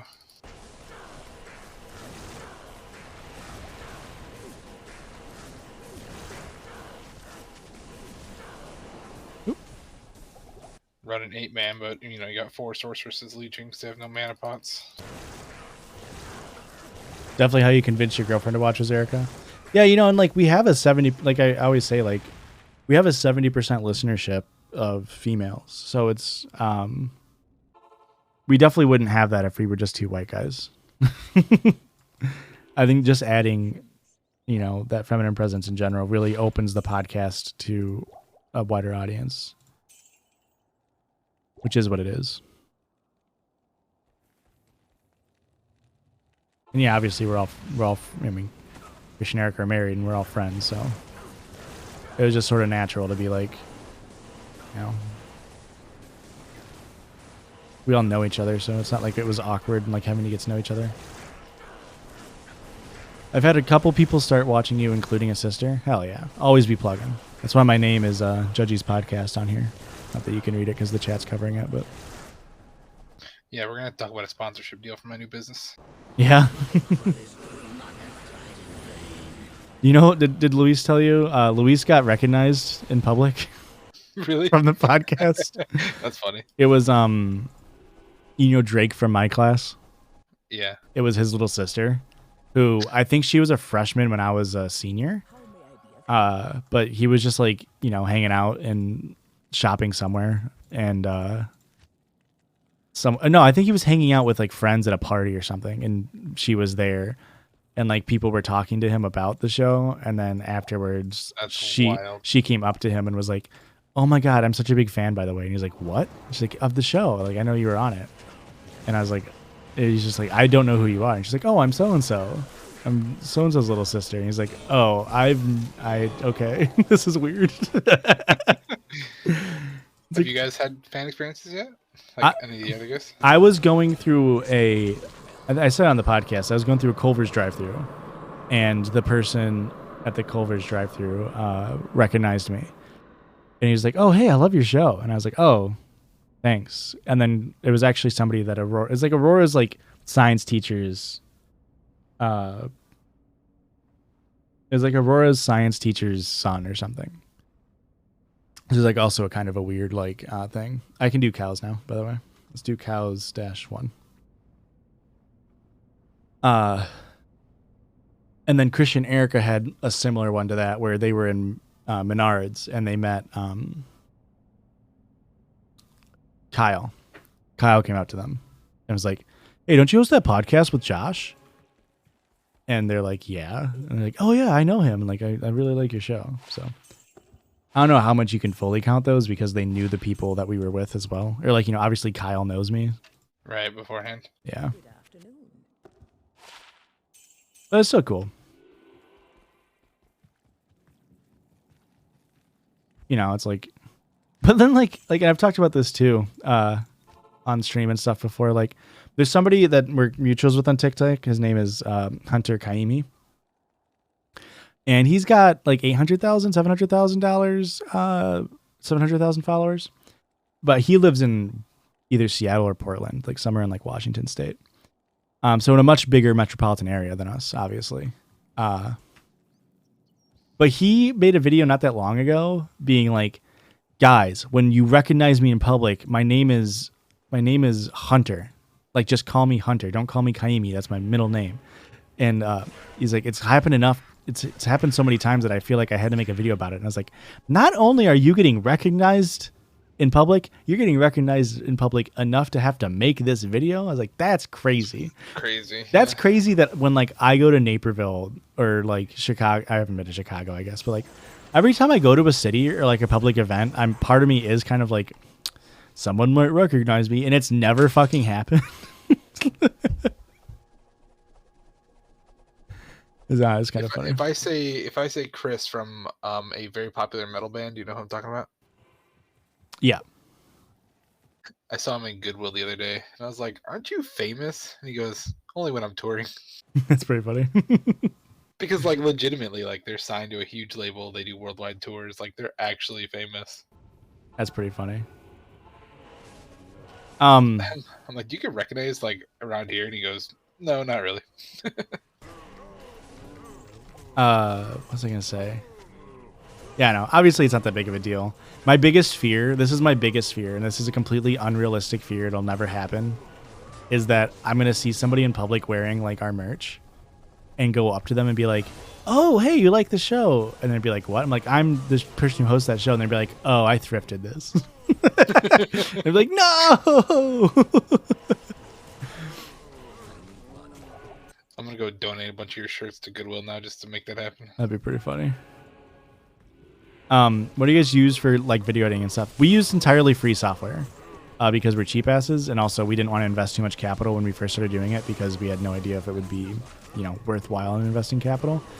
So we still use DaVinci Resolve, which is a free video editing software, which is pretty good. Like, I like it a lot. To be fair, DaVinci Resolve is really good for being free. Yeah, it's crazy good. Like, the only thing it locks behind like the paid version is like video effects and stuff, but you can manually make the video effects by like watching a YouTube video here and there, so it's not a huge idea or not a huge deal. And then we do that for both. We edit video and audio at the same time. Now that we have that stuff, before we did video, we used program called Audacity, which is a free audio editing software, which is also a pretty good. It's a little bit more clunky than like DaVinci Resolve. Like DaVinci Resolve is like really great. Audacity has its clunks, but it's still free. So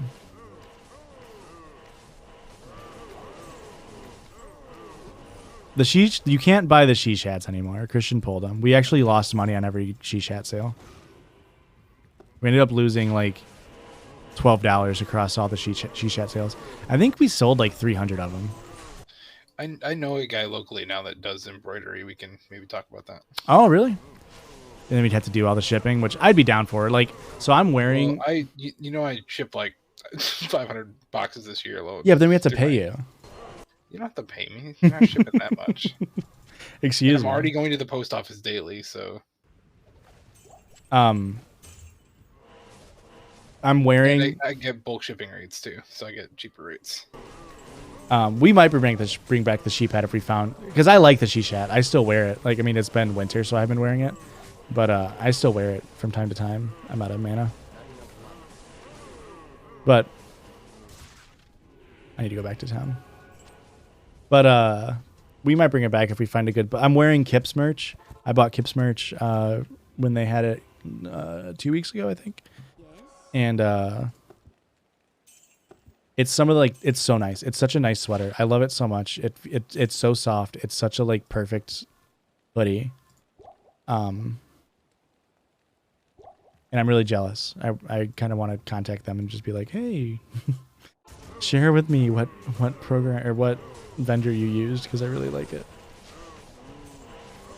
I don't know. The only downside with going local is that you're gonna have to front the cash up front to get them printed. Right. Yeah. Which we could do like pre-order sales and like. But yeah, you could do that. It's also a tax write-off. I mean. Yeah. I could check how many hoodies or how much stuff we've sold. It hasn't been a ton, but I just know a lot of people don't like crew necks too. I'll show you the quality of the shirts I just got made for my business. I don't think we can do P8 cows very well. They're very nice. How much you need to 24? I just dinged 23, so another full level. Okay, I'm gonna go. I have to go to Act 4 to go get potions.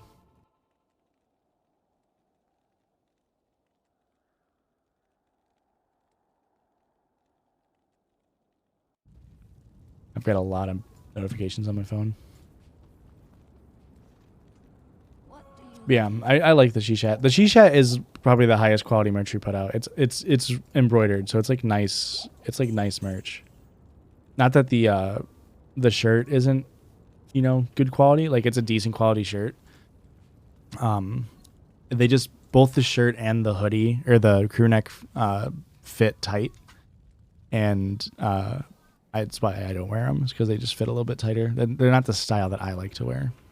Yeah, when I had talked to the embroidery guy, because I was talking about him for getting my hats done, it was like $10 for the hat, and then it's like $4 per embroidery.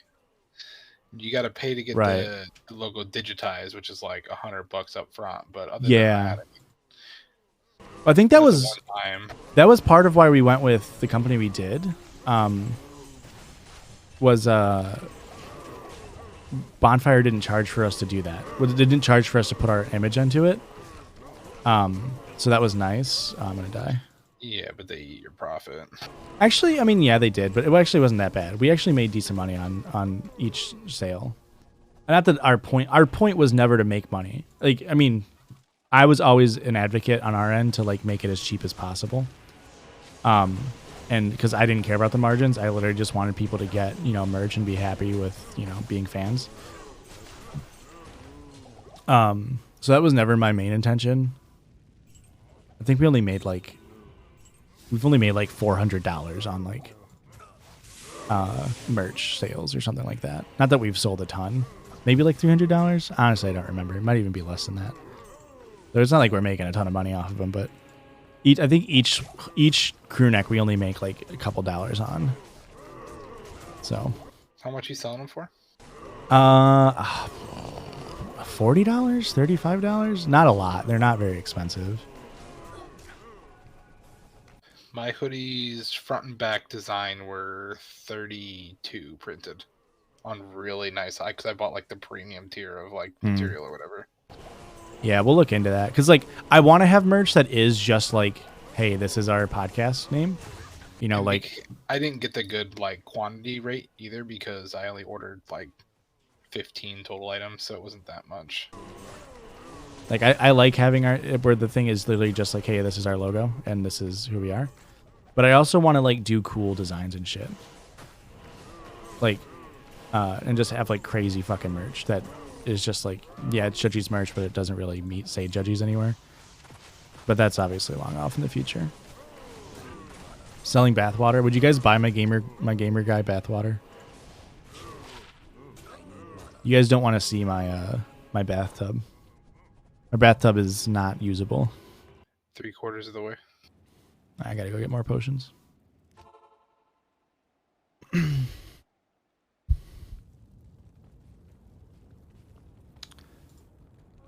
Femboy, you're and I don't want to like dox you, I guess, but you're one of my reply guys on Twitter, right?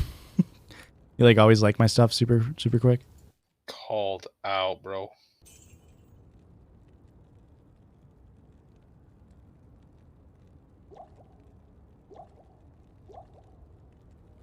Is that absolutely you are one of my reply guys?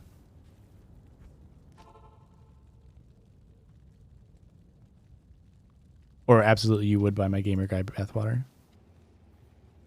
Yes. This isn't world's worst driver, not yet. Did I change the I changed the title, didn't I? Yeah, you did. You're gonna have a stroke. Okay, I just want to make sure. I've got a few reply guys. It was funny. I always gave Christian shit because even before I had a podcast, I would always tweet something and then gauge my self-worth based on how many likes I got on Twitter. Hey, babe. You okay?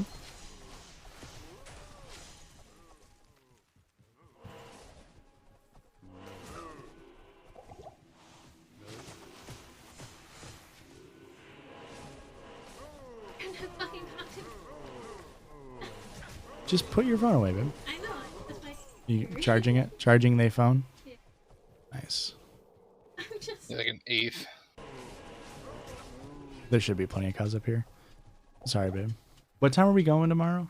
Oh, tomorrow's Friday. Sorry. Yeah. Okay.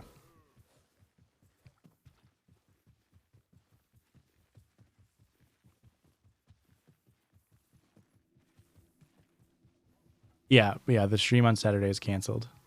All right, Femboy, I just want to make sure. I didn't want to dox you if you didn't want to. A superior Volch? Is it for socket? It could be. It would roll 4 if you use the quest on it, but it's probably not worth it. This is empty. There's Aurora's hand. I need like literally here we like go. one more cow. Right here. Yeah, I'm down in the corner over there. Okay, bye. All right, we're good? All right, cool. Let's make an Ancients game. Or just make a game. I can kill your Ancients. The Yeah, you usual. talking to Will? Aurora says hi. Yo. He says, yo. She flipped you off. Yeah, I'm used to it. How long have we been together? 2 years is September. So Has it really been that long? God damn. what's today? May 5. Yeah, so a year and 8 months. Something like that.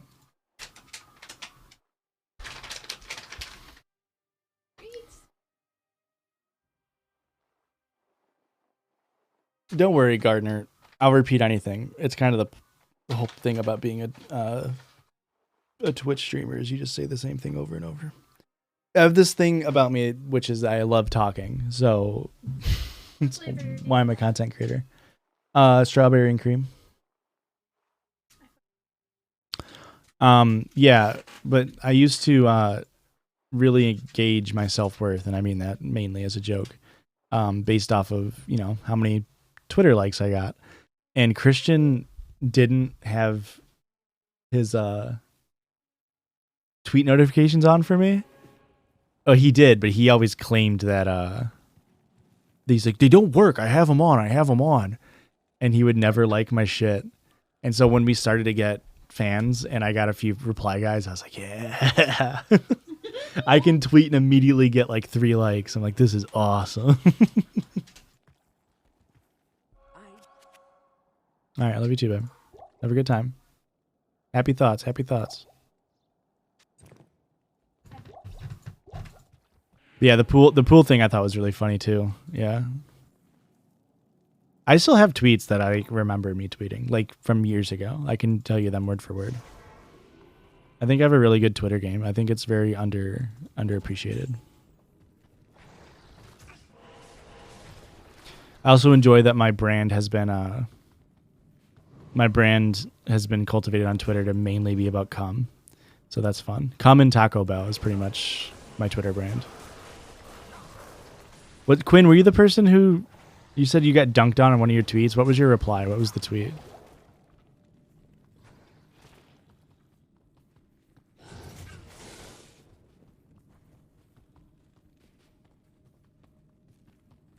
Because Christian for a while, like, unit. I don't remember that. What was the main tweet?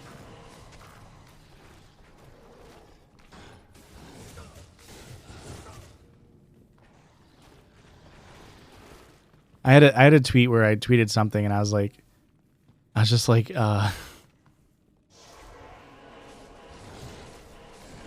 is it pronounced jizz or giz? I think was the tweet. And then someone, I can't remember who, replied like, it's up. Someone replied like, jizz. And I quote tweeted that and I was just like, I want to create an online brand where anything I tweet, you could reply with just the word jizz and it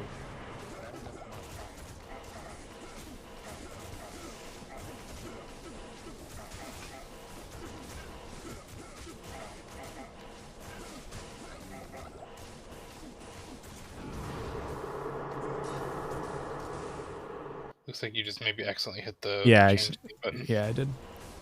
How did I do that?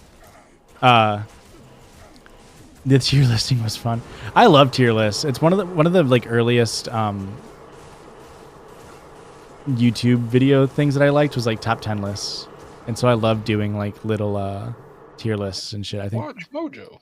I think they're so funny. Oh yeah, I was a big Watch Mojo fan for a while. Leslie, please. I hope that's not for like a weird video. Amanda, please.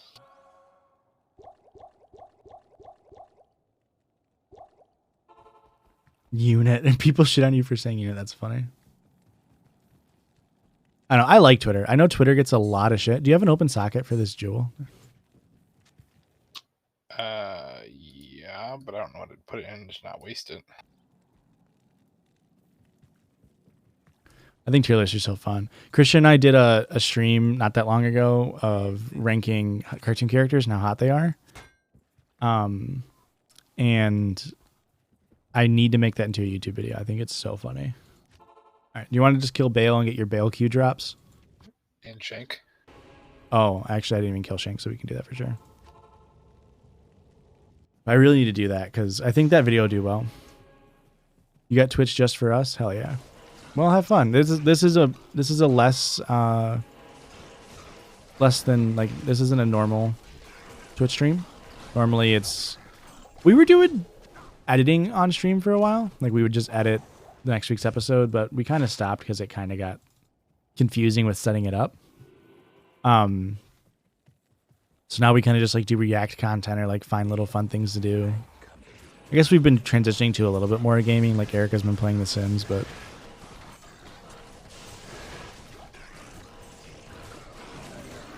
what do you think Elon's gonna do to make Twitter better? So it's funny because like people always talk about how like Twitter's a cesspool. It's just there for echo chambers and like shit like that. When I have never experienced it like that. I've always liked Twitter. I think Twitter's a really good app. I think it's really easy to cultivate like a really nice user experience. Like I've only ever followed accounts that I liked, and it's really great. And I just don't reply to people. That's because you're in your liberal bubble. Yeah, maybe I'm in my liberal bubble. That's okay.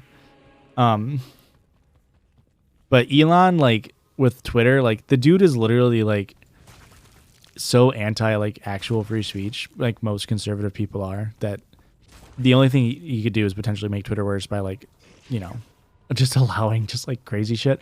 But the thing is, like, he's not going to. That's not what Elon Musk does. Elon Musk, one, loves attention, and two, just wants to make money, right?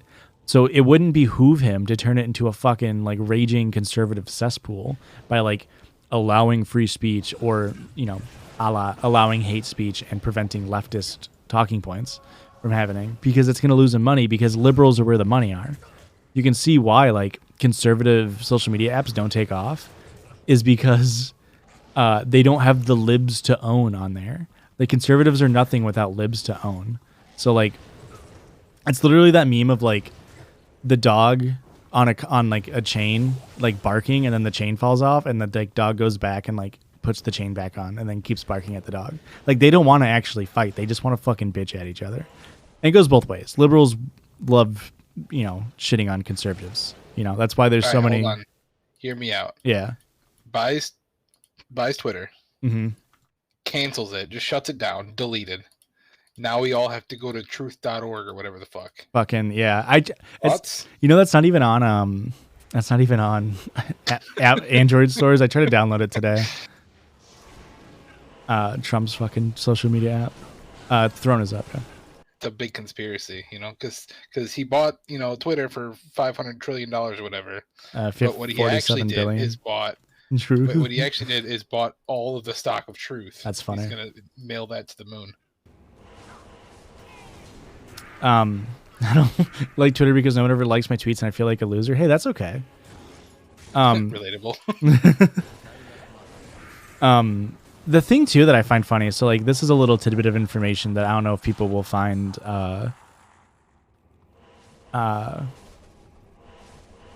like scary or like upsetting, but whenever anybody follows me on Twitter or Instagram, I look at their profile, and I'm like trying to check to see if like, you know, it's a fellow content creator or something like that, or just get an idea of like who follows us, you know. And we have so many people who follow us on Twitter that have just like 3 people following them, and those people I'm like, why do you have a Twitter? Like, what do you do? And like they tweet, which is like, that's interesting. Like, I don't mean why as in like you shouldn't. I just mean why as like, it's interesting to me that you tweet, because Twitter is such a like, only the people who follow you will ever see your stuff.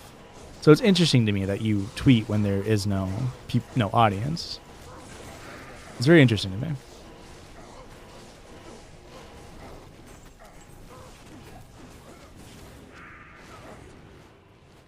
Yeah, we stream every Wednesday minimum. We've been talking about trying to do more. The thing is, we don't make, again, not that money is our end goal, but we don't make enough money to warrant, from Twitch streaming, to warrant streaming more. Considering like if we were trying to do stuff to like grow our, again, I need to change my thing there. My hotkey. We don't make enough money to like. Oh, this is a sign right here. Check out the circlet. Is it combat skills? Oh, druids. Druid summoning. It's one Aldred. Oh, nice. That's actually kind of a decent help. But what was I even saying? I don't remember now. But yeah, no, I really like Twitter. I think it's cool. I'm gonna go delete Twitter by 25. No, I mean, don't like delete Twitter, like.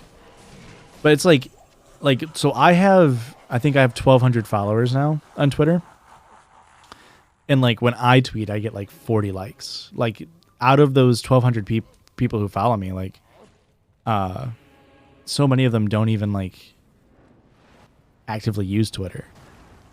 So like when I only had, like before we started the podcast, before we had the podcast, I had 170-ish Twitter followers. And like if I tweeted, it would get like 3 likes. And that was a good day for me. So it's just interesting to me why people with like smaller Twitter accounts would tweet like a lot. I get tweeting every now and then, but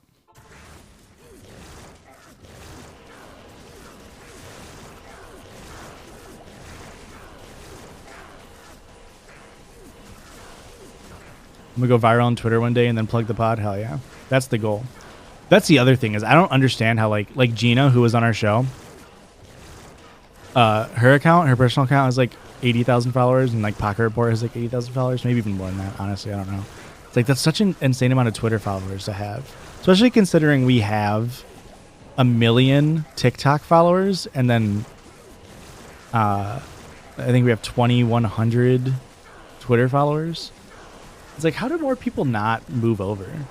Like, that's just crazy to me. Like, when I find a content creator, I go and follow them on everything. It's just so weird to me. But yeah, my ultimate goal, my life goal is to have a viral tweet about Taco Bell or Baja Blast. That's, once that happens. If you guys just like reach out to him to get a sponsorship. Ooh, 5 to life, 24 light res, 18 fire is helm. Kind of be bussin'. You have a decent Instagram following, but that's not surprising. Why is that not surprising? we have a few like followers on Twitter who like are like pretty big OnlyFans creators. I need you guys to just shout out Taco Bell and just say it is the most authentic Mexican food that exists, just to trigger the living shit out of Luis. That's pretty funny. I do it to him all the time. Every time I go to Taco Bell, I send Luis a Snapchat of my food. I'm like, getting authentic Mexican. I'm sure. Yeah, he really hates Taco Bell. He freaks out. I did. So, you know, like the Baja Blast, like the Baja Blast Spiked or Mountain Dew Spiked, all that stuff. They put out a thing that was like, they released the drinks, but only in like Kentucky, and it's like Kentucky and Iowa. It's like two weird fucking states. That made no sense. Maybe it's Tennessee and Iowa. I'm gonna do Ball, Baal. About Judgy's Ball, all one word. One. No dash. Judgy's Ball dash one. How about that? I guess you can just join my game. You don't have to like type in the name. So they released it. They released the Spiked, but only those two things. And then they tweeted a thing of like, do you want to try new Mountain Dew Spiked? Then yes. Fill out this form on why you think you should get flown to wherever and try it. And so I went to go fill out the form, and I was like, I have 800,000 followers on TikTok. I will make a video about it. I will literally sell my soul to you. Please let me write off as a fucking business expense that I got to travel to Tennessee and drink Mountain Dew Baja Blast Hard. And they didn't respond. I was like, just please. I will literally sell my soul to you, Mountain Dew. Like, I would be so happy if, like, I could go drive to have alcoholic Baja Blast and get paid to do it. Like, ugh. Well, not get paid, but to have a tax write-off. All right, so all Judges fans that live in Tennessee, mail us alcohol. That may be a felony. Look into your local boss. I had the Baja Blast one, and it was all right. You know, that's honestly all I really want to hear, is that it was all right. I kind of want to try the Flaming Hot Cheeto one, but I don't like Flaming Hot Cheetos. So I don't think I would like the drink. Oh, the Mountain Dew Flaming Hot Cheeto? Yeah. Somebody in our Discord brought up, I don't know if it was that. It might have been that. But they were like, why would they make this? And it's like, I was like, it's a pretty common Mexican flavor profile of having like is it Tarin? Tarin? Tarin? Tajin. Tajin on I don't know. whatever. I don't know if that's right either. Don't ask me. It's something like that. Like having that spicy chili powder on lime or on whatever. It's a common Mexican thing. Like, you know, it's not a white American's flavor profile, but it's usually Tapatio on top of the Flaming Hot Cheetos. Right. Or like, which actually does fucking slap. Yeah, hot sauce and Flaming Hot Cheetos was pretty For big. the record, it does slap. I think it's Taijin. Yeah, Taijin. I'm not sure though. Baja Blast Zero is greater than regular Baja Blast. I really enjoy Baja Blast Zero. I really do. Tajin. That's right, Tajin. I was like, there's no way there's a J in Spanish. Yeah, Tajin. Yeah. But I had the same thing happen to me when I literally have it in my house, and I'm like, I don't know how to I was gonna pronounce say it. like, well, the same thing happened to me when Gatorade first came out with a cucumber. Is It was cucumber gross. something combination? Cucumber lime? Was it cucumber lime? Something like that. And I tried it and I was like, ugh, this is terrible. And I was like, this is so gross, guys. And then like my Mexican friends were like, nah, this shit fucking slaps. And I was like, oh, okay, yeah, no, it's because that's like a thing that, you know, reminiscent of like something you guys grew up with or whatever. Like, Listen, but did we ever try mixing that with vodka? I mean, I'm sure it's great. I'm sure it's awesome. Anything with Tito's could get me going. All How my does schools. no one join this game is what I want to know. There must just be a million bail games. I guess also is pretty late, and we're only in normal bail. Like people I could. mean, when I was creating Tomb games, I was a million Act 1 games still. Do you think we're ahead of people? I think we're ahead of probably the casuals. That's pretty funny. That's my guess. I'm sure Llama's in fucking Ubers already. When I first made a public game, which was what for our Act 4, they were level 68. Jesus Christ. I clicked on the ladder and I saw his name there.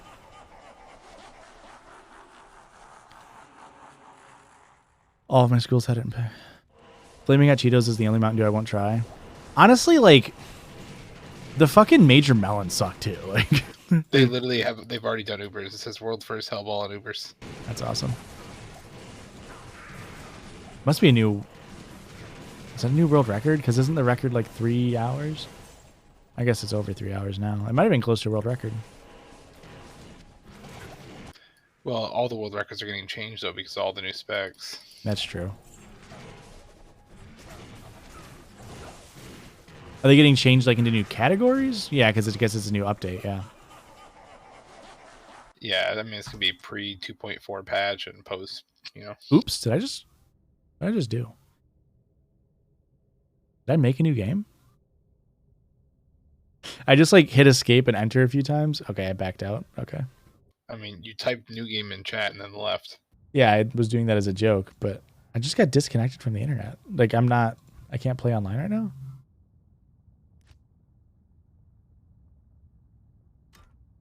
Watermelon and tahini. I don't know if I've ever had tahini. I don't know. I don't think I have. I created the game if you could join it.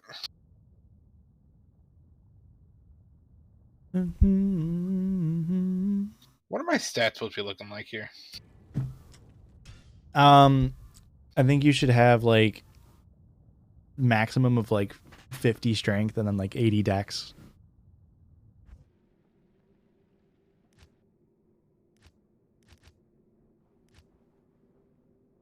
But what you'll want to do once we get... I have people in here now. If you're are you loading back up? Yeah. Once you get once we get to Nightmare, I don't know if we're gonna do that tonight or not, but you'll just want to farm and get your Act 2 merc going, because that Blessed Aim will carry you through Nightmare. Yeah. So you can... I'm definitely gonna need a respec here pretty soon because my shit's whack. Yeah. I would really have you consider, because you could do Hork Barb with throwers, I believe. I think there's enough points to go around.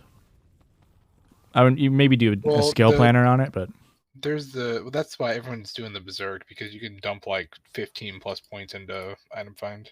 Can you TP the waypoint for him? I feel like the longer I'm on the stream, the more things I learn are just because of where I live. Yeah. I mean, yeah, especially in Texas. Like, obviously very inspired by Mexican culture. I mean, like, and like even like here, like Mexican food, love it. I love Mexican food. Wonderful. Leslie, thank you for the follow. Welcome to the stream. I love Mexican food, and we were lucky enough that growing up with a decently high Mexican population in our hometown, that we were spoiled with really good Mexican food.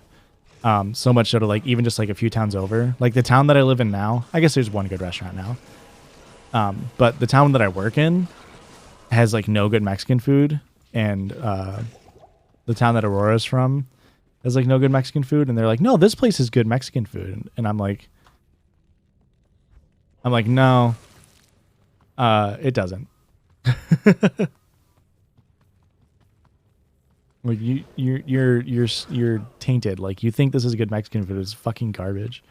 That's how I feel about Chinese food. Our hometown is the best Chinese Yeah, food. our local Every other Chinese restaurant is trash. Yeah, and it's just a stereotypical like Chinese buffet, but goddamn, it's fucking good. I haven't had that in a long time, actually. I remember the first stream you did, me and another Texas person were asking if you had certain things. You didn't have a lot of it. I don't remember that, but I believe you. Like stores and stuff. Like I know we talk about Culver's all the time. And like the thing that is probably shapes our palates a ton, like where we live as white people, is fucking like Wisconsin food. Wisconsin food goes hard as shit.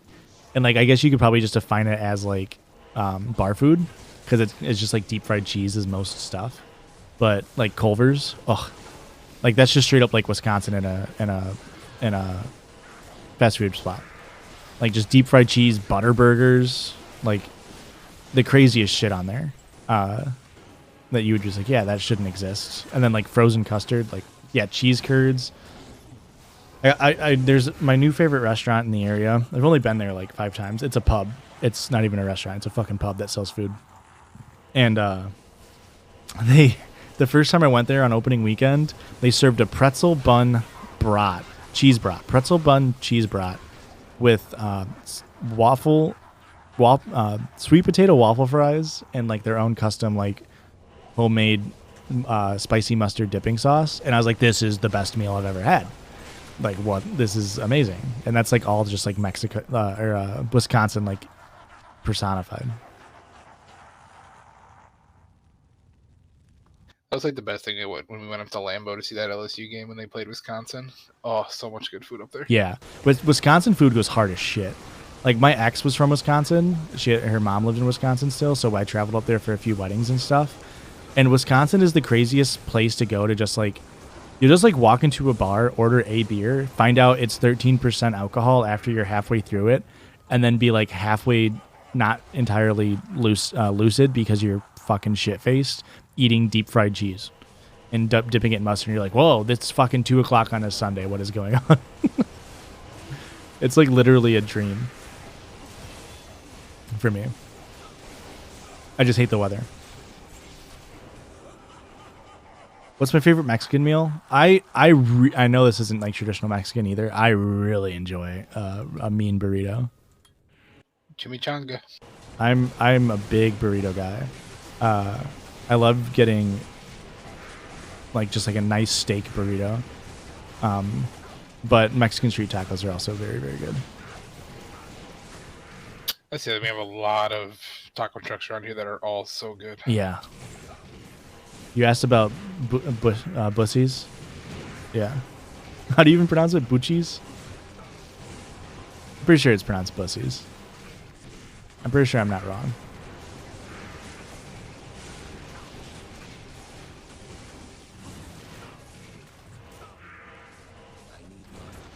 Not a mana. This game gets real awkward when you don't have mana. I'll just steal this dead guy's mana potions in gold. I did that earlier. And then left the game. Yeah, I've only been to Texas once. And I was only in there as a flyover. I don't think I've ever actually had elotes. Oh, you're making the new game. Sorry.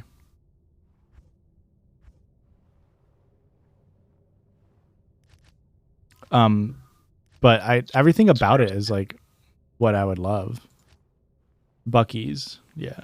Isn't that mayonnaise on corn? Is that what it is? Yeah, and it's got like spices in it too. But yeah, I don't know if it's tahini, but it could be, I guess. But yeah, it's just mayonnaise. It's just mayonnaise, corn, and you like grill it, and yeah, it's literally just like that. Sounds amazing. I don't know why I've never had it. 23 all res blue shield. You want that or no? No, I've actually got a decent shield.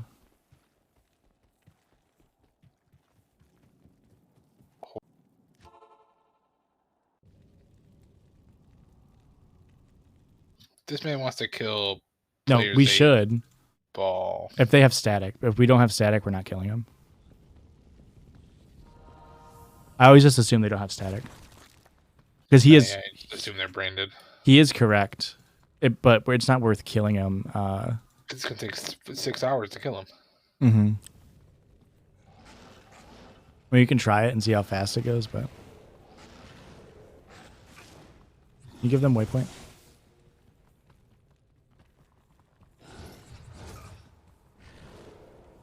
Off topic, does Christian ever go live? Why? I'm not good enough for you? Yeah, Christian and I swap. Christian was live yesterday with Erica. We swap every week. Whoever's week it is to edit, we stream. So, like, next week I'll go live because it's my turn to edit the podcast. The week before that, like this week he streamed, so he would be live in 2 weeks.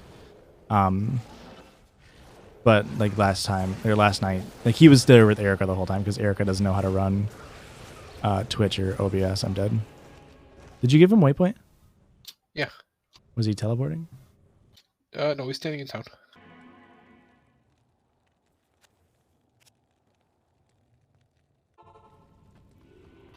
That's awesome.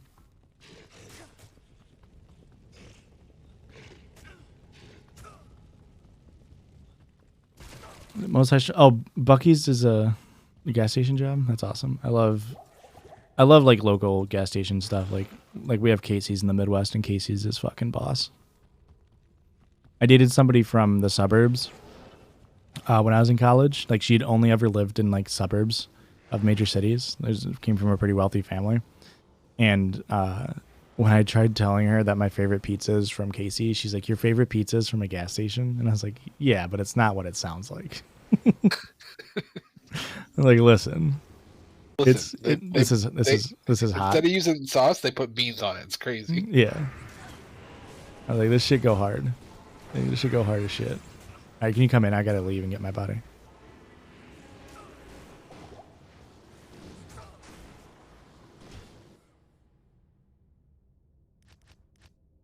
I was like, oh, you gotta have their donuts, you gotta have their pizza, and it's like, you just only eat from this Casey's, and I was like, yeah, I mean, correct. On weekends, sure, it's fucking good. It's actually the only restaurant in town.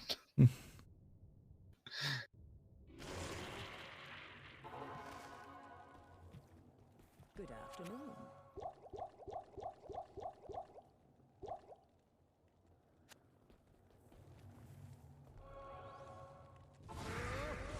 They start at 17 an hour. That's not terrible, but I guess if the job sucks, then it doesn't really matter, right?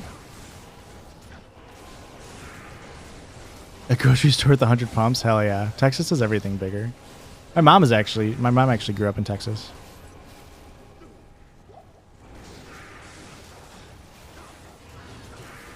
Someone's doing a blaze sork? Fucking troll. It's actually like a solid, like Llama did a world record with it. Well, he did a world record blaze sork. Right. Well, yeah, you know. Yeah, I watched that video actually. I'm just saying, technically it's viable and normal. Healing potions. The Buc-ee's in my town had the biggest car wash in the world. It's also where my boyfriend works. Biggest car wash in the world, huh? Is that like you can wash the biggest car there, or it just had a ton of stalls?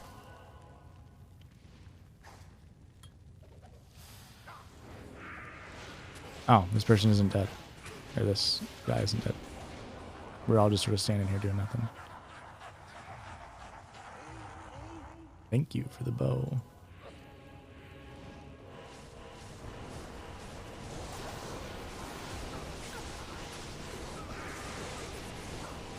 I remember it was probably the first couple months we had the podcast when we had like no listeners.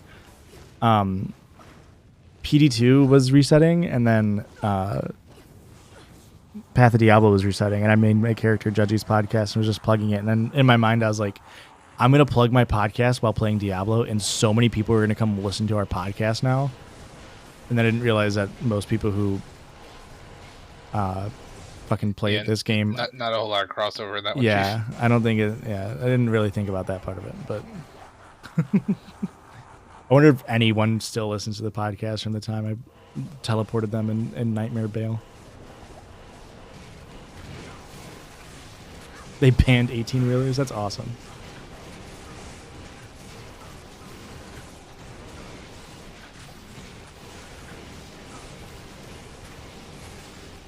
What an insane thing to do for a business.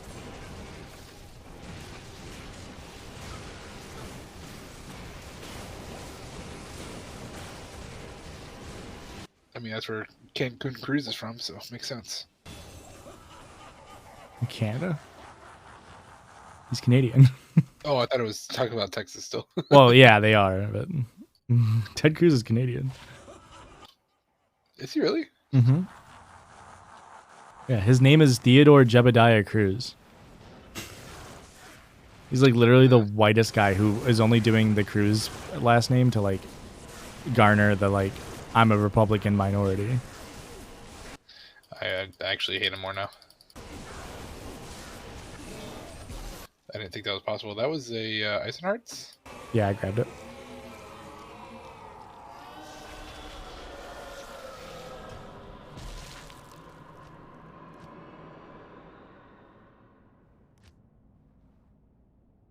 Yeah, absolutely. Fuck Ted Cruz. Dude can get fucked. His dad killed JFK. That free sock. Did you get? That's some facts right there. Did you get negatively affected by it? You don't understand though. His daughter really wanted to go to Cancun.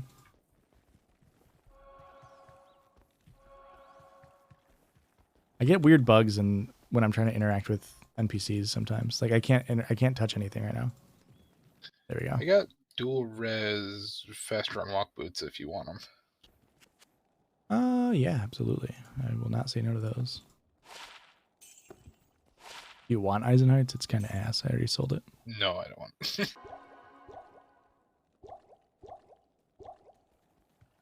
Are they running it? She is teleporting it. The issue is I doubt he knows how. This person knows how to. Oh, well, they're going right. So read a map. Yeah, Monaco kills Shank.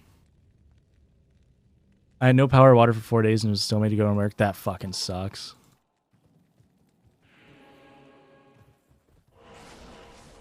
My ex-boyfriend roof collapsed on my leg because of that. Jesus Christ. Is your leg all right? Boots are on the ground. Thank you. Those are actually really nice. Oh, you still got the gore foots, huh? Yeah. Like, what do you got that you're giving that up? Yeah, the thing about that's kind of nice about Illinois is like the only like adverse weather that we get that we're not super fitted to handle is tornadoes. And we've been getting less tornadoes because Tornado Alley is shifting away from us because of climate change, so Nah, it doesn't exist. So we've kind of like our area has actually been hit by a lot of tornadoes historically, but recently they've kind of not been as much, which is kind of nice. You're telling me global warming? We just had snow last week. Are you kidding me? True. I can attest to this.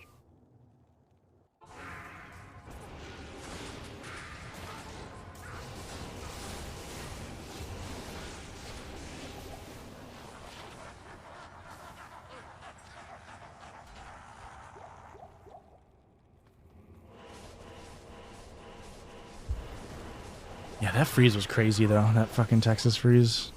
What a shit show. I don't understand how like that can happen and then conservatives can still vote for like Ted Cruz. Because when it doesn't work, it's socialism. That's true. That is true. I forgot about that part. That is very true. I saw a TikTok that was getting fucking dunked on today. That was like a guy who was power washing. And I don't even know the context of the original clip. Did you see that? Yeah. Like, and no one forces them to hire us. That because we're not socialist or communist. And everyone's just like, socialism is when you have to power wash your driveway. There's a subreddit. I think it's just called "Socialism is when capitalism." Oh, that's a pretty funny subreddit. And it's literally just exactly that, and it's funny as shit. One of my new favorite subreddits is currently that I found is shit liberals say. I've been enjoying that one. People will comment like all Russians should die, and then somebody will be like, I don't think so. And then they'll get like downvoted to oblivion, and then they'll just screenshot that and post it onto this sub and like, yeah, I don't know. I think the world's fucked. But then if you go far enough left, you actually loop back around, and then you have, conservatives defending Russia. So, Right, yeah. Hey, Candace Owens makes some points. Yeah, the only thing going up in Candace Owens' life is her bank account. I would rather have another hurricane than another freeze, and I live 15 minutes from Houston, which is really? That's crazy. Well, yeah, especially because, like, I mean, I don't know how well the shit's, designed to withstand hurricanes, but when your shit isn't designed to handle freezes, that stuff, has obviously negative effects. It do be freezing.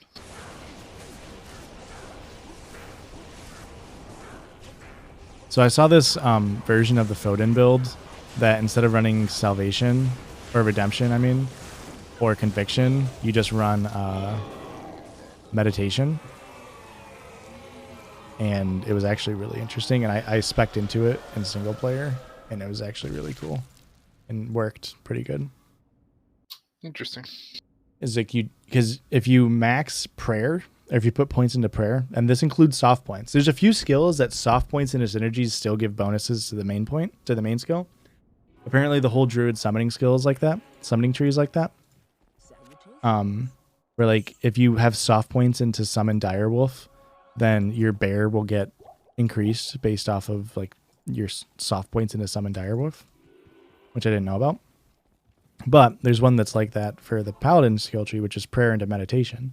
So you can put your 20 base points into prayer, and every point into prayer gives meditation 2 life healed every 2 seconds.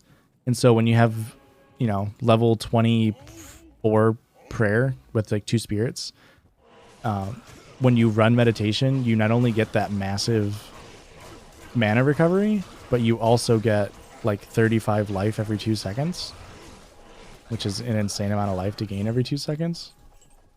And it's way more reliable than like Redemption, which, you have to have dead corpses to get. That Sork isn't in the game. Or, sorry, that Sork is in the game, but not teleporting. Imagine. The thing is, kids don't even get snow days anymore, is the shitty part. Now they get virtual classes. Before everyone was also born and raised in Ukraine, so I have a lot of takes on that too. We can save our Ukraine takes. Or not, whatever. Put them in the chat. We'll see what happens.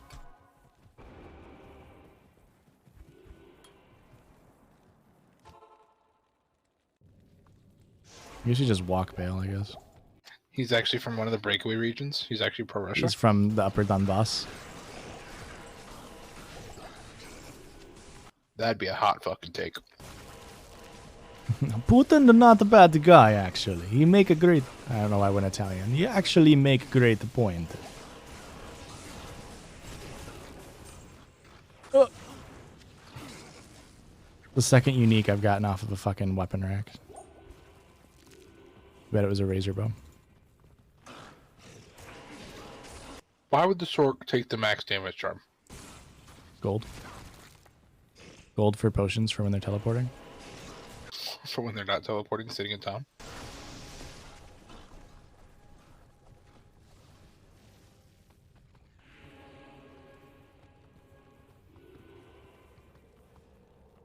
Time is 11:08. I took tomorrow off, so I will be playing Diablo Day tomorrow. I should have taken tomorrow off. I have 2 weeks of vacation. I thought about it.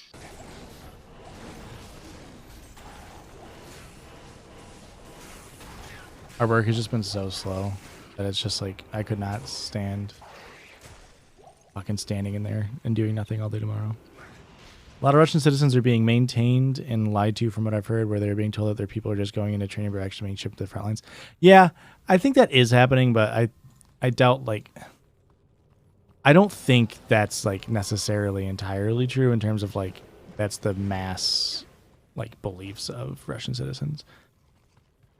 Like I know like Russia has one of the most online populations in the world by percentage, and also has an insane amount of like VPNs. They're like one of the highest VPN using countries as well.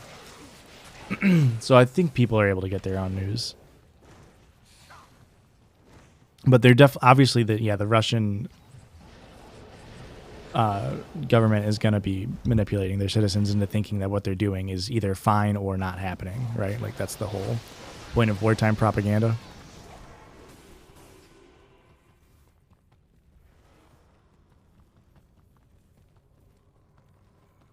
All right, thrones up. I was gonna steal that guy's gold, but I couldn't click it. I mean, obviously there's propaganda happening on both sides at all times, so there's never really a full way of knowing exactly what's happening, but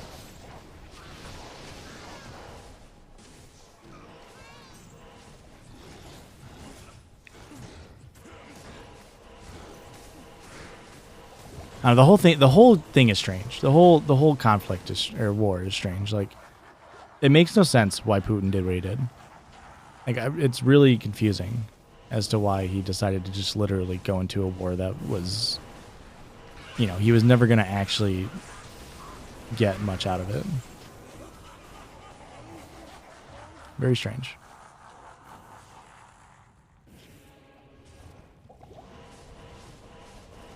My boyfriend's best friend is my sister's ex-fiance, who was born and raised in Russia, but he currently lives in the U.S., where he still, for some reason, believes the Russian propaganda.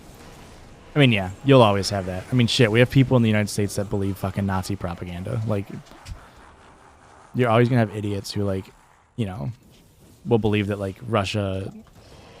It's the same, you know, just because they used to own a place, like, thinks that they can just take it, which is, like, are there people in the UDS and LDS that, like, are... Upper Donbass and Lower Donbass that, like, you know, have Russian backgrounds and, like, wouldn't mind becoming part of Russia again? Probably, but, like, I don't know. You can't just do that. It's obviously not how geopolitical war works, or geopolitical stuff works.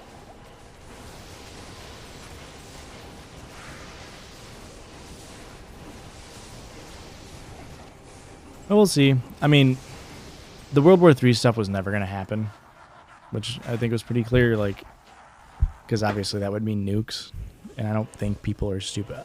I have this weird outlook on life where I don't think nukes will ever get used. So maybe that's me being an optimist, weirdly, in a way, is that people aren't stupid enough to use nukes, but who fucking knows?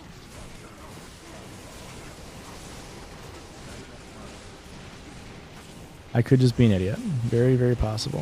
In fact, I am an idiot, so. I think it's really funny. I said this kind of as a joke at work, but kind of not really. Like, I said we should just give every country one nuke. Like, every single country gets one nuke. And that would... Like launched or preventative? No, like, everybody gets to have one as a treat. Like, everybody gets a nuke as a treat. Hold on, hear me out. What if y'all get to choose one country to nuke? that's a bad idea. Everybody writes on a slip of paper what one country that they want to nuke, but if the country is said twice, then it doesn't get nuked. Oh, maybe it cancels out. I can give you these venom grips.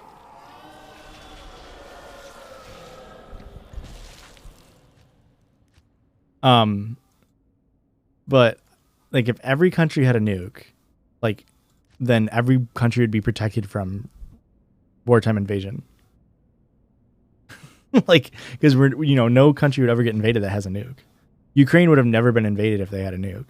Afghanistan would have never been actually invaded if they actually had fucking access to nuclear powers. You want these venom grips? Yeah. They're pretty good. And I was like kind of jokingly saying that because I obviously don't think nuclear proliferation is ideal way to, live at the world around. Come here. Oop. Go, go, go, go, go. But yeah, it was just kind of funny. And like, I was just sort of saying it like partially as a joke. And my coworker was like losing his shit. He was just like, "You don't actually believe that, Josh." And I was like, I mean, come on. Like, it would work though, kind of, right?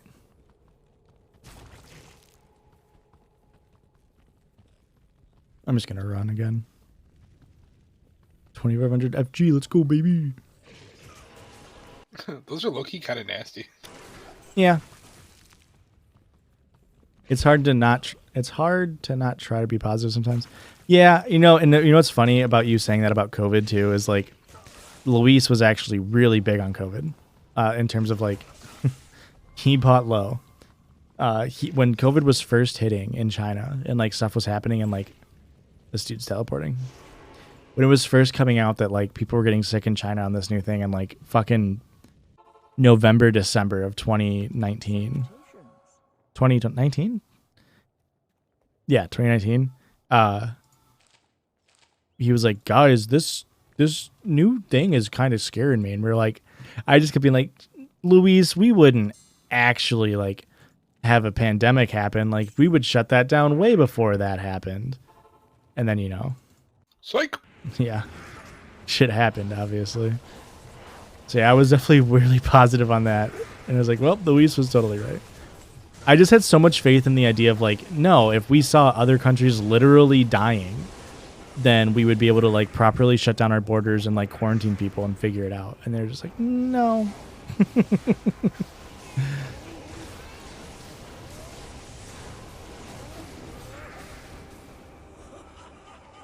This guy keeps BOing over top of me and mine's stronger. Tell him. Call him out. Cancel him. That's fine. So yeah, it's you know, you gotta stay positive to keep the brain happy sometimes, right? Like, no, the world's not ending. We're fine. Greenhouse gases are overrated. All I'm saying is if you go far enough left, you get your guns back. Man, it's honestly not even that far left. John Evo did a piece on that. Did a piece on what? Like COVID and how it should have been responded to? Is that what you're talking about? What a sentence. I was on spring break with my church in Jamaica the year that COVID went crazy. You would have gotten stuck in Jamaica? Yeah, that would have been insane. I mean, not the worst place, I guess, to get stuck, but Well, it was popping up like the week we were coming back from our cruise too. yeah, that's right. Yeah. Well, and like Christian and Erica got married February 22nd, and then we shut down like literally 2 weeks later. So they got their wedding in just under the bar, and like that was even like when we were going to the wedding, we were kind of like joking, like, "Oh man, like what if somebody has COVID-19?" Like we didn't even know what the fuck it was.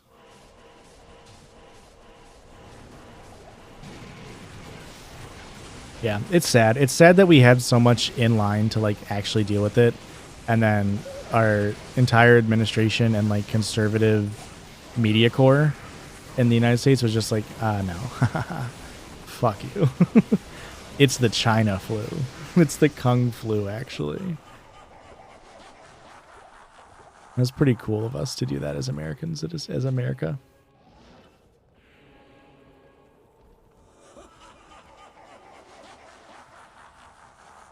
It was really funny to me. I remember this. It's one of these. I don't know if you guys have just like those random conversations that lasted 10 seconds, but you just keep in your mind forever. I remember I was friends with somebody in college who was a German exchange student. Really, really nice person. I really got along with her well.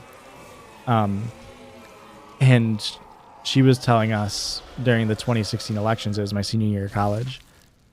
She was telling us during the 2016 elections, she was like, yeah, the way Trump is coming into power and like potentially going to get elected now is actually really, really reminiscent of what they tell us happened with Hitler. Because in Germany, they like really hammer down like, hey, Hitler bad. Us as Germans can never do that again.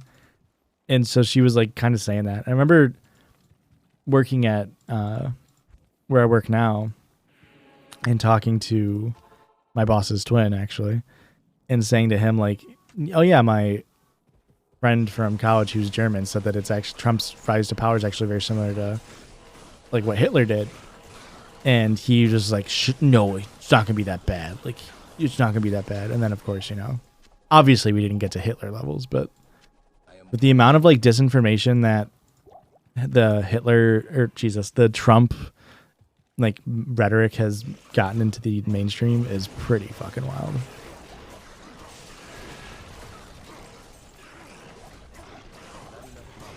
I mean, yeah, being trapped anywhere would have sucked.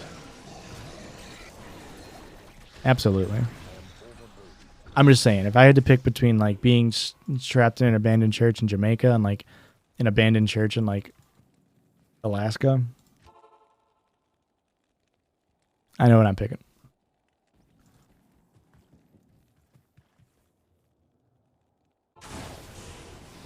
God, they can't do anything without us, man.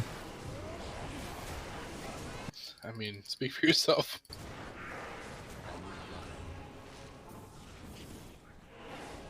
Yeah. I think the biggest thing Trump did that was so destructive was, I mean, outside of like appointing so many conservative judges and literally shaping our politics for the next, decades because of the way he stacked the Supreme Court.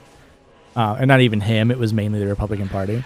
The biggest thing he did was not only sow so much distrust into media sources, but also make it so media sources could profit so much from being untrustful, distrustful. Like fake news, that phrase catapulted so much bad shit and then only pushed people to do worse journalism. Like the past 6 years has been so insane for journalism and how bad it's gotten. And I think you could attribute a lot of that to Trump's rhetoric. Like that's stuff that'll never get undone. And like that's the kind of shit when you're like he's Hitler-esque. Like he literally gets people to not believe in what their eyes are seeing. You can literally show like people data, like hard data of like, hey, this is what's happening, and people would be like, no, no, that doesn't affirm my worldview. Fake news. That's probably biased. It's probably done by like CNN. Just wild. Although the funniest shit out of all this is that CNN spent $250 million to launch a streaming service that closed 2 weeks later. Mm-hmm. Yeah, love that for them. I mean, fuck CNN, but they Hassan was making fun of them. They spent $250 million to make that, and they got about 10,000 daily active users. And Hassan's just like, bro, I get 5 times that, and my shit costs nothing. That's wild. I mean, did they think it through? Like, I mean, come on now. Well, like I'm surprised like CBS Plus, like at least like CBS Plus has like other shows on CBS. Yeah, because they're paired with Paramount, so they have like exclusive Paramount shit. I have Paramount Plus. I actually really like it. It's got a lot of shit on there. Are they not paired? I thought they were paired. I bought just Paramount Plus, so. Okay, I got you. The only reason why I even know about it is because I listen to CBS Fantasy Football podcast that they always do ad reads for it. Well, I really wanted to watch. We kept watching like Bar Rescue like highlights on YouTube, and I'm like, I need to see like the full thing. You can't be like just cliffhanging me every day. So I literally bet and bought it just to watch Bar Rescue. That's pretty funny. I kind of feel the opposite. I love watching Gordon Ramsay content. I think Gordon Ramsay is a spectacularly interesting individual. I love his content. And I love watching like Nightmare Kitchen shit on YouTube. Have you ever seen Bar Rescue? You probably love it. No, I haven't. I'm sure I would love it. Yeah, look it up sometime. It's really good. It's the same premise as Nightmare Kitchen, just only bars. And John Taffer's just as angry. Oh, I thought that was. Oh, I'm thinking of Diners, Drive-Ins, and Dashes. But I really, really enjoyed that like clips on YouTube, and then once I go to watch the full show, I'm like, this is too much. Just cut it down to the good shit. Nah, I like the build up. Do you know Like, do you know how science? The amount of people who just don't believe in science doesn't believe. Yeah.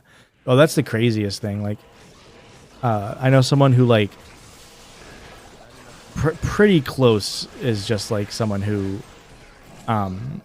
he did stuff by like reading independent papers, and thought that made him like really good at reading science articles. And when I would try to tell him, like, hey, man, you can't just read that. Like, that wasn't backed by any reputable source. He's like, well, yeah, that's how you know it's not biased, because it wasn't funded by so-and-so. Like, you can't trust anything from a college because it's funded by some, those colleges that get funded by a corporation or something. It's like, yeah, I mean, no, that's not really how actual science is done. Like, yes, there's different... actually, I don't know if that'd be worth it. It's like, that's not how science is done, man. Like, they have checks and balances, and like everything gets peer reviewed. It's not just like you get to post anything that makes a corporation happy, and then they're just like, yep, good science.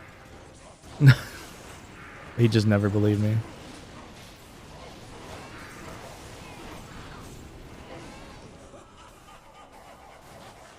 The amount of science stories that got ran off of COVID misinformation with like, well, according to this study, COVID doesn't kill you. And they ran on like 5 test subjects, and like they were all like 22 male. Like literally like the least, what's that called? Like risk adverse. Yeah, like least risk adverse. Like the healthiest motherfuckers you've ever seen. Like, well, I don't kill any of them. It's like, wow, that's a horrible like study. Actually, gym rats. Yeah. Or it was like, there was the one story about, I think it was about ivermectin, or maybe it was hydroxychloroquine. Like, where it was like, yeah, hydroxychloroquine was given to these people, and after it was given to them, like, they all recovered from COVID, or they all stopped exhibiting symptoms of COVID, was I think the way they phrased it. And out of the 12 people they tested, like 4 of them died. But they're like, well, but they stopped exhibiting symptoms from COVID before they died. I mean, technically true. Okay, well, I don't know. That's not the way I'd want to go out. Like symptom free, but also death or life free. Oh, also don't forget that Act 1 mercenaries can use insight bows.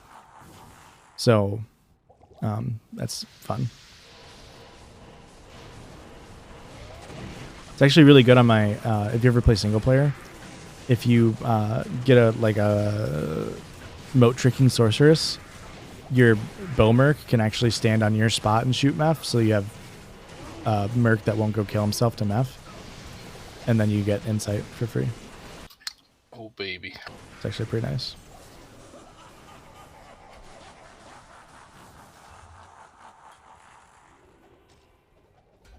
Also, Paramount Plus has Tattoo Master, which me and Vanessa are obsessed with. So, Tattoo Master. I never got into the tattoo shows. Mostly because they like put out some fucked up shit, and then it's like, damn, you gotta live with that, homie. Especially like early in the seasons. Is that like a competition show? Yeah, like it's they do Master Chef, but they do tattoos. Dude, Master Chef. So there's like a theme every week. Master Chef be bumping. Then I'm gonna do one more and then get off. So it's like, this week we're only doing American traditional, and they bring in like a bunch of people that want American traditional tattoos, then kind of just like do it. I feel like that's almost unethical. Well, the thing is, like, if it is bad, they get like a free cover up. The tattoo itself is free. So I mean, yeah. Like it's Some almost people get bad tattoos. It's almost like to me it's almost like how Love Island is like great television, like the first couple seasons of Love Island, like great television makes for great television. Dog shit idea. Dog shit for the people competing on it. I guess. Well, and it's funny because it is a competition, right? So they have like each show is planned out in like 2 phases. There's like the beginning phase where they do like, they call it a flash challenge, and it'll be something unrelated to tattooing that's slightly relevant. So they'll do like a mini game basically, right? Yeah. And then whoever wins the mini game in this season, it's regional teams. You get to like fuck over another team, so you're intentionally making it more difficult for the other teams to like when they actually go to do tattoos. That's crazy, dude. Like you have to do it blindfolded. It's like, Well, no, but if someone wants like a really like annoying tattoo on like an annoying like this guy's like I want a full detailed dragon on like my left ass cheek. And they're like, that's impossible, dude. And they can like give that to a certain person. That's awesome. Love that for them, honestly. It's interesting. I mean, it's probably fake, but you know. Yeah, I'm sure there's a lot of heavy-handed producers, especially considering it's an American TV show, I presume. Yeah, and it's got the dude from Jane's Addiction who's like the host or whatever. Oh, cool. And then there's like 2 actual like super good tattoo artists, which are the real judges. Bum Boy says they're timed too. Yeah, it's usually for like big pieces it's 6 hours. Is that enough time? I mean, you're definitely getting. I mean, there's a lot of unfinished shit that comes out. That's crazy. Yeah, the time part seems sketchy. Like, why rush people to like produce the art that's permanent? It's all part of the game. Yeah. The crazy part is like the person that wins, like it's not even like $1 million, right? I think it's like $100,000, and then they get like a feature in like the Inked magazine or something. You know, that's like it's not even like that much. That's how the early seasons of MasterChef were. It was like if you won, you just got like I think you got to make a cookbook, and you got like 250 G's, which granted 250 G's is a lot of money, but if you look at the pictures of how these tattoos heal, they usually get worse as time goes on. Oh no. Yeah, and then they criticize the people. That's what I always thought about too. Is like if I got a tattoo and I was like super happy with it, and then you have 3 professional artists just shit all over it, Yeah. I'd be so mad. Like maybe I do want it covered up. Yeah. It's like, wow, this is like my 3-year-old daughter drew that, and you just shat all over it.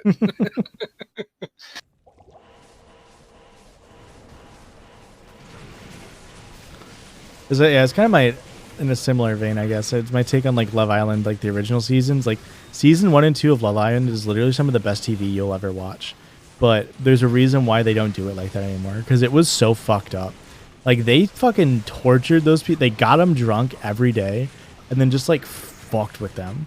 And Yeah, it made for such good TV. But goddamn, did I feel bad for those people.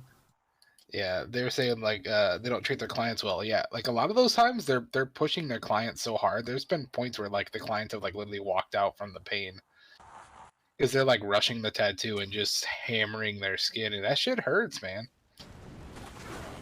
I never watched Fuckboy Island, unless you're referring to Love Island as Fuckboy Island. But I think Fuckboy Island is a different show, if I'm not mistaken. All right, can we talk about a show they need to bring back? They need to bring back Pimp My Ride. Pimp My Ride would be fun, but So unnecessary. They're like, oh, you're a single mother and you like to bake. How about a microwave in your trunk? I mean, that was also the fucking formula for the Extreme Home Makeovers too. They were like, I'm done. I'm 40, so I'm just gonna get off. Right? It's like, Extreme Home Makeover did the same thing where they were like, oh, your kid mentioned that they like dinosaurs, so their entire life is now focused on dinosaurs. We've enrolled them to paleontology school.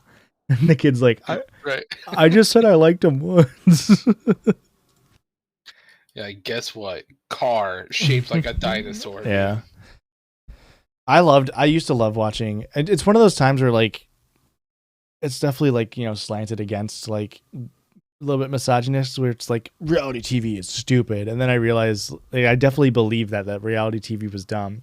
And I looked back and it's like, oh, I literally just watched like Vice, or not Vice, but like VH1 and MTV like dating shows all throughout my teenage years of like oh my god, what was the one with the bus? Next. Yeah, that was my jam. Or like Room Raiders, I think is what it was called too, like where they went in and like judged people on who they were dating based off of how clean how their rooms were. Like that shit is crazy. Imagine being so hyped to be on the show Next, and like you literally walk up to the bus, and before you can even say anything, she's just like, next. Mm-hmm. Just ego crushed. Have you ever seen Silent Library on Spike? No. Yeah. Oh, Silent Library was goated. I don't remember that name. So they do like they'd be in a library and they had like the audio meter to determine they can't go above certain decibels. They do like pranks on each other. Oh, I vaguely remember that. It was like Try Not to Laugh, but on TV. Yeah. Sometimes they do like pain and shit.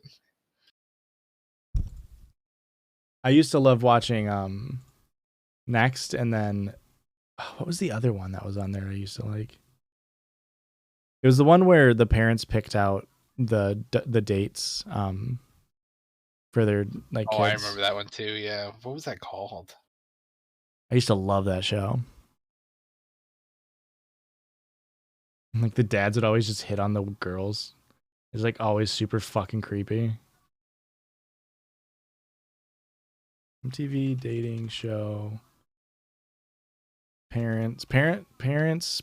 No, Parental Control. That's what it was called.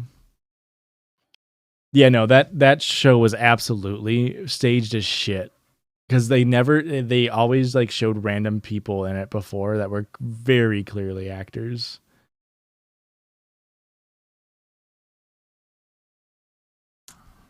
The dudes were the worst in that show, yeah. The dudes were always like, I'm Ryan. I kick every girl I date. But did I mention I kiss real good? And then they like try to like sexually assault the mom. Like that was the show.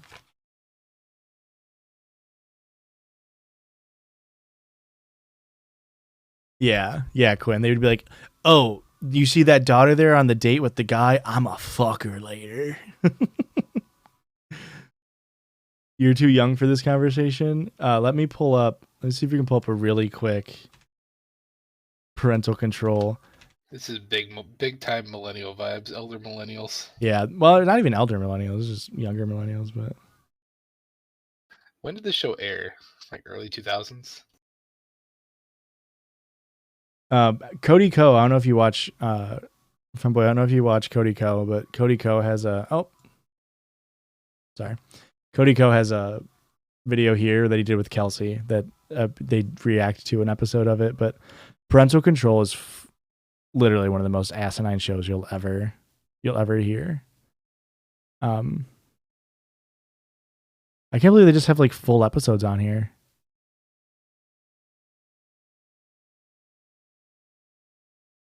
Hi, I'm Denise. I'm a realtor. And I'm Johnny. I'm a contractor. Our son James is what every parent hopes for. He's creative, he's intelligent, and he's The got editing the on world at these. his feet. But there's one thing messing up his life. His no-class girlfriend. This is James. He's dating Evelyn. They've been together for 2 years, and James thinks she's the best thing that's happened to him. But his parents think the best is yet to come. You don't know who Cody Ko is? So they're setting James I didn't up know on if you did or 2 not. dates with girls they've each handpicked just for him.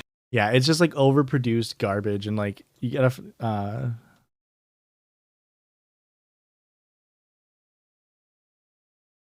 This is next. So this dating show is like they pulled up a bus, and they would have 3 people on the bus, and they would pop out and say like, "Hi, my name's David. I don't eat banana peels. I sometimes like to drink on the weekends, and oh yeah, did I mention I have 5 DUIs?" And then when they walk out of the van, they go on a date, and for every minute they're on the date, they get paid like $10. And then their goal is to be on the date until the end. And at the end of the date, they can either choose to take the money that they accrued, or they get a second date with the person that they're on the date with. But at any time, the person can say next, and then they get kicked off. And so like the show is fucking dog shit. I'll win because I worked at Hooters and now But like dog shit in like a good way though. Kirby girls make my junk twitch. Like absolute trash.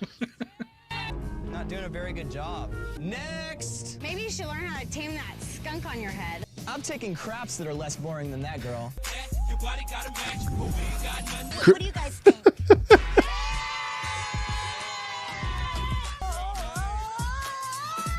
Like this is obviously just moments from her, but yeah, absolutely asinine show. But the thing is, with React content, like I really want to go through more of Animal Planet's Most Extreme, and so there's a whole catalog of that. So I don't have time to react to stuff like that. All right, so we need a tier list of 2000s MTV shows. I don't think I know enough. We get you, Erica, Christian. We'll get them together. We're gonna have users from the Discord submit the shows, and we're gonna rank them. I think honestly, I think Next might have been was it MTV? There's some and like oh fuck, VH1 had like the I love the 80s, I love the 90s shit. Like, that shit was golden too. All right, guys. I'm gonna get going. Thanks for hanging out. What a long stream. 5 hours and 14 minutes I was streaming. Thanks for hanging out on a Thursday night. You guys are crazy.